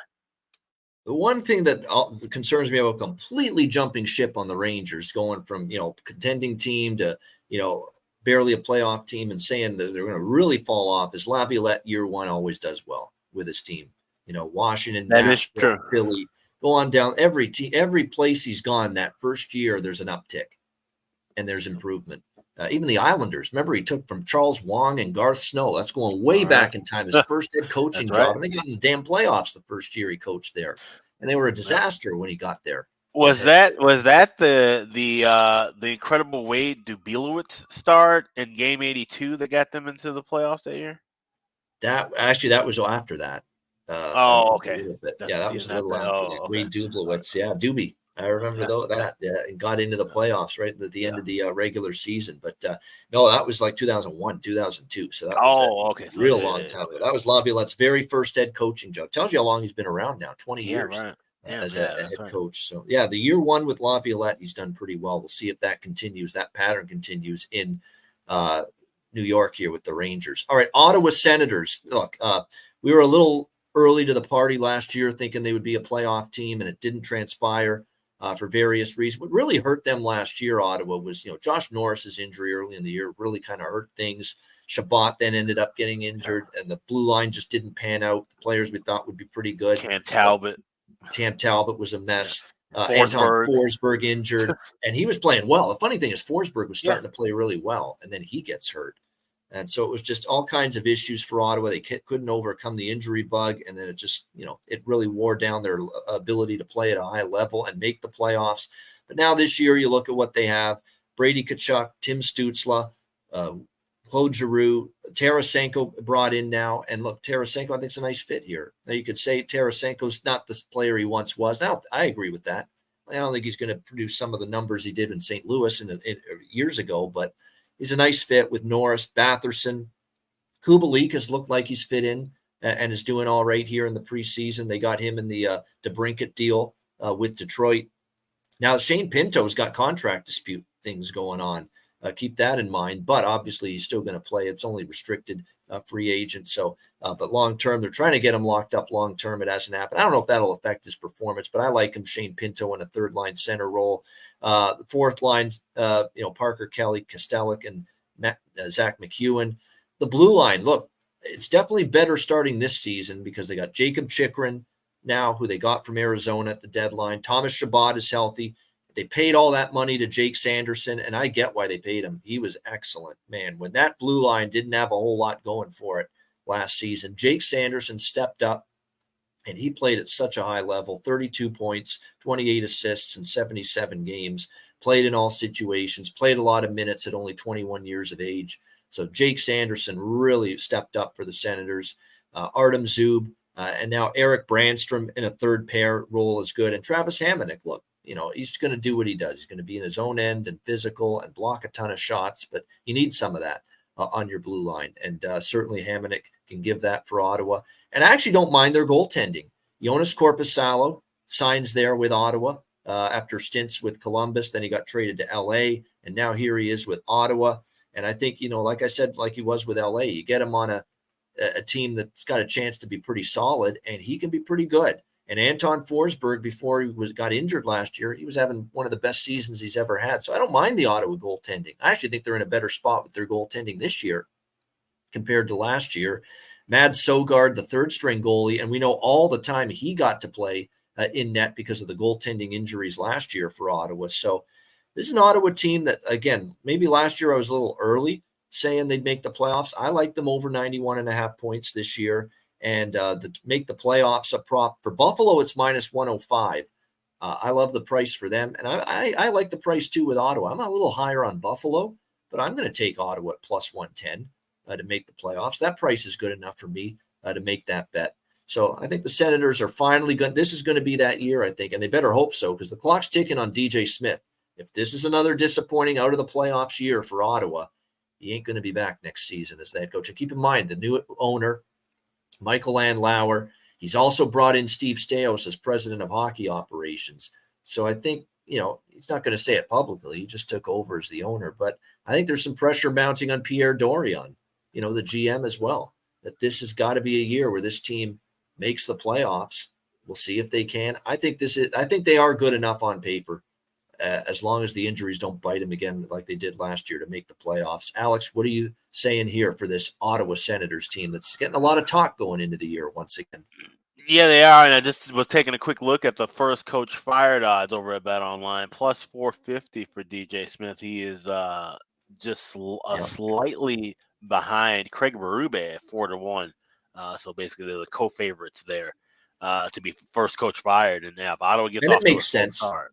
If Ottawa does slow, compared to other teams, if Ottawa gets off to a really slow and a really bad start, then there's a very high probability there's a coaching change, because there's, once again, a lot expected of this team, and to finally get back into the postseason. Yeah, and I'll make a note of it on the big show, but I'll just mention it here too as I'm looking at this. Dean Evison plus 2,800 on that list too. If you think Minnesota has a slow start, he's on a hot seat too, and that's something to take a look at. Price wise, but getting back to Ottawa, this is a team that I like Brady Tkachuk. I like pieces of this team. I just don't really like this team as a whole for some reason. There's something that's missing here with this team, and I don't know what it is exactly. Like I said, the goaltending is was a bit questionable. Anton Forsberg is a guy who I wasn't really high on for many years. We saw him kind of bounce around, but now he started to emerge, and then all of a sudden he has a nightmarish injury where he tore both MCLs in his knee. I've never really heard of that happening before, and just to see him come back and be ready for the start of the season is a miracle. Honestly, you think that would be something where one of those you take a while, it could be months to rehab, but two of them he was fortunate enough to get back to that. So you have him, Jonas Corposalo signed.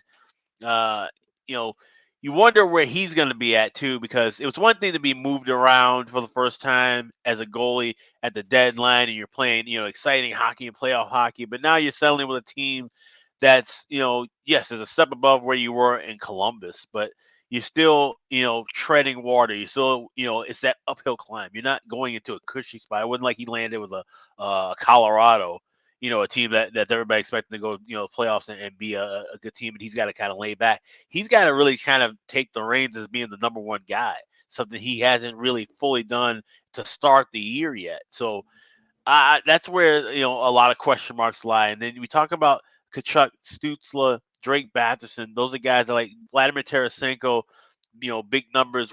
Now that he's finally settled somewhere and he's out of St. Louis, there's no more loophole of where is he going to go. It seemed like 3 years we talked about him being traded, and it seemed like he got moved nowhere. Now he's in Ottawa. Now he's found the home.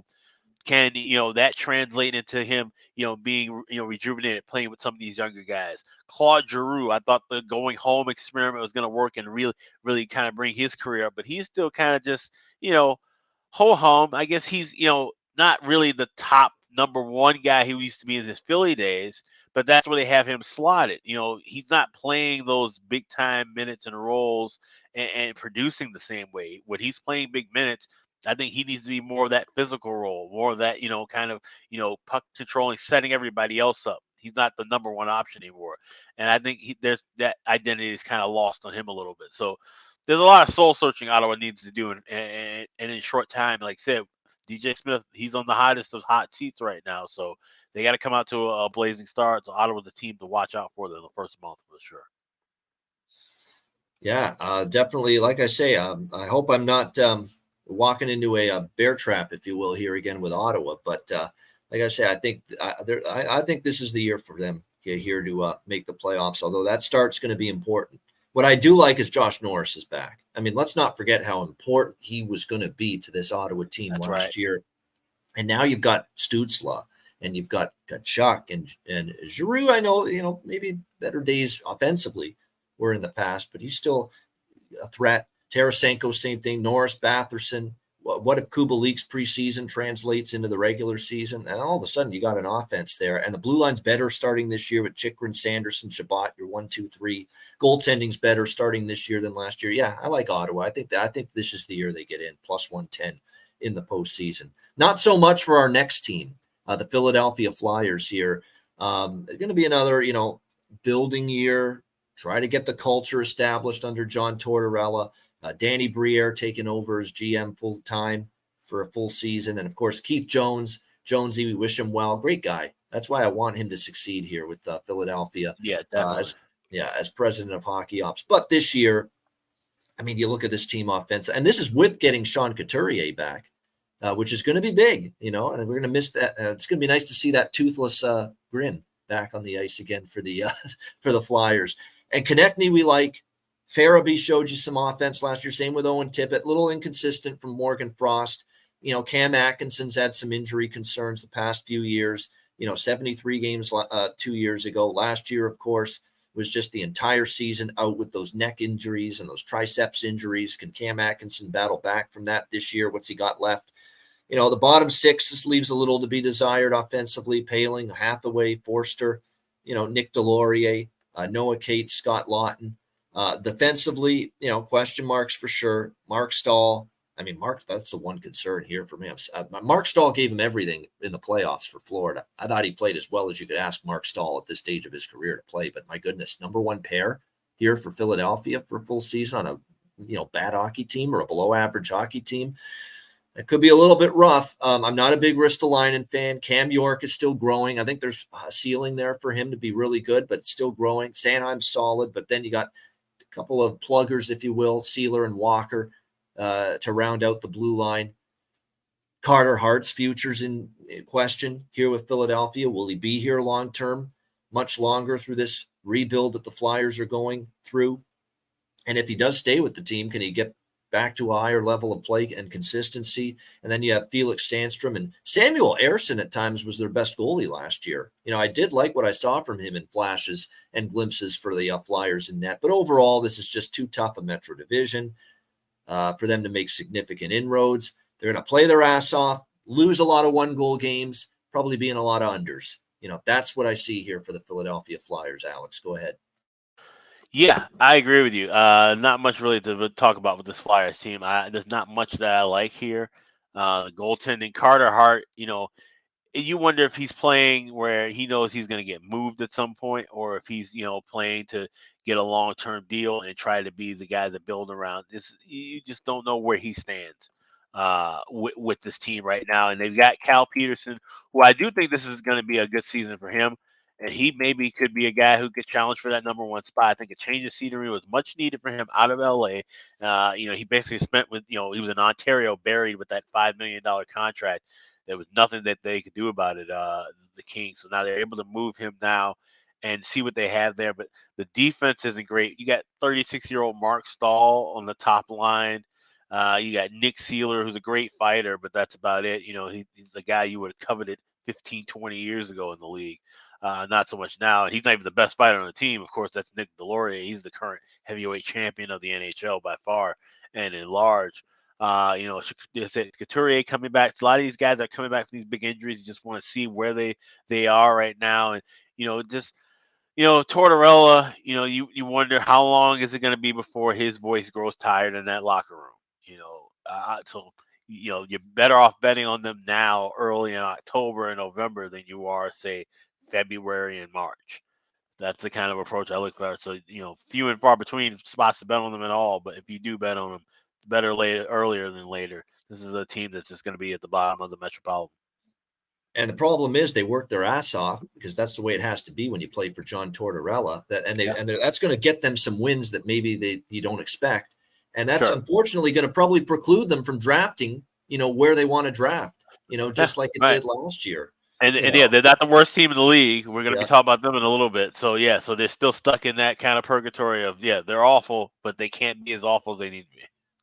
They're not really going to make a huge stride till they get Cutter Gauthier, who they really are high on, the guy they drafted, 2022. He's going back, I believe, to Boston College to play another year in college hockey this year. But once they get him next year and beyond, that's when you're going to start to see, I think, this team go on the trajectory the other way. Until then, it's probably going to be a struggle. All right, Pittsburgh Penguins. Talk about a team that made a lot of headlines and it finally happened. It took a while for the new GM, Kyle Dubas. And you got to love Dubas, man. He gets there as the president of hockey ops. He gets the opportunity, and you knew he was going to go at it when Shanahan and Dubas parted ways in Toronto. And I knew all along that guy wasn't going to hire a GM. He was going to make himself the GM.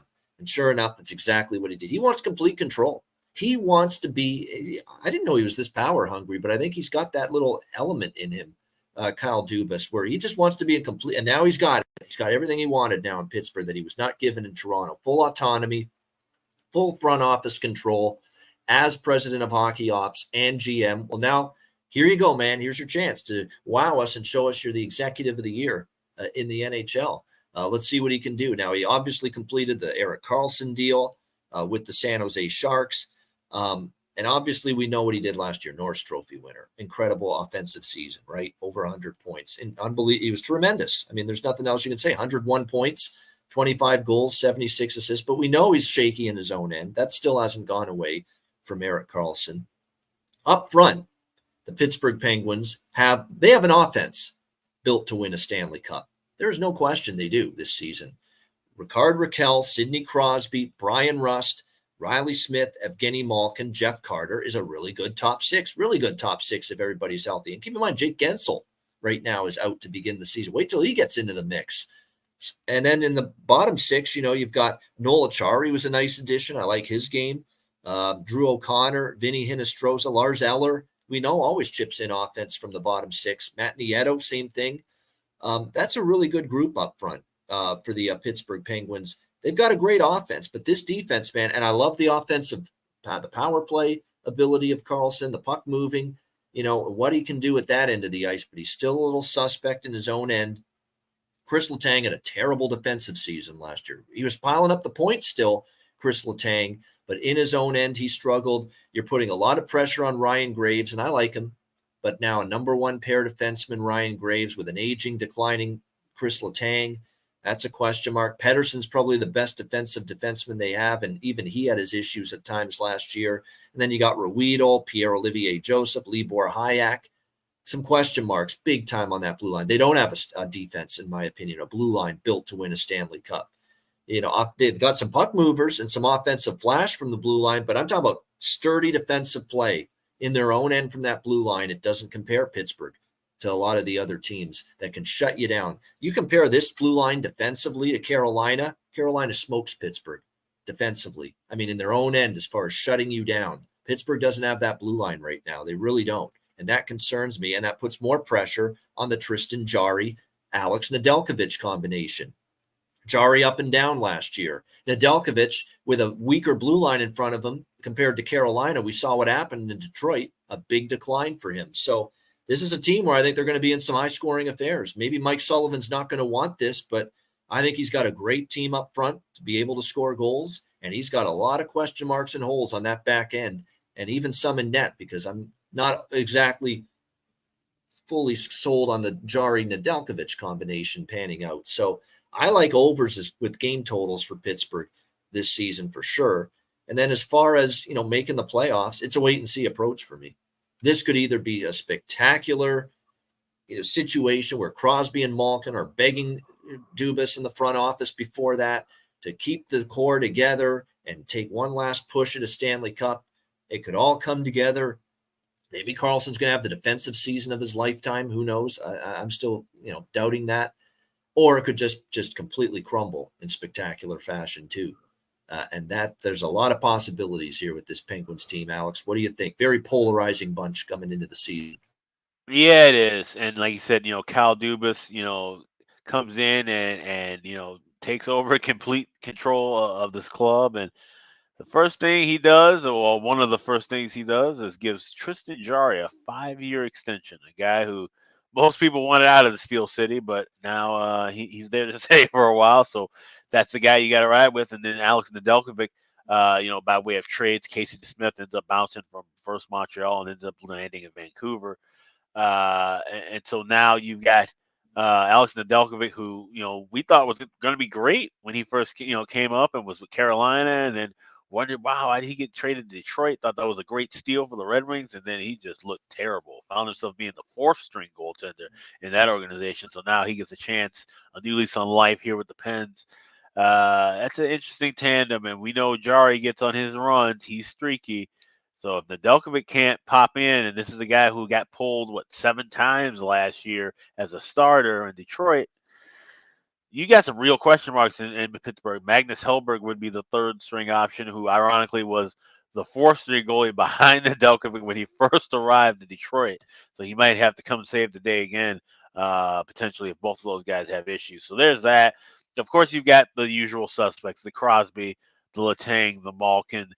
They're going to play well. They're going to get hurt at times. They're not going to play 82 games of hockey, but they're still going to be sturdy, and they're going to be ready for you when you get to the playoffs, if you get to the playoffs, which is something we now have to ask, because it's not automatic that Pittsburgh gets into the postseason. I still have them as a wild card team. I think the moves they made with Erik Karlsson are going to get them to that next level. But once they get to the playoffs, do you really see them making any noise? I could see them getting swept out of the playoffs in the first round. I think they spend so much energy and time getting to the playoffs with these older veterans and this older core that once they're there, they're spent, and maybe they find a way to win a game at home in overtime. But other than that, they're not going to make much noise once they do get into the playoffs. So I think all this movement's for naught. Now you've traded away next year's first-round pick, some first-round picks down the road. When you're trying to rebuild, this rebuild could take 10 years for Pittsburgh when Crosby and Malkin and Letang and all these guys are done, honestly. I like the forward group, but even then, there's better bottom six, deeper bottom six teams in the East than Pittsburgh. Blue line defensively, they don't compare to a lot of these teams, and their goaltending is still a question. So that's exactly why if they get in the playoffs, it might be a short stay. Now, Tristan Jarry, he had that chronic hip injury last year, other injuries that derailed the season. They say he's healthy, and I think that's why Dubas is buying in and signing him long-term, saying, okay, he's healthy now. He'll get to the level we need him at. That still remains to be seen for me, as far as I'm concerned with Tristan Jarry. I can't get that Civ performance out of my mind from the fucking playoffs against the Islanders a few years ago, which I ranted and raved about. All right, San Jose Sharks. Look, I'm just going to keep it simple. This is the worst team in the NHL on paper. And to me, it might be by a lot, as far as I'm concerned. I feel bad for Mike Greer. I think he's a good hire. He'll do good things long term. But when you've got Luke Cunnin on your top line, and Luke Cunnin's a nice little player, don't get me wrong, but come on, Luke Cunnin on your top line. Barabanov's good, but again, is he ready to be a top line player? Duclair, they get him from Florida, but again, these regular seasons have been mundane. He had a nice playoffs last year for Florida, but regular season, he hasn't been great in his career, Anthony Duclair. Mike Hoffman was a disaster last year in Montreal. Now he's going to a team that's even worse, maybe, and they're banking on Philip Zadina to really bring that offensive flash that he couldn't bring consistently with Detroit. Granlund was statistically horrendous, not just bad, horrendous with the Pittsburgh Penguins. He did nothing after they got him at the deadline, Michael Granlund. He's here now in San Jose with on the third line. The fourth line, Lindblom, Nico Sturm. Fabian Zetterlund was pretty good with New Jersey at times. Didn't really do much at all once he got to San Jose. So that's a concern. William Eklund, keep your eye on him. I mean, this is a guy that actually is a legit, prospect of theirs with a ceiling for the future. He's only 20 years old. I think he's got the potential to make some noise, but that's a patchwork forward group. Luke Cunnin on your top line says all you need to know. Says all you need to know. And look, I like Logan Couture. He's centering that top line, but Logan Couture's slowing down. He's not going to bring that offensive prowess that he did years ago. Last year, still actually a decent year for him. 67 points, 82 games, but only 27 goals. Again, and he's slowing down later in his career. On the blue line, you've got Mario Ferraro, Matt Benning, Jan Ruda. These are good, but decent to not great defensemen overall. Radek Semek, Kyle Burrows, Jacob McDonald on the back end. They're going to be very, very young in the bottom few spots on that blue line. And even Mark-Edouard Vlasic, is someone that's the one guy that's still here from all those Thornton, Marlowe, even Pavelski years when he was here. And he's been day one San Jose player since 2006. Even his numbers defensively have declined. He's always been a really strong, sturdy defenseman in his own end. But last 2 years, his plus-minus rating is minus 36 the last 2 years combined. So he's just catching up to Mark-Edouard Vlasic. It's not a very great, good, high-level, upper echelon blue line or all that deep. And then you've got the goaltending. I haven't even gotten to that yet. Kaapo Kakkonen and Mackenzie Blackwood. I don't even need to say any more than that. You trust either of those guys with a really bad team in front of them this year for 82 games? No, I do not. They're going to give up goals. Simple as that. With that blue line and that tandem in net, it's going to happen. So not only do I think San Jose will be a bet against team, although I will admit the prices probably aren't always going to be great, to bet against this team, but definitely by far, there's only one option for me when it comes to worst regular season record. And that's San Jose. Not a great price. It's only plus 300 to plus 350. But I definitely think San Jose, worst regular season record, plus 300 to plus 350, is the best way to bet San Jose going into this season. They are, in my opinion, the worst team in the NHL. Alex, what do you think, Sharks? Yeah, great find on plus 350. I have plus 300 and plus 275 for San Jose worst record. But yeah, this is just a horrendous team. And now with no Logan Couture, it says week to week. I mean, like I said, Luke Kunin on the top line. Yeah, this is just not good. And the goaltending is atrocious. Now, Kaapo Kakkonen, by reports from scouts, I've only caught maybe a glimpse of him playing. They said that he has improved and that he looks much better than what we saw last season. Now, and I thought, this would be a good change of scenery for him when he left Minnesota. I thought he had a solid trajectory. But there's just not much going on in front of him to where even if he looks better, his numbers still won't be good enough because this is just such a bad hockey team all the way around. Mackenzie Blackwood, yes, he needed to change the scenery. I don't think it's going to mean much of anything. I think he's just going to be kind of floating around in the middle of nowhere, pardon the pun, in the ocean with the Sharks. Essentially, this team's awful. They're going to be the worst team in the league. Fade them now. Fade them early. Team totals against early because, like I said, we're going to be outpriced by everything. You're talking about, minus 400 against the Sharks for the Dallases and the Vegases of the world. Edmontons of the world, the top tier teams. You'd be laying $4 regularly with San Jose by New Year's and beyond. So fade them early when you can. This is going to be a bad team. They may only win about maybe 20 games the whole year. So you can take a shot. I got them under 66.5 points. So there you go. Yeah. I don't expect them. So even if they get 20 wins and 16 overtime losses, you still would be right at 46. Yeah.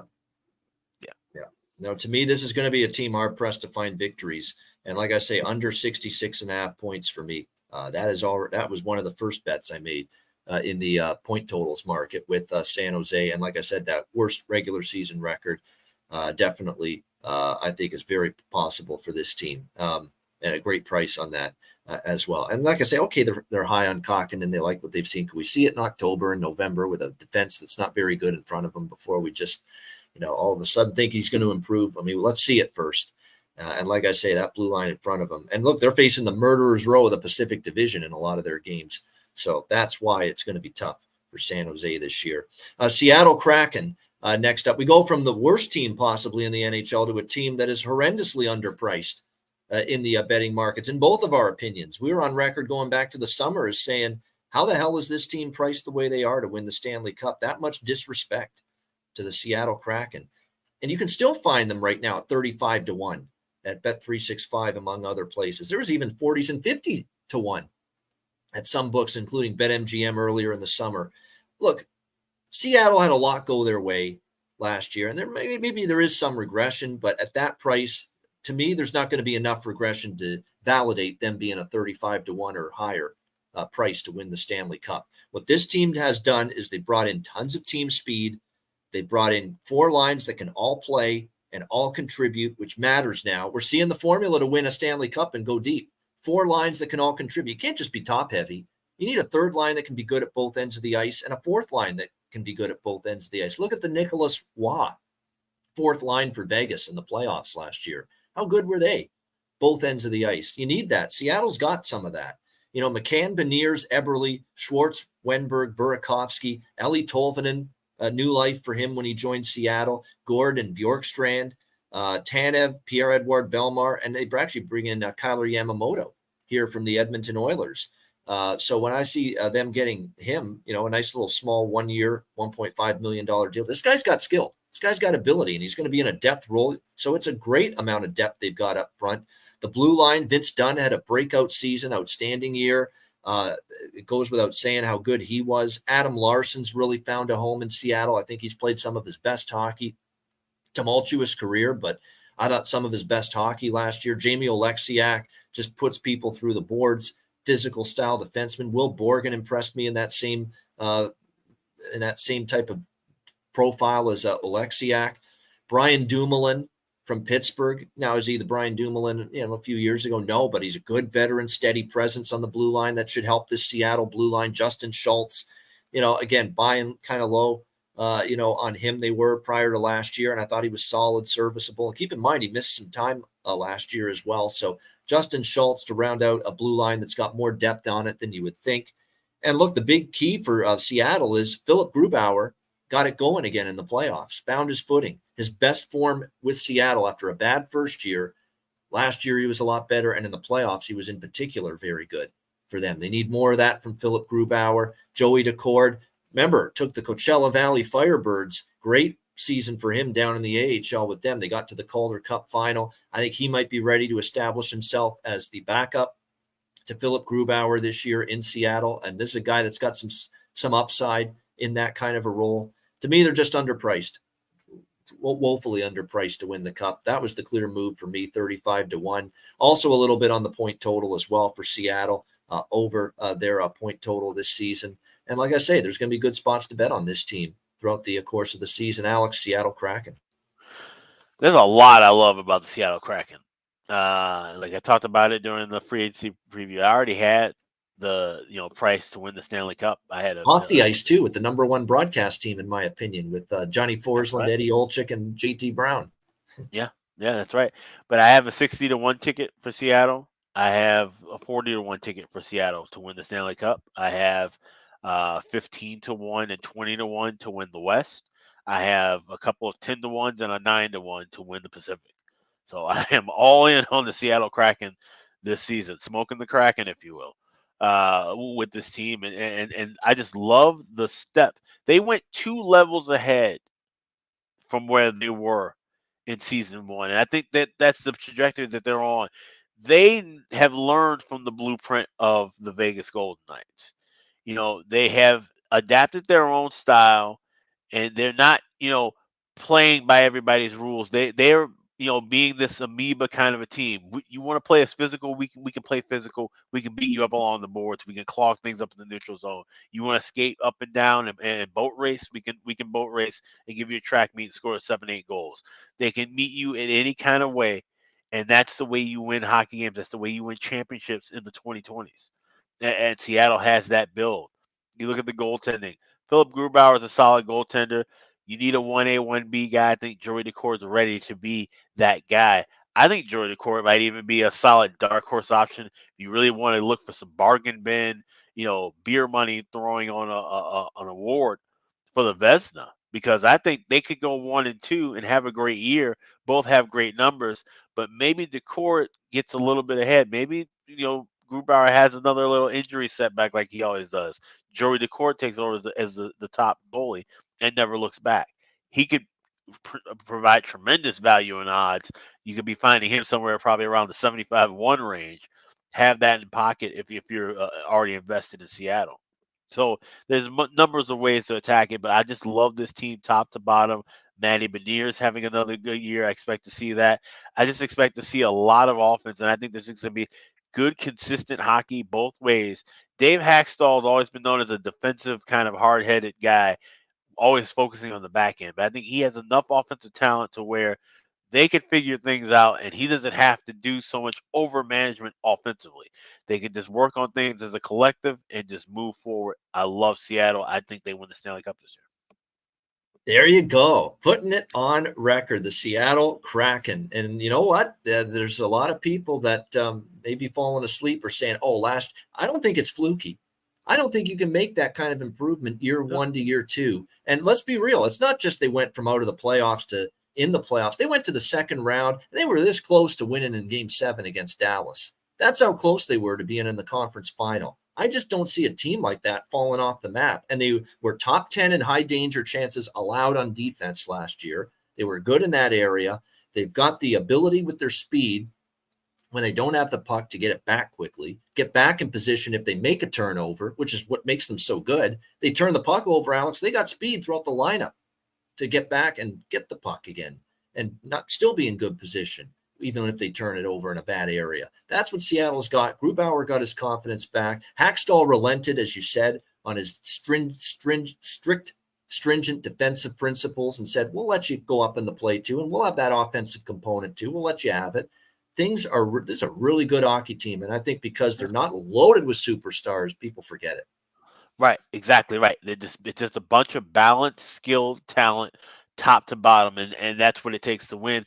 And one more thing too is, yeah, like I said, people are forgetting. In year 1, not only were they an expansion team, but they had to wait for the arena to be done. So they were on the road for the first whole month of the season, essentially. They did the same thing that other teams we've seen before. The New York Islanders did it when their arena was completed. And there's a couple other teams over the years. So you were already behind the 8 ball there. If that team didn't have those issues and they had some injury issues as well, they probably end up being more of a middle of the road team their first year and then making that leap. So it's not a 40-point turnaround. We probably talk about a 20, 25-point turnaround. So like I said, this team's undervalued heavily, and you still have time to grab some good prices on this team and back them now before it's too late. No doubt. We both like Seattle. Release the Kraken, and hopefully they have another great follow-up to last year. St. Louis Blues, on the other hand, not nearly so much. St. Louis comes into this year. They're definitely, as we saw last year, it was start of the tear it down and rebuild again by the St. Louis Blues. So many players jettisoned out, deadline last year. And this year, you got your, the guys that have been here now for a few years, Jordan Kyrou, Robert Thomas, Brandon Saad, Jacob Vrana back again. Actually the forward group's still not that bad, for the St. Louis Blues. They're going to be able to score some goals. That's never been the problem, even last year for St. Louis, but defensively, they've got some greater concerns. Nick Leddy getting older. I worry about that. Even Parayko too. Parayko now is a lot of wear and tear on that body, and his play is, it hasn't declined, significantly, but it has slowed down a little bit. He has declined a little bit. Torrey Krug had injury issues last year. Justin Falk, another aging. There's a lot of age on that blue line when you think of Leddy, Parayko, Krug, Falk, even Scandella. Scandella's been around quite a long time, so that aging blue line concerns me. Binnington, good sometimes, not so good other times. Will he keep his cool? We know he's had all kinds of incidents. We were robbed of that fight with him and Fleury last year. And Joel Hofer, is he ready to be a full-time NHL backup is a question. They'll be able to score some goals. Think of them more of an over team, and probably a team that's, if they're going to win games, they're going to have to outscore teams to do so. They're not going to be able to do that every single night. So it's just another season where it's no playoffs for St. Louis, and it's just continue to build, try to get another, continue to fill the system with good draft picks, good prospects. The one thing I will say in a big positive, Alex, for St. Louis is their choice of new captain. It is a wonderful choice, Braden Shen. Braden Shen exemplifies, that's a man's hockey player right there. Yeah. He is a guy that does everything. He can score for you. He wins faceoffs, power play, penalty kill, 5-on-5, physical, good in the dressing room, stick up for teammates, drop the gloves. He's an underrated fighter as well, Braden Shen. Does a little bit of everything. The obvious choice, quite frankly, the only choice to name as new captain for the St. Louis Blues. So congratulations, Braden Shen. Very deserving of that. Alex, what do you think, St. Louis Blues? Yeah, this is going to be a rough year for the Blues. Like I said, Braden Shen definitely deserves getting the captaincy as an honor for sure. But this is going to be a rough Blues team ahead. I have them under 85.5 points as a half unit play of mine, but I just think they could be one of the worst teams. They won't be the worst team in the league. That will be San Jose, but they could easily be at the bottom of the Central. I know a lot of people think it might be Chicago.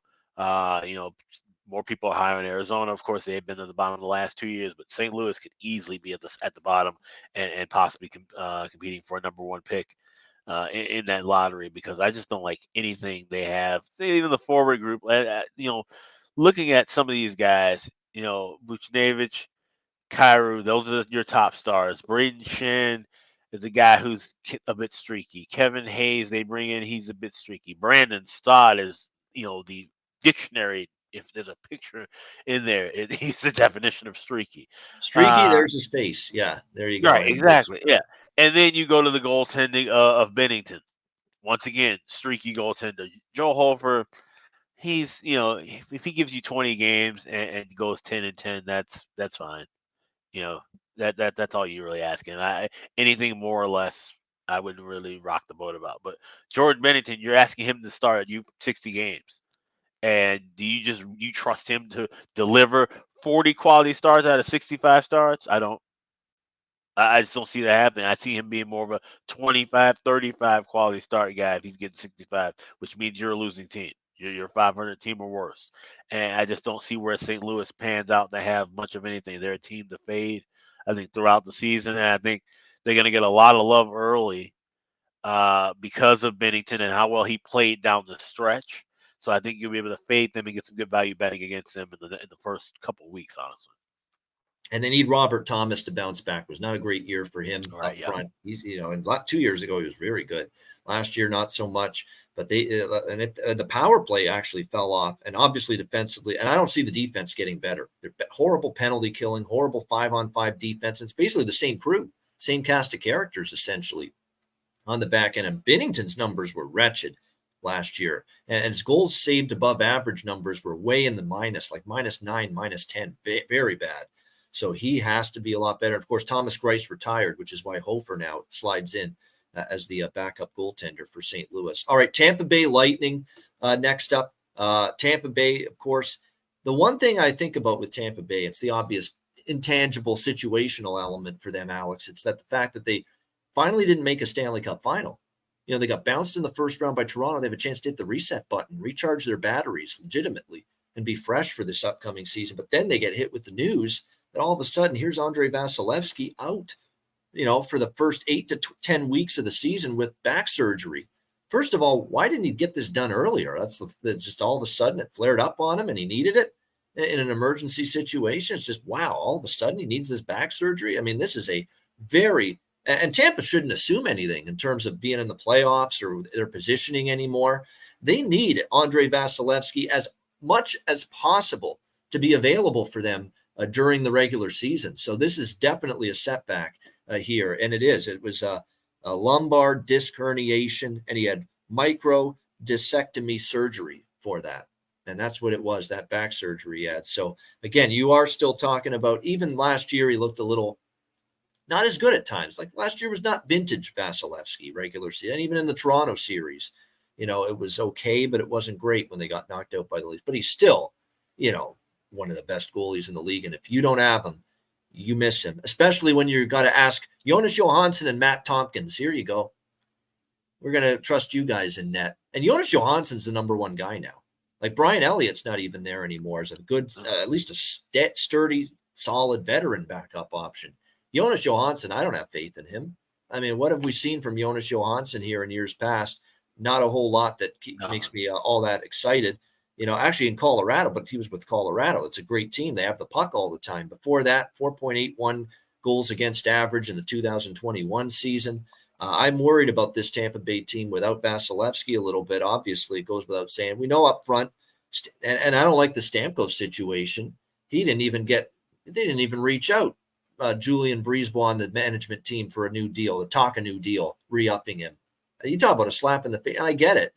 This is a guy that's been there a long time. You've got pressing matters. He's, winding down slowly to the bat ladder. He's on the back nine, to steal a golf term, of his career. But that's disrespectful. This is Steven Stamkos. He's been a day one Tampa Bay Lightning captain, multiple Stanley Cup champ. You don't even broach the discussion of a new deal, an extension with him. Kind of staggering. And he looked hurt. He looked a little shocked, a little hurt, a little mystified in the press conference with the media during training camp about it. So that's hanging over this team. You got to hope Braden Point, Kucherov, Brandon Hagel, Cirelli, are big-time offensive catalysts, because all of a sudden the bottom six, Alex Barré-Boulet, Nick Paul, Jeannot didn't give you much since he got to Tampa in that deal with Nashville, nothing at all. Eyssimont wasn't the same player he was in San Jose as he was with Tampa. Glenn Denning, Tyler Mott. We always rave depth up front with Tampa. Not so much anymore. This is real questions for the first time, real questions about the bottom six forward group. But blue line with Hedman is still going to be good. Sergachev, it's still going to be good. Chernak healthy. Those are obviously guys we trust. But then you got, and Perbix actually outperformed what I thought down in the playoffs. But the bottom group is still a little suspect. Hahn and Bogosian, who's also had injury problems. So there's questions about the depth, but the goaltending, man, that is a concern. And now they're not going to be able to always outscore their issues because of that lack of forward depth in the third and the fourth line, in my opinion. So this is definitely now leaning more toward a bet against on Tampa Bay, especially early in the season, and definitely under a pass for me with the point total. They could still make the playoffs. You wouldn't put it past them, but this is a huge setback. Vasilevskiy missing this much time. And they're going to have to try to tread water. They can't bury themselves in the first 2 months. They got to try to tread water without Vasilevskiy, but it may not be easy to do. You got questions on the back end as far as depth. You've got questions about who's going to step up offensively in the bottom six. And you've got goaltenders that, do we count on Tompkins and Johansson? We have no idea if they're going to be able to do the job. And especially in Johansson's case, I have doubts he can do the job. Alex, what do you think here, Tampa Bay Lightning? We headed into the free agency preview. We talked about Tampa's going to have to make some changes, and we talked about Vasilevskiy being the best goaltender in the world, and that, you still got Brian Elliott. We weren't sure if he was coming back or not, but we figured they'd get somebody of a comparable stature to back him up in case, something were to happen to Vasilevskiy. You just need a solid number two goaltender. You don't have really anything in the cupboard. And then we turn around, and now Vasilevskiy, I don't know if he pulled Scottie Pippen and wanted to enjoy his summer, or this is something that flared up. I'm thinking it's something that flared up, honestly. And now here he is out 8 to 10 weeks, and you're stuck with Jonas Johansson, who, let's not forget, it was a writer for Buffalo who said when he was traded to Colorado that in 21 years of him covering the team, this was the worst goaltender he'd ever seen in practice. Said that he didn't work on his angles, he gave up horrible rebounds, and he was terrible. That's got to be Mike Harrington that said that. He's not scared to share his opinion. And so to have that, and you saw Colorado shuffle him around 2 different times, ironically enough, play in between the years in which they win a Stanley Cup. He doesn't even get his name on the Stanley Cup. And now all of a sudden he resurfaces in Tampa Bay, probably thinking he's going to be, getting one of the best seats in the house, only getting to play about 15, 20 games and sit behind Andre Vasilevsky and watch the Tampa Bay Lightning. Instead, now he's the number one option. Tampa Bay is screwed. Not only is he the number one option, but your number two option, Matt Tompkins, who deep Hawks fans might remember this name and see this name that was hanging around like the 5th or 6th of the depth chart for quite some time. And it didn't seem like he'd ever pan out. And all of a sudden he's, made these strides. He played with Canada in the World Championships. And now all of a sudden he seemed to have might possibly emerged as being some kind of a quality goaltender. The jury's still out on that. I understand, the aspect of playing in the World Championships, but that's not necessarily something that's going to ring high as far as a guy who has no NHL experience and not even the greatest AHL numbers. Tampa Bay is in a world of trouble. All the offense they have with Kucherov and company and Point and Brandon Hagel. Let's talk about Brandon Hagel getting $52 million. Like you said, you can't even come to the table with your captain, Steven Stamkos, but you decide to give an 8-year, $52 million extension. So on top of 1.5, yeah. You're about to pay him $53.5 million for the next 9 years. Brandon Hagel, who's invested insane. What 1.5 seasons of his career with the Tampa Bay Lightning? That's insane. And had like 5 good weeks. He had 5 good weeks in 1.5 seasons. Crazy. So apparently it's more important to get this fucking deal done with Brandon Hagel, 1.5 years of service, but it's not important to get the lifeblood of the franchise for the last 15 fucking years and the captain Stamkos even a phone call to talk about an extension. And now listen, now whatever extension they gave him was not going to be huge. It couldn't have been any longer than 2 years and probably no more than about $3 or $4 million because they have no money. Yeah. So I don't know but like I said, you at least entertain a phone call. At least let him know, hey, we can't afford to extend you. Because that's what the case is. They can't afford to extend him.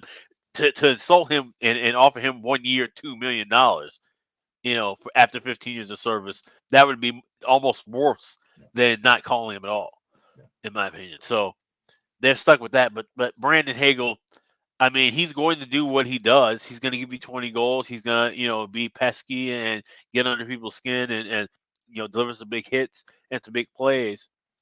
He's not worth $52 million. This Tampa Bay team is not as deep as they used to be.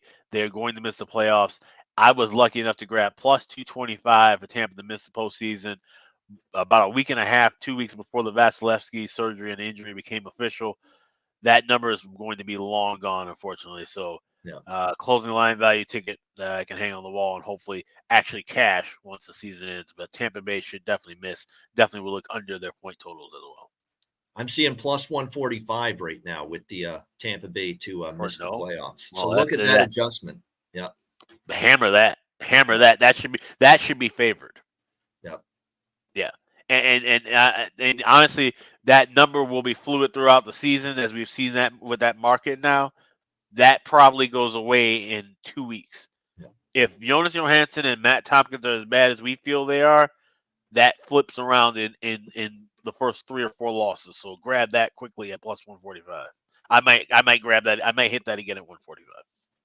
Yeah, there are definite concerns. There are no question about the way this season might end up starting here for the Tampa Bay Lightning, obviously due to the fact that Vasilevsky missing. And my point about the Stamkos thing is he's your captain. You've won multiple Stanley Cups. You've been pretty much a great team since he got there, even before Cooper got there and it was Boucher as the head coach, Guy Boucher. He had some good seasons there in Stamkos' first few years. And we're not asking you to say, hey, we can pay you and we're going to pay you. You don't have to give figures, but you have to at least say, hey, Stammer, it's Julian Brisebois here. Look, we're really up against it. You know better than anybody. We've been up against the cap. We got money crunch issues.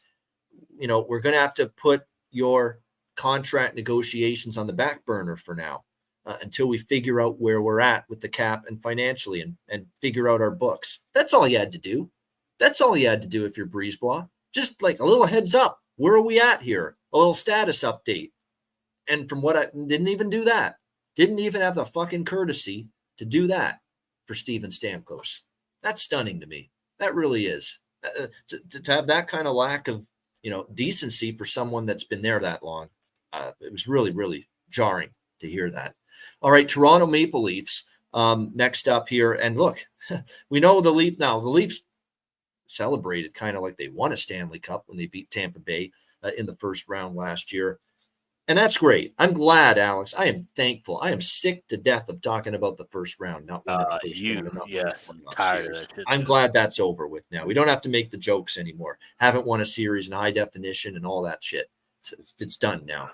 Yeah. Now they've won a round. Good on them. First playoff series win in 19 years, beating Tampa Bay in the first round. But now it's taking that next step. It's winning 2 rounds. It's getting to a conference final. It's getting to a Stanley Cup final. That's where Toronto is trying to strive to. Up front, they're loaded. There's no denying that. They're going to be phenomenal up front. Phenomenal. There's no denying it. I mean, my goodness. Matthews, Tavares, Nylander, Marner. They bring in Tyler Bertuzzi. Great addition. To score dirty goals, they need some of that on this Leaf team. Tyler Bertuzzi will do that. Now, there are injury concerns. He hasn't had a full season here. He's had some injury setbacks. But if he stays healthy and on the ice, it's a great addition. Max Domi. He is not a great defensive forward. I want to point that out, Max Domi. That's for sure. He's got some issues there, but man, offensively, he's great. Absolutely. And he's going to already make a Toronto team that's got no problem scoring goals even more potent. Matthew Knies looks like the real deal. They've raving about this guy in camp. He's been amazing. He's a big body, can score. He can dish the puck. He has got great IQ. He's great defensively, which is great to see. And the Leafs need more of that. Up front. They love what they see already from Matthew Knies, who got a cup of coffee in the playoffs and late in the regular season with the Leafs last year. Great college career, of course, with the Gophers in Minnesota.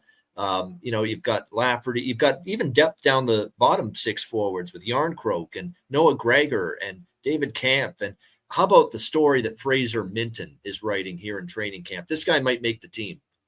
He's been that good. He's 19 years old, and he's already terrific at both ends of the ice.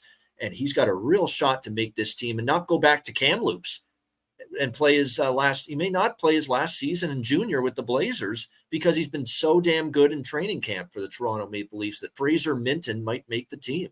So this team is absolutely loaded up front. And then you go to the blue line where you've got, you got Morgan Riley and Brody. Okay. McCabe steady in his own end. But then you've got Giordano fell apart defensively down the stretch last year. Sad to see, but we are talking about a guy that's 40 years old. Let's keep that in mind. Timothy Liljegren is a very good puck mover, but he still has those issues with turnovers and gaffes in his own end. And then there's John Klingberg, who they signed in the offseason. Outstanding offensive defenseman career for him, especially in Dallas. Last year was a rough season between Anaheim and Minnesota. But he's another one that struggles in his own end. That's always been a net drawback on John Klingberg. Not physical enough has been a criticism of him either as well. So there's all of a sudden, I actually like the Toronto blue line defensively better last year a little bit than I do this year. And then in net, I like him. Ilya Samsonov, had a pretty good season last year. And Joseph Wall looks like he's going to be ready to be a full-time backup. And I liked what I saw from him. But that blue line in front of their 2 goaltenders worries me. I don't think they're as good in their own end defensively with that blue line as they were last year. Meanwhile, they're loaded offensively and up front. So what does that mean? A Toronto team that was more of an under team at times last year, believe it or not. I think they go the other way this year. They're going to get back into some more high-scoring, track meet style of hockey games. So definitely Toronto totals make sense to me. I really don't have anything in the season prop market, though, for Toronto all that much, to be quite honest, though. Nothing with futures. Come on, it's the Toronto Maple Leafs. How can I bet them to win a Stanley Cup? 1967. Hello. Can't do that. Their point total, I can't do it. It's a little too high.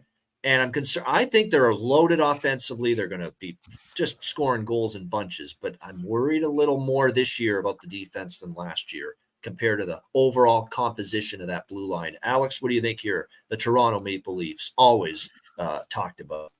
Yeah, I always talked about in high regard. Like I said, we can quit making the first round jokes, but now can they, duplicate that? Can they go past the first round? Can they get to a conference final again? Can they win a Stanley Cup?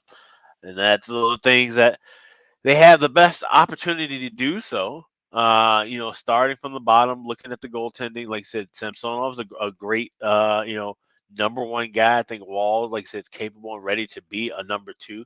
So you don't have that question mark there in net anymore that you've had for 20 years essentially.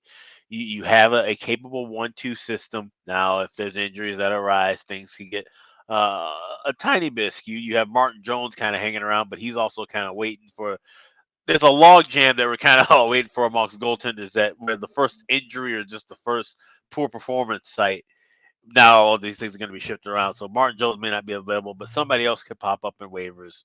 They'll find their way. Yeah. Now you start looking at the forward group, of course. Matthews and Marner, Tavares, and all this money that's tied up just amongst those three. We're talking about 42% of the cap going to three people alone.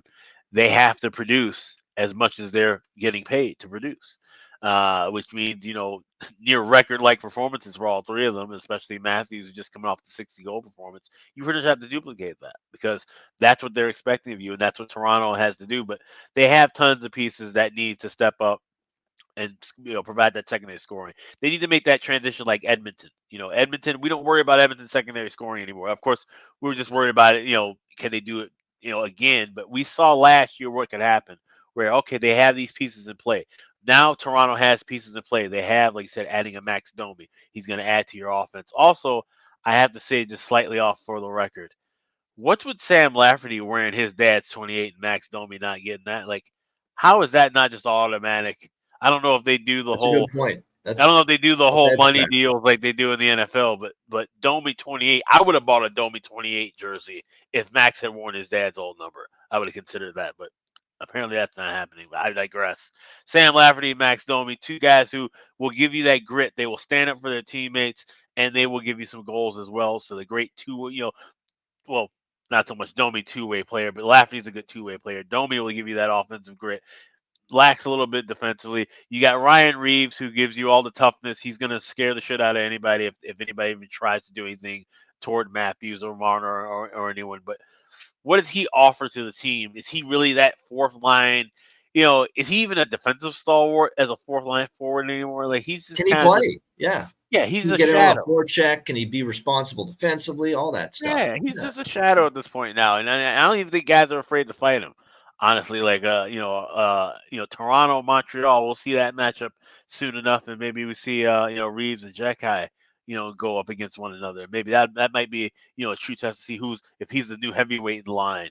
But other than that, everybody was like, I think it was Don Cherry, Twitter account, said, oh, you don't want to mess with the Maple Leafs in a back alley these days. And it's like, that's not how hockey's played anymore. And yes, I miss it. Okay, we wax poetic about it all the time on the show about how much we miss the toughness aspect of this game. But you don't need just meatheads skating around if they can't score 4 goals at minimum. Like if you were to set an over under for Ryan Reeves' goals, it would be 3.5. Okay, so it's just like then I'd still bet the under. You never know. That's it, right? So he's not moving the needle. Is my point? Like that is not an impact move. Like people were hyping this up July 17th. It was just absurd. Although we did have 5 each of the last 2 seasons, so maybe we could all right. So maybe it's a soft number. Maybe it's a soft number you can take advantage of. Go with the over. All right. But my point is this: there's always this hype and air of everything extra, right, with the Leafs because they're the Leafs.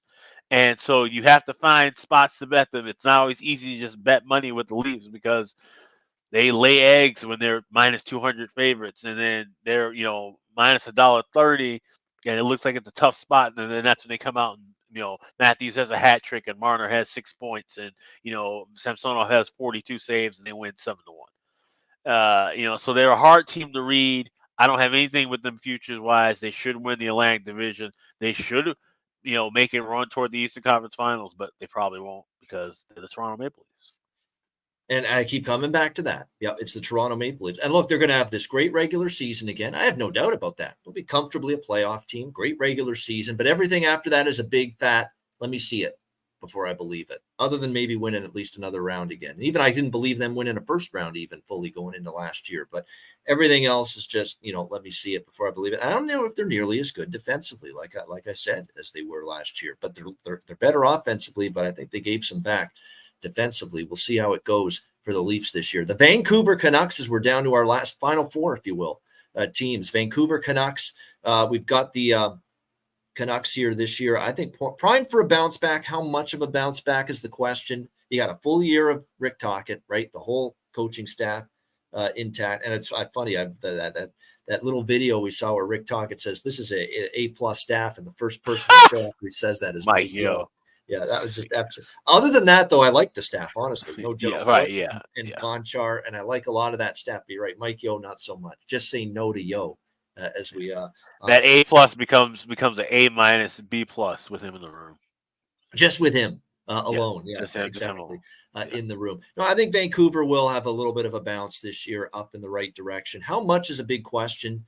Look, Pettersson, we know how great he was. And look, Pettersson is a guy that when Tocchet took over, it was good for him, and he was good away from the puck. We know the 39 goals, 63 assists, 92 points he had last year or 102 points rather for the Vancouver Canucks. Kuzmenko showed what offensive capabilities he has, 39 goals for them. It's not delivery, it's Di Giuseppe. He even played well for them last year. Phil Di Giuseppe, JT Miller, Brock Besser, those guys have to play well. That's very important here for Vancouver. You get those veteran forwards turning it around, being more consistent. A full year for Rick Tocchet to work with Besser. Can he get him the most out of him? Because we always think Brock Besser could be a really good player in the NHL, but you haven't always seen it consistently for 82 games. You've got Höglander, who I think has shown you some upside. Pius Suter now comes over. Connor Garland slides down, so they got a little more depth up front. No doubt about that. On the blue line, I like what they've done. They've made some sneaky, nice moves here. Quinn Hughes ready to be the captain. I've got no issues with him being the captain. Who else are you going to give the C to on this Vancouver team? He's got to continue to work on his defensive game. We know he's great with puck movement and power play on the offensive side, but I think he'll get better with that, especially now that he's a captain. They really are starting to like this guy, Cole McWard, who's really impressed people here on the blue line for the Vancouver Canucks in training camp. But I like the additions they made. Ian Cole, a little sandpaper, physicality in his own end. He's a little older now, but he's still, I think, the kind of defenseman they needed. Carson Soucy, a great addition from the Seattle Kraken in the offseason. Philip Ronick played well with Detroit. Then he goes to Vancouver, got hurt after that. But if he stays healthy, that's a nice addition.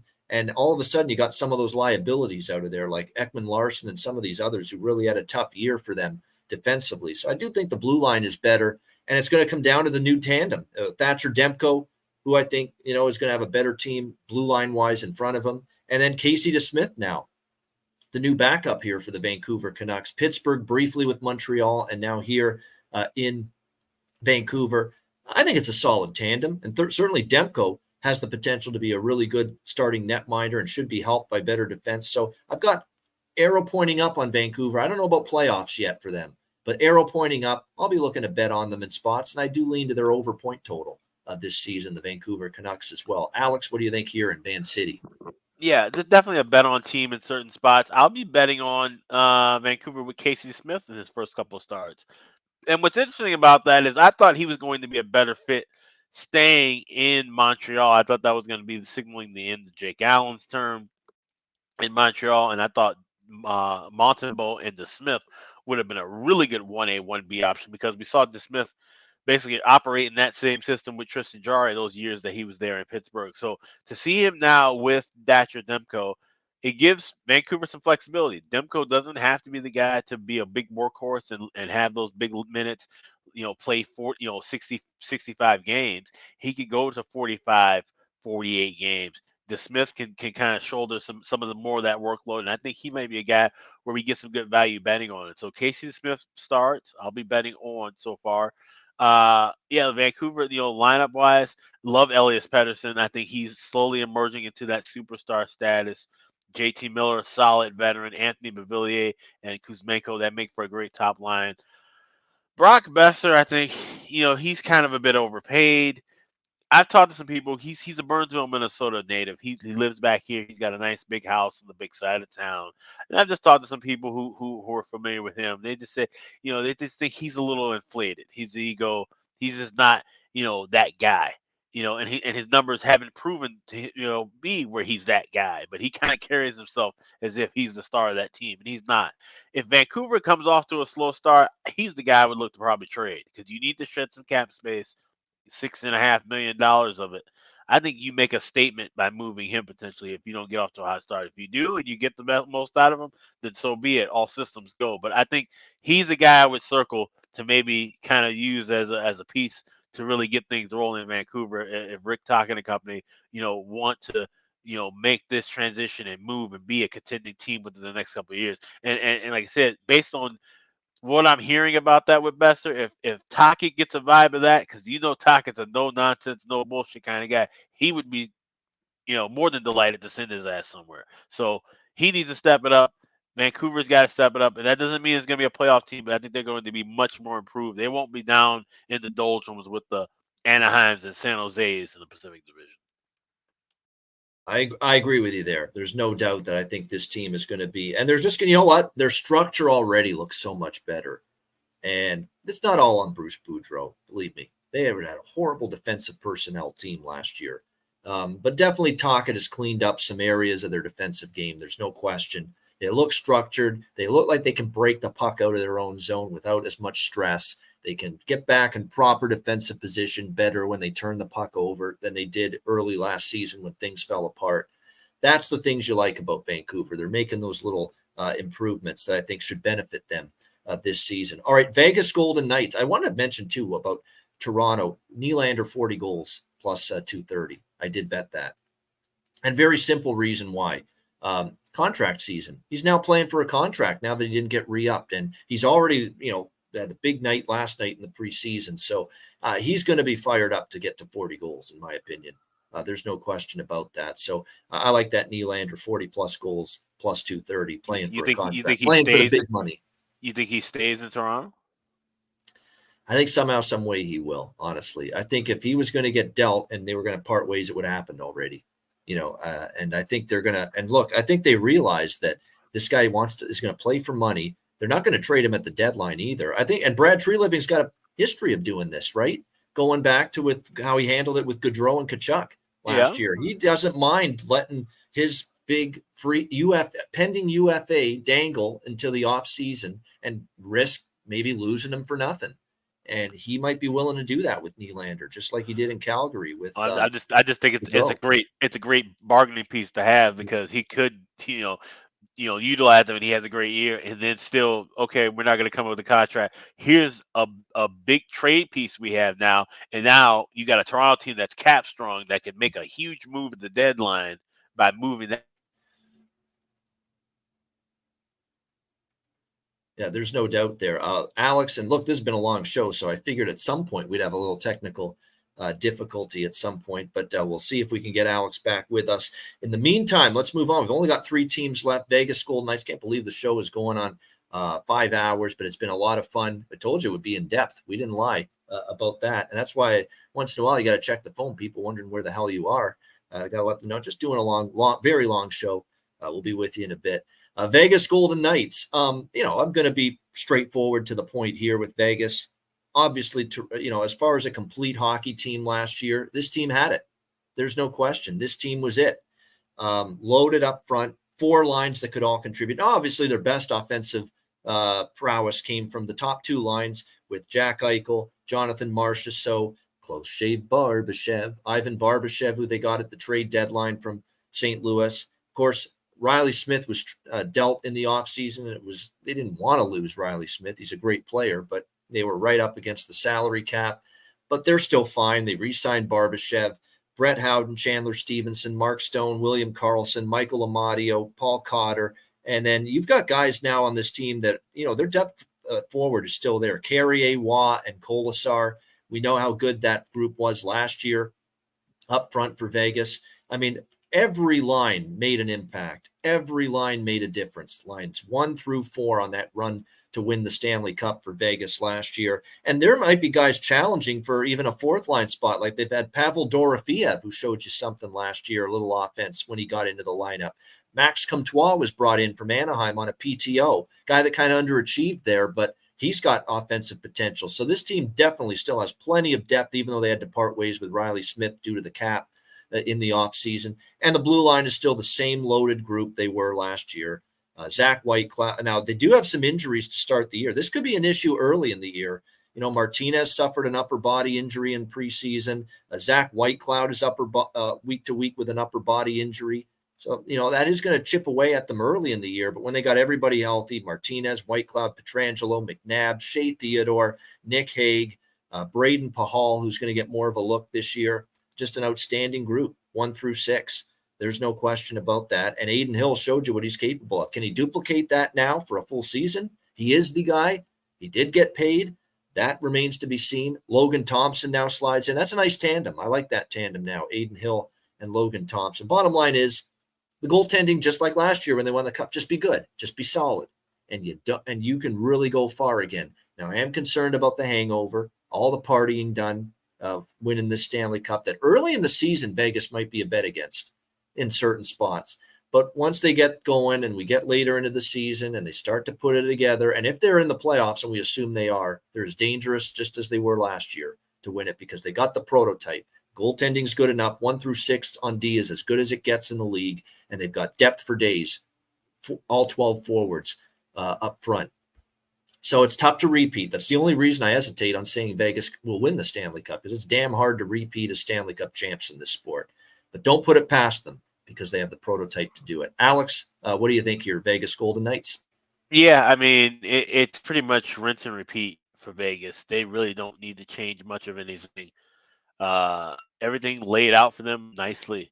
You know, all the moves that they made, and even, you know, with the goaltending, you know, once again, in a year where they ran through 5 goaltenders, you know, they ended up shaking out, you know, who they needed at the right time. Aiden Hill stepped up in the big moments when Logan Thompson went down. Logan Thompson was on pace to possibly win the Calder Award, or at least be a finalist. He ends up going down with injury. Aiden Hill steps in nicely. And like I said, they win the Cup. He gets paid. Shout out to his dad. I'm sure they're drinking plenty of Bud Lights out of the Cup out there in Calgary, for sure. And now you got this team. You know, the hangover effect is going to be real. And now the injuries have mounted up. They got Seattle coming to their barn. I've already bet Seattle plus 152. I know it's plus 145 now on that opening night game. I always like to fade the champion, you know, on opening night. And you know, I was joking around about this on a different podcast, but what on earth is the opening night Stanley Cup ceremony going to look like in Vegas? They already run medieval nights, you know, you know, in a regular season game, right? Like, what on earth are they going to have? It's probably going to be a 45-minute ceremony of God knows what to celebrate everything for this championship. So, you know, you might end up having a first period under, because everybody's tired from standing around watching whatever is going to transpire on the ice in that Vegas Seattle game. Don't worry about being stuck in traffic on the strip either going to the game. Yeah, you won't miss anything. Oh, absolutely not. No. Yeah, if you haven't got there by what seemed to be puck drop, and you're just walking in, by the time you get there, the game might actually start that night. But I digress. Vegas for the season, they got nothing to worry about. Even with injuries, they have tons of depth. This is a Vegas team that should definitely make the playoffs. They'll contend for the title. I hope they don't win the title. I want the Pacific to be Seattle's, but they'll be right there in the mix. They'll be 1 or 2. And like I said, with them taking a little bit of a drop off early, maybe a team to fade early, maybe that's enough to where they end up only being second best in that Pacific Division. Yeah, it definitely is. And by the way, you know, we're talking about right now, maybe Whitecloud and Martinez both missing the start of the season on the blue line, but they got Ben Hutton and Caden Korchak waiting in the wings. I mean, these are guys that actually got playing time last year, significant playing time for the Golden. So you talk about that depth shining through, and there it is for sure. Washington Capitals next up. It's all about Ovechkin and the chase for Wayne Gretzky's goal-scoring record. That might be the highlight of the season for the Washington Capitals, although I like the hire. I do. I think Spencer Carberry, who was an assistant for Toronto this past season, he was very highly regarded. Now, it's a tough situation to walk into because it's a rebuilding team a little bit here. They're transitioning. You've got the old guard, Ovechkin, and obviously Nick Backstrom and, Evgeny Kuznetsov, the guys that have been here a while, TJ Oshie, Tom Wilson. And how much do they have left in the tank? They've also had problems playing 82 games recently as far as staying healthy. That's a concern because how much are you going to get from the other guys? Anthony Mantha has been a disaster here in Washington. I can't explain why, he's all of a sudden gone downhill so much. This is a guy that got 48 points back-to-back years with the Detroit Red Wings and 25 goals. And here he is, 11 goals, 27 points last year. I mean, it just hasn't worked for him here with the Washington Capitals. Very disappointing. They gave up a lot to get Mantha. They haven't gotten the return on it. Dylan Strome, I will say, they ended up getting him last year. He had a pretty good year, 65 points, 81 games, fit in nicely. Oshie, still got a lot left in the tank. But what are you going to get down in the lineup? You've got Alexei Protas, who didn't show consistency at times. Milano. I like Nick Dowd, actually. Nick Dowd is always one of those players. He goes under the radar. He's going to be a good goal scorer prop player this year, Nick Dowd. Nick Dowd's one of those players, like so often you'll see him cash in a goal prop plus 450, plus 500 in that kind of range. I mean, he gave you 13 goals last year in a fourth line role. So, don't sleep on what he can provide from that bottom six forward group along the fourth line. There's a lot of questions on the blue line to me. John Carlson we like, but more so offensively than defensively. Nick Jensen, an okay year, but not great. Rasmus Sandin, kind of another player where he's really good offensively, but can he continue to improve defensively? A little undersized, sometimes gets criticized for a lack of physicality too. Can Rasmus Sandin take another step forward? Martin Fehervari's pretty solid, but then you got question marks. You got Joel Edmondson starting the season on IR, Trevor Van Riemsdyk and Alexander Alexiev, on your third pair, which is there's definitely a stronger, deeper defensive groups on blue lines than that. And look, Darcy Kemper, great year a couple of years ago, but a product maybe of a really good Colorado team, and he struggled last year. And so he's going to have to pick up the slack again in net. And like we said with Aiden Hill last year, Darcy Kemper with Colorado, just give us good goaltending, you can win a Stanley Cup. Problem is we didn't get great goaltending last year from Darcy Kemper with Washington. 908 save percentage, it's not a great result. He also had some obviously, the team was really smothered by injuries last year. There's no question. And look, when you look at Colorado, defensively, they're just a better team than Washington. And so that was noticeable last year. But that's going to be key. Kemper regaining form because there's question marks on the blue line. After, the core of Ovechkin, Oshie, Wilson, Kuznetsov, is there enough offense in this team, especially from the third and the fourth line? Big questions here. And they're a slower team. I don't think they've got the team speed that a lot of other teams here in the NHL have. So to me, it's just a tread one. They missed the playoffs last year. That's why they made the coaching change. Laviolette out, Carberry in. And I like the Carberry hire long-term. I don't know if it's going to show up for major dividends here in his first year with Washington still behind so many teams in their own division, let alone the Eastern Conference. What do you think here, Alex, Washington Capitals? Yeah, I agree. It's a great hire, but they don't have the horses to play even his kind of style of hockey. They want to be a bit more up tempo. And like I said, they just don't have that speed. They look slow at foot. They looked awful at times late in the season last year. And I have them under 85.5. They could challenge Philly for being the worst team in the Metro, honestly. I could see that. I could see them, especially bottoming out late like they did last year. And if they have the injury issues that they have of any kind this year, Wilson's coming back from the ACL. Ovechkin, has stayed relatively healthy his whole career, knock on wood, because that's something that we've always been able to say. He's been durable and dependable for 13 straight years with 40 or more goals. He's 72 away from tying Gretzky, 73 from breaking it. It would take a miracle for him to even get close to that this year. I think he does get over 40. But that's going to be a stretch even with this team. They just aren't that good. Darcy Kemper and Charlie Lindgren, that's a solid 1-2 tandem. But once again, this is just for a middle-of-the-road team. If you're expecting to compete in the Metro, this is not the lineup to do it. So I got them under 85.5. I got them missing the playoffs. And like I said, it's going to be all about watching Ovechkin, seeing how many he gets, how closer he gets to Gretzky. Yeah, exactly right. I think that's going to end up being the headline attraction, the main event attraction of the season, if you will, for the Washington Capitals. This has been a marathon, and I knew it would be. And I told you, we make promises. When we make promises here on the Ice Guys show, we keep them. We told you this would be probably the most in-depth season preview show you'll ever see. It goes without saying, we almost gave you 5 hours here on this preview show. It doesn't go much more in depth than that.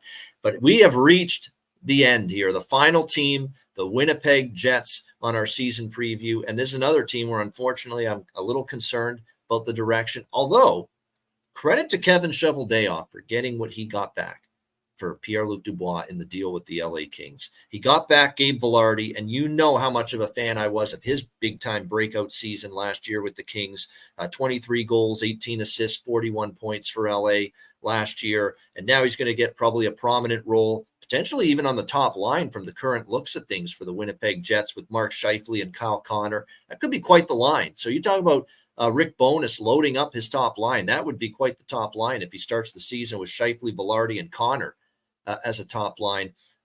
Nikolai Ehlers, Cole Perfetti is going to really be counted on for Winnipeg to take another stride offensively. He's going to have to do more than 8 goals, 22 assists, 30 points last year for this team, for a guy that they think has plenty of offensive potential. Nino Niederreiter ended back here in Winnipeg after getting dealt to the Jets at the deadline last year. 41 points in 78 games. A pretty good year for him overall. He's pretty consistent. If you look at his career most years, he's going to get you 20 goals. He's going to get you 30, 40 points. And that's what you like to see about Nino Niederreiter, is his consistency. I love getting Alex Iafallo, good two-way player. And here's another team that absolutely hit a home run with their captain decision, Adam Lowry. He just personifies captain, personifies leadership with his ability to chip in offensively, be good away from the puck, be good in the face-off circle, physical, great penalty killer, drops the gloves, sticks up for his teammates, good in the dressing room. So well done, Winnipeg, making Adam Lowry their new captain. And even their fourth line, Kupari comes over, Rasmus Kupari from LA, Vladislav Nemesnikov, Morgan Barron. Morgan Barron has some potential for this team as well, and he could be down on a bottom 6 role. So up front, I actually like this team kind of up front. The blue line's a bigger question, okay, because you need Neil Pionk to have a better year. Brendan Dillon was kind of more down than up last year, and he's getting older, not younger. Dylan DeMello with the increased responsibility. He had some struggles. Obviously, last year, it goes without saying, the star of the blue line for the Winnipeg Jets was Josh Morrissey. He was absolutely terrific, and he's going to have to be the catalyst for them again this year. 76 points in 78 games for the Jets last year. Outstanding season. But there are questions of depth. Ville Heinola, Logan Stanley on the back end. He also had some injury concerns last year. And then you meet me at the Capo Bianco. Capo Bianco is back with this team once again. So again, there's question marks about whether, if they have injuries on the blue line, will they be able to withstand them? For now, Connor Hellebuck is a Winnipeg Jet. We have to assume he's going to start the year with the team as their starting goalie. He's going to give them a chance to win most nights, but will he finish the season with the Winnipeg Jets is a big question, as he's been in trade talk for some time. So when I look at it here, as far as the Jets are concerned, obviously Hellebuck, we know, is still one of the better goalies in the NHL. Going to have an opportunity to win every time he starts. There's been a lot of trade discussion, scuttlebutt with Winnipeg and other teams that are interested in Connor Hellebuck. So, yeah, he's with the Jets for now. How long will he be with them is the question mark here going forward. And I like what they've done. Colin Delia, okay, is the third goalie, but they brought back an old face because, Vegas, for even though he played well before he got injured in the playoffs, Laurent Brossoit last year, you knew they weren't going to bring him back. They could only have 2 goalies on the team, and they were committed to Aiden Hill, who went on that crazy run all the way to winning the Stanley Cup, and they were committed to Logan Thompson. They didn't want to cut the cord on Logan Thompson just yet because they think highly of him in the Golden Knights organization. So they decided we're obviously re-signing Aiden Hill. He won us a Stanley Cup. We like Logan Thompson enough, so they parted ways with Brossoit. And now Laurent Brossoit is back here in Winnipeg, where he was 2 years ago, and backing up Connor Hellebuck again. So what's old is new again here with the Winnipeg Jets as far as their goaltending is concerned. And Brossoit, I've had to upgrade, and I'll ask Alex, who's the goalie chart expert. I've had to upgrade Brossoit personally, the way he played for Vegas. Yeah. He played very well for them. He is now not just an okay backup. He's a very good backup based on what I saw with him for Vegas last year. So he now, I think, is now not just an okay backup. He's an above average to good backup goaltender.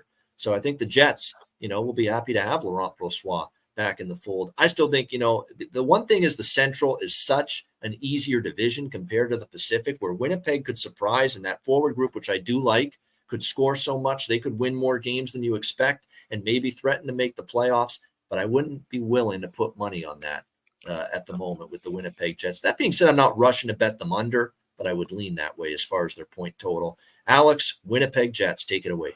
Yeah, I didn't touch anything but their point total under or over. They're one of those teams that, if the Central were to send 4 teams to the playoffs, chances are it means that Winnipeg had a good year, held on the Connor Hellebuck the whole season, and found their way to getting a wild card berth. I don't think that happens. What I think happens is that this team plays 500 hockey early. Hellebuck gets dealt. They start the rebuild, and they're just going to decline. And yes, Laurent Brossoit is much better now than where he was when he left Winnipeg the first time around, but he's still pales in comparison to replacing Connor Hellebuck as a full-time starter. Just the amount of minutes that Connor Hellebuck eats as a goaltender, the amount of games he plays, he allows you that leeway. So, yeah, as a tandem, it's perfect. If Hellebuck's up to do 55, 60 games and start and play well, then Brossoit can easily clean up the other 22 and give you some great work, and you have a good season. But if not, he gets dealt, and Brossoit becomes the number one, and now the rebuild is officially on. And this is a Winnipeg team I just don't see where do the wins come from at that point. I see them just kind of falling out of favor. I'm not really in love with a lot of their offense. Addition by subtraction, of course, getting rid of Blake Wheeler. I love the fact they added Gabe Velarde. And also Alex Iafallo. I thought those are 2 players who are going to be sorely missed from the LA Kings. But outside of that, Mark Scheifele, can he repeat and be another 40-goal guy? Cole Perfetti, like you said, he's got to contribute more points-wise. Nino Niederreiter as a top 6 forward at this point in his career. It's just kind of, I don't know. I just don't see this as a playoff team. I see them as a middle of the road. At best, they sneak in. At worst, they're a lottery pick team. Yeah, they're going to be that kind of I've got them outside looking in, but at least the Central Division, if they overachieve and they better my expectations, there's a chance for them to make the playoffs by virtue of them being in the Central. But again, big if when it comes to the Winnipeg Jets. What wasn't a big if was us packing this preview show with info and insight and analysis. My goodness, we gave you almost 5 hours here on this NHL season preview show, but man, it was so much fun. I just love talking it out. It's a special show. We only do this once a year, so I say let's make it worth it. And we certainly hope you enjoyed this NHL season preview show. And make sure you hit the like button if you are watching that when you watch this, and show that you enjoyed this NHL season preview show. And we enjoyed doing it. So we got to say hit the like button, subscribe, and also join our Ice Guys YouTube channel with the Ice Guys family plan. Right, Ian? Now our mute button's stuck. You can tell we've been on for a while. There we go. Yes, the family plan, $9.99 US per month. A lot of the stuff you get on Patreon, you'll get on that, but we've got all kinds of other stuff too. We're going to do special shows, special video content, impromptu live betcast. They could come just all of a sudden. Well, here's Alex and Ian. They're doing a live betcast. There you go for our members on the YouTube channel. So just click the join button right there on the YouTube channel, right next to the channel name and the Ice Guys logo, and you will be able to join $9.99 US a month. And we've got so much cool stuff and content coming your way for our members and people that subscribe as part of the Ice Guys family plan. Absolutely, and like I said, in conjunction with that, we will still have the Patreon page. Patreon.com/Ice Guys for $10 a month. That is still available too. We are working on a kind of a combo deal a way so that everybody can have everything all at once, save a little bit of money. Also working on some coupon deals for the Ice Guys store as well. Don't forget to check that out at iceguys.spreadshop.com. And also just make sure to follow everything linktree.com/the Ice Guys. That's something to bookmark because you'll have everything there. You'll have our personal Twitter accounts, or I guess it's now called X. You'll have the X account for the Ice Guys. You also have our Instagram and our threads. You'll also have the link for finding the podcast when it first goes to air, when it's on Spotify, the YouTube channel, which you now, like I said, with the Ice Guys Family Plan, definitely want to have that bookmarked, and the Patreon page and the Ice Guys store. So all that's there at linktree.com. So that's linktr.ee/the Ice Guys. Make sure to type that in and bookmark that in your phone, bookmark that in your browser, on your laptop or your office, and always have that so you can follow everything that we're doing because it's going to be busy this season. It sure is. And we're more content than ever before. Of course, all our regular content that we've given you for years does not change. The 7 days per week live show, weekdays 2 p.m. Eastern, weekends noon Eastern. That's still the same as ever. Public, free for all that. The live betcasts once per month and until January, then once per week. All of that stays the same, free for everyone. You don't have to pay for that. It's just for the extra stuff, the extra content that we'll be delivering, the perks to being a channel member, community posts. We're going to be able to make our own videos and posts in the community. We'll post plays, live bets during an busy NHL night, possibly. I mean, there's just so much we'll be able to deliver there with the Ice Guys family plan to anyone that's a member.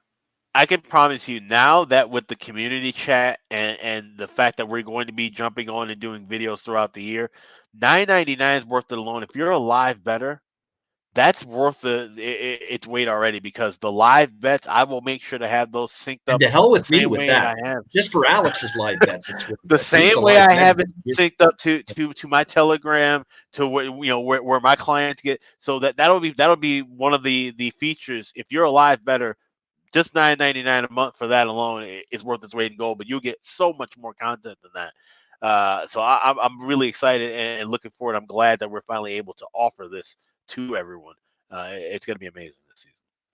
Yeah, it is. And we're going to get really creative and really pour it on with that, with what we can provide there for our Ice Guys YouTube channel subscribers and members for just, again, $9.99 US per month via the Ice Guys family plan.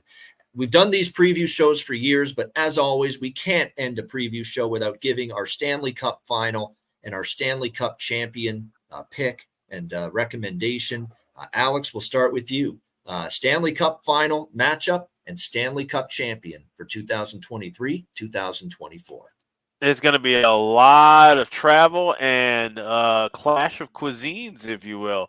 Barbecue from the south, sushi from the northwest. Give me Seattle and Carolina meeting in the Stanley Cup final with the Kraken taking it all in 6 games. Seattle Kraken, your 2023-24 Stanley Cup champion. There you go. Carolina Hurricanes, Seattle Kraken, your 2023-24 Stanley Cup final, Carolina, Seattle, and the Seattle Kraken as your Stanley Cup champions in 2023 and 2024, according to Alex B. Smith. All right, my Stanley Cup final prediction. I will start with the Eastern Conference team. And look, the Eastern Conference, it is wide open. There's a bunch of different, and really the West is too. But when I look at this Eastern Conference, while I said they're a better defensive team than this team I'm going to choose to win the East, I'm still going to go with them anyway to win the East, and that's the New Jersey Devils. Even though I think I like Carolina's blue line better, there's just something about this New Jersey team. There really is, and the progress they made, that with all this youth and playoff inexperience, they just laid waste to the Rangers. After getting down 2-0, backs against the wall, Carolina series was tough. But again, that experience, even losing in the second round, is going to be better for them this year. So I'm going to go New Jersey Devils, Stanley Cup final out of the East. And I'm going to go with the Edmonton Oilers, Stanley Cup final out of the West. I just love the focus. I mean, they're all arrived in Edmonton for training camp early. They've lost to the Stanley Cup, eventual Stanley Cup champion each of the last 2 seasons, Colorado 2 years ago, Vegas last year. I think this is Edmonton's time to learn from the past, eventually get over that hump, kind of like Washington. It took Washington a very long time with Ovechkin and company, and they finally did. I think Edmonton does. So I'm going with a Devils-Oilers Stanley Cup final and the Edmonton Oilers. Yes, the Edmonton Oilers to bring the Stanley Cup back to Canada. Again, that seems like I'm never going to see it, and not exactly something that I'm overly confident in given how long the fucking drought's been, 30 years without a Stanley Cup champion from Canada. But I love the focus and the psyche and the mentality and this business-like, workman-like attitude that the Edmonton Oilers have taken from the beginning of training camp. And I think they are ready to learn from their playoff, shortcomings of the last 2 years, which again ended up being the team that ended up winning it all. No shame in that. New Jersey, Edmonton, Stanley Cup final, and the Oilers, your Stanley Cup champions. There you go. For this upcoming season. A little off the board. Not so much, but, New Jersey, people don't think New Jersey Edmonton right away is a Stanley Cup. No, yeah, that's true. That is true. There you go. Most people don't think Carolina and Seattle is a final either, so we'll see. There you go. Exactly. And I know nobody thought of Vegas and Florida as a Stanley Cup final last year. No, hell no to that. So be creative. If you've got the conviction to go with it, you go with it. And that's what we have. And more importantly, that's just a fun prediction we put out there. I'm more concerned about cashing the point totals, season prop bets, the make the playoffs or miss the playoffs. Yes, that's what we're focused on for sure. Hey, if I get the fucking Stanley Cup final prediction correct, great. And if Alex does, great. That'll be awesome. Feather in my cap, be able to brag about it for a while. But yeah, the focus is, of course, winning bets. And if you tune in all year, that's what we're going to try to do. Win you some bets. Win you some money here on the Ice Guys Show. That's a wrap. It's time to eat. We've been on a long time. Thanks to everyone for tuning in. Hit the like button. We are back every day during the NHL season starting this Tuesday, October 10th on opening night, 2 p.m. Eastern with our first live edition of the Ice Guys Show for the new season, our season premiere. Make sure you join us for that. We're looking forward to it. And again, one more time, the Ice Guys family plan, $9.99 US per month. It's going to be fun. We're going to pack that thing with so much content, and definitely we are going to build a nice community with our viewers and listeners. For anyone joining us on board on the Ice Guys YouTube channel, just click the join button and you'll be able to come on board the Ice Guys family plan for just $9.99 US per month. Alex, final words before we wrap this thing up. Yeah, everybody. Check out the Patreon page. Check out the new family pan. Check out the new Ice Guys store. We'll have some new items that'll be floating around in there too as season comes on. I know everybody's been asking about certain shirts, the Skinner shirts. We're in the process of getting those done. There's a couple other things we're on the working out. So stay on the lookout. Like I said, follow that Linktree page. Make sure to have that bookmarked so you can follow everything, because it's going to be a busy, fun season and hopefully a profitable season as well with the Ice Guys in 2023 and 2024. Absolutely. And with that brings an end to the season preview show. Hope you enjoyed it. For Alex B. Smith, I'm Ian Cameron.